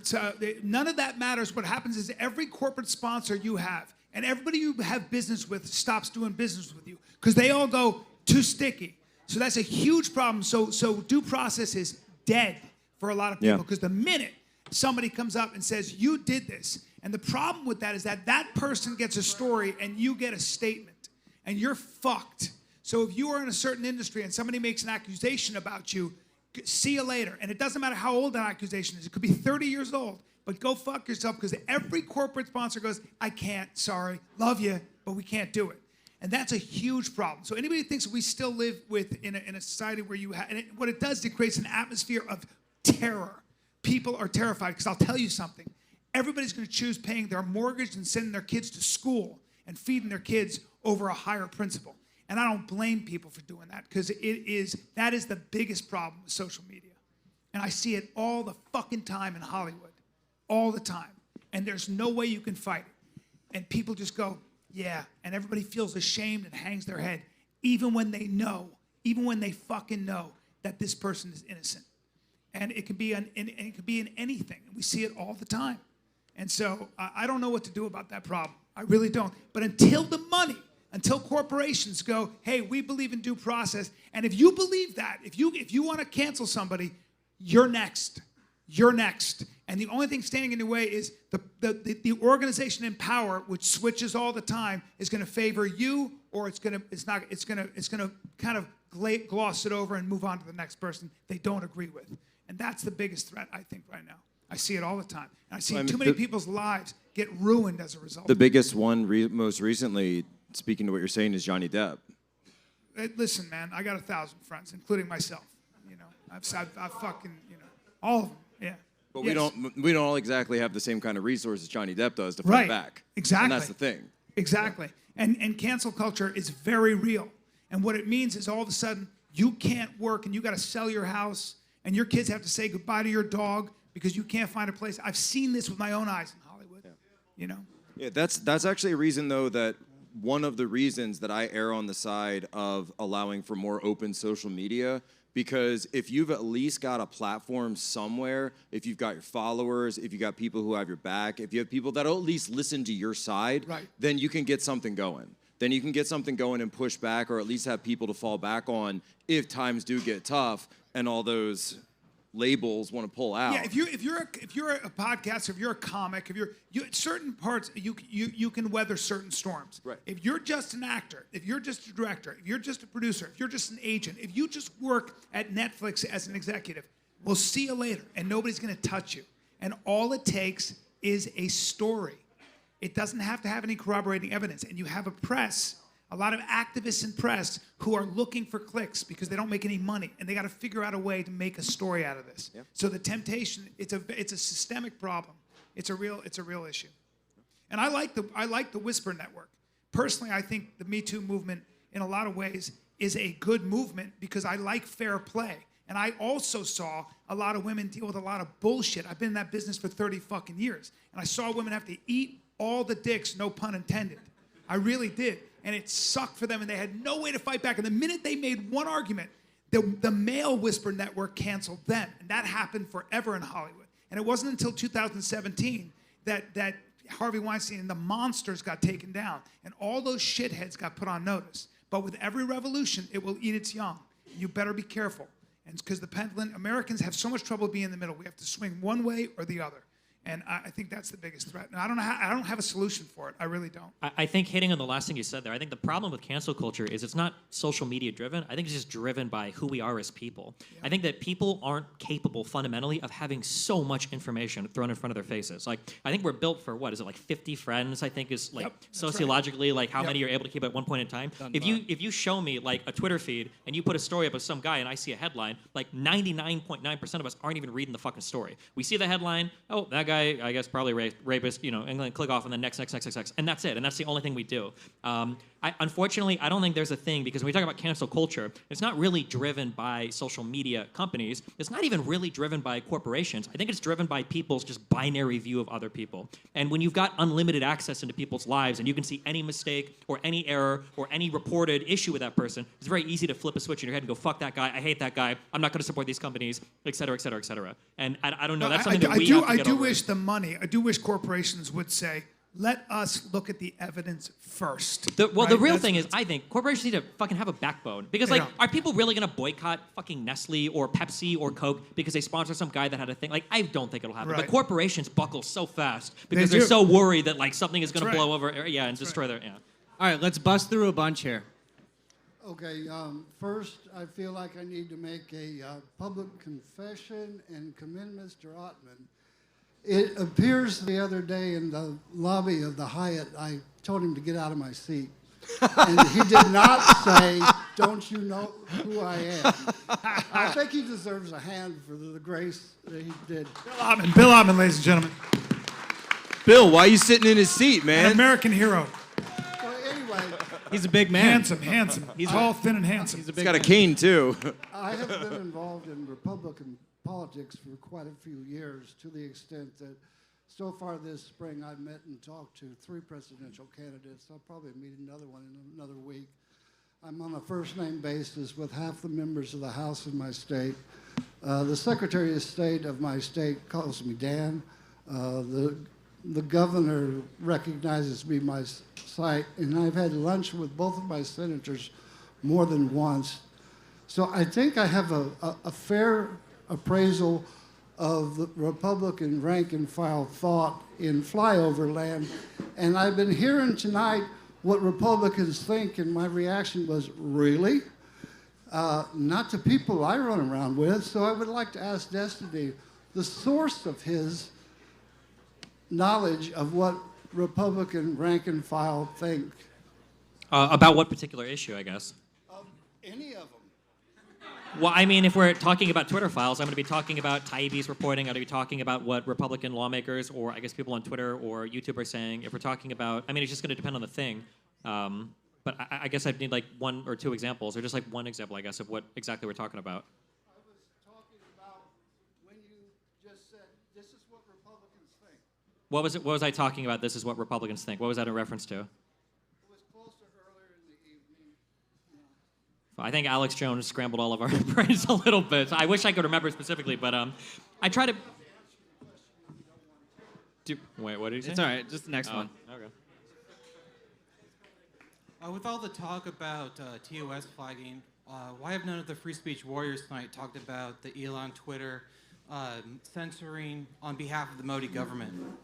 I think a lot of people are actually upset about that. You watched Sagar and Crystal were really pissed at him for doing. I mean, Elon has successfully enraged both the mainstream and independent media now. Like banning the Substack was a bad move. I think that it was probably impulsive, and he didn't really think it through, and he'll probably apologize for it. I want to thank Minds for hooking it up with a ticket tonight. My name is Rachel. I'm with the Liberty Broadcast. We broadcast here in Austin, and I just was wondering, what is it going to take to get us all on kind of like I'm watching you through the night, and I agree with this gentleman.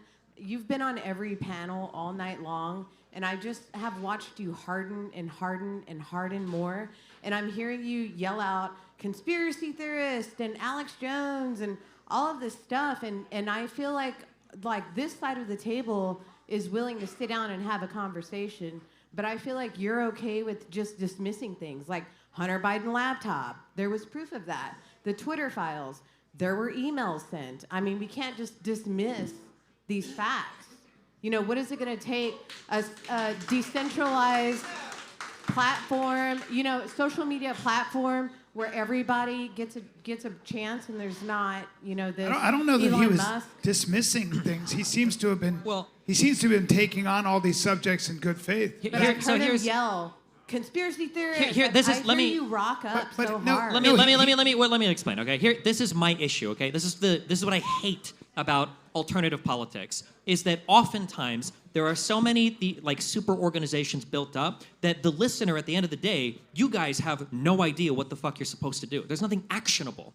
And if you're just listening to political commentators that are feeding you fear, that are feeding you resignation, that are telling you that the entire what? You know, that's fine that if you don't agree with it. That's what Alex Jones said. Rewind the tape. Go to rumble.com/live/Destiny. You can watch the whole thing again. That's exactly what he told you. I asked him specifically. I specifically asked the question because I asked everybody this question. What do you want people to do? And that's really important. No, fuck a conversation? Who cares about a conversation? What we need at the end of the day is you need... No. Lady. You guys have had conversations about this shit for a decade. What are you going to do about it, right? You have to do more than talk. You either have to, you've got to. But he's talking. Yeah, I mean, I think you're kind of he's engaging, discrediting this engagement. Like, I feel like So overall here, it's been pretty positive. I don't need you to defend me, okay? Listen, okay? I took my fan base out. I spent $150,000 of my money, and I took my fan base out, and we went to canvas for political candidates because I think that's important, right? Encouraging people to register to vote, encouraging people to get involved in the local communities. These are the types of actions. Exactly. These are the types of actions that are going to change the political landscape. The guy up here, the Republican guy that came up here that said he hated me or whatever, or I don't know if he said that. That guy, sure. Stop. That guy that came up here, from all the personal relationships he's developed, sounds like he's had more political effectiveness than 99% of the people in this room. But it's because he's getting involved on a local level. But if all you do is tell people that the CIA, the NSA, the government, the deep state, that all of these things are out to get you, then at the end of the day, what are you going to do? You're not going to vote. You're not going to get involved in the process. Excuse me. I mean, but would you agree that he's having a conversation though? He is engaging, isn't he? He's not. He's not engaging? Wait. Hold on. All he's saying, I probably agree with most of the people. Listen to me. All he's saying is that it's one thing to speak and have a bunch of talking points. It's another thing to come up with actionable things that make a difference. That's the hard part. So all of us can sit here and talk about this. That wasn't her question. Wait, but that wasn't her question. Like, what are you doing? That like you're defending him. Okay, cool. But like, her question was, why were you just like attacking people as conspiracy theorists or saying something's fake when people question? Well, like, because again, they like, are. that's what you're doing. Because they are. But like, she's asking. is a conspiracy theorist. And so she's I think asking. he'd even say it. Am I crazy? Right, so- I mean, I like him. He's a nice guy, but I mean, he's a conspiracy theorist. so- That's his whole brand. Right. So when you dismiss people, when you dismiss when them. you dehumanize people, like not you dehumanizing- just I like him. dehumanized Alex Jones I'm not on the dehumanizing him. stage. I'm not. I You like just him. treated him as lesser than a I person. did not. Just not me. You treated him I like did lesser not. than a I did person not. to All do I said that. was his brand is conspiracy. Everything he says is No, fear. I'm not Everything he saying says that. is anger. I didn't It's say all that. I didn't conspiracies. say that. No, I'm saying that's what he Oh, said. but- But then you just agreed with it. Right. And her point is that when you use that kind of language, like you just did, that turns off all the people that might be interested in hearing what you're saying because you come across like kind of a jerk. Right, I got you. That's fair. That's fair. That's fair. Can you guys hear me? I think you're right. I think the biggest thing, you're absolutely right. I think the biggest thing you have to do is draw common ground first and say, what's the problem we're all trying to solve? And give each other the credit to say, look, so let's take gun control. We don't like spree shooters. Everybody hates spree shooters. Everybody doesn't like somebody who comes in and just massacres everybody. Let's at least agree there. Let's honor the fact that we're both trying to solve a problem, even if you're on this side or that side. And you're right. And I think that's very important to not just say, you're a gun nut, well, you're a pussy. You know, that's what you hear, and then the conversation's over, right? So I think to your point, I think you're absolutely right. You've got it. But I do think Destiny is at least engaging, wouldn't you say? No, he's not. All right, go to the next. Go to the next. I give Destiny all. Wait. Go to the next. Like eight Go to the people next. back here just I trying to give get him all the questions. I'm credit not in the meaning world to for talk being over you right now, but for being here. the host Seriously, wants I the do. question to be Seriously. asked. Sorry. What's All that? right, sorry about that. So I'll try to make it quick. To Destiny's point about, what do you want to do about it? I heard a lot of people say that we have to have the government censor people, we can't have Twitter censor people, but nobody ever talks about whether or not a company has First Amendment rights when it comes to free association. So if you want to have a certain rule in place for Twitter, Facebook, Rumble, I don't give a shit, whatever you use for social media, how would you go about that without violating the First Amendment freedom of association section that is as it is currently understood? Thank you. I'm happy to Defer to I'm the happy lawyer. to take that one. Lunch counters can claim that they have a First Amendment right not to include, blacks or whites or whomever because of their expression as a, white lunch counter. We don't accept that. We accept that that businesses have basic non-discrimination obligations. In California, that includes, not discriminating against political groups you don't like, as in Virginia, as in the Virgin Islands, as in the city of Seattle. So we're just applying these principles that every other business in the world has to apply to social media, and that's not wrong. Number two, and it's a deeper question, is nobody looks at Twitter and it's like, oh, I want to see what Elon Musk feels about what my mother just posted. No, you go to social media to see the views and expressions of your friends and family. The social media as a whole is not like the local news that presents an editorial. It's more like the telephone company. The telephone company doesn't present a view. It doesn't have any First Amendment rights either. Well, hold on. I feel like for what you just talked about, when you talk about like discriminating on like race and stuff, those are like defined protected classes. I don't think political speech is like a defined protected class in the federal government. I don't think in California it's defined as a protected class. Oh well, you're right. I never said it was defined by the Sure, federal but so I'm saying government. like Twitter right now as it stands, I don't think Twitter can ban you from the platform for being black. I don't think they can do that. I'm pretty Yes, sure. they can. In fact, I was arguing in court with Twitter's lawyer, who said we have the right to get rid of all gay people. And then he said, of course we wouldn't do that, Your Honor. But they say What, 'cause they it's have a the right to private do company, it. you mean? Yeah, So the they- private company. I thought my understanding. Okay, guys, my we gotta go to the next question. Okay. Sorry. Trust the lawyer. But this does fall under common carrier laws. Okay, so And you would need a new legislation to apply it. So Twitter has more or less adopted a combination of FARA and open source information to label news media platforms. There was the big thing about NPR being labeled state media, which I think is hilarious. So considering that Congress and the Subversive Activities Control Board established a rubric to determine if a US-based political party or organization was classifiable as subversive, would it be a violation of free speech principles to label the social media accounts of those people involved in political strategies developed by foreign states, such as the Venezuelan government-affiliated Party for Socialism and Liberation, Workers' World Party, and Black Lives Matter? My understanding is the illegality comes from misrepresenting themselves. So, like, if you have an account called, like, I'm the Russian media account, and then I'm starting to post stuff, even if it's misinformation about the United States, I think that that's on the up and up. You're okay to do that. I think the problem is when they misrepresent themselves as U.S. citizens or U.S. entities. Yeah, no, I think that's right. Although, I would be on. That's an interesting, difficult issue you put your finger on. There's two sides of it. On one side, government's just disclosing information. That's good and helpful. On the other hand, if they abuse it and you are unfairly labeled as a subversive, that's chilling on speech. So I hate to be lawyers, that's a tough line to draw. I could see regimes in which they were fully transparent and which people had the right to dispute and challenge their designations as being fair, but it's ripe for abuse. All right, we got like 3 more minutes. And by far we should say, by the way, while we're here, that the government that spreads the most foreign disinformation about their political adversaries is the United States government.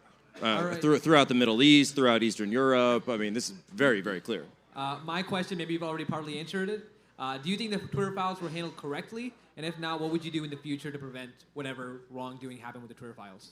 I would honestly, this is something where I disagreed with the strategy. I would have loved to see much more of an open source database where people could go into and, take off people's personal, email addresses, phone numbers, that kind of thing. But I didn't like the idea that even though we got a lot of emails, there was still this filter of the people who were there. So to Destiny's point, maybe there were emails that we don't know, right? We just literally don't know what we don't know. And I would have much preferred a more transparent version. And we have nothing about the present as well. We have nothing about the present day situation. Like, what's the conversation with Twitter, between Twitter and the government, like today? I'd love to know. Also, because nothing seemed to have happened, right? Like, we get all this information, and I always worry that you find all this stuff out, and then we just move on to the next subject, and everybody gets away with it, and nothing happens, Right. All right, last question. So this question is for Jack. Cool. You're a conservative, principled defender of free speech. You're a critic of government overreach. So I was wondering if you'd be willing to publicly condemn, based on reporting from the Twitter files, Matt Taibbi, Michael Schellenberger, testimony before Congress. Condemn them? Say what? To condemn them? To condemn the authoritarian censorship of Twitter by Donald Trump and the Trump White House during his presidency.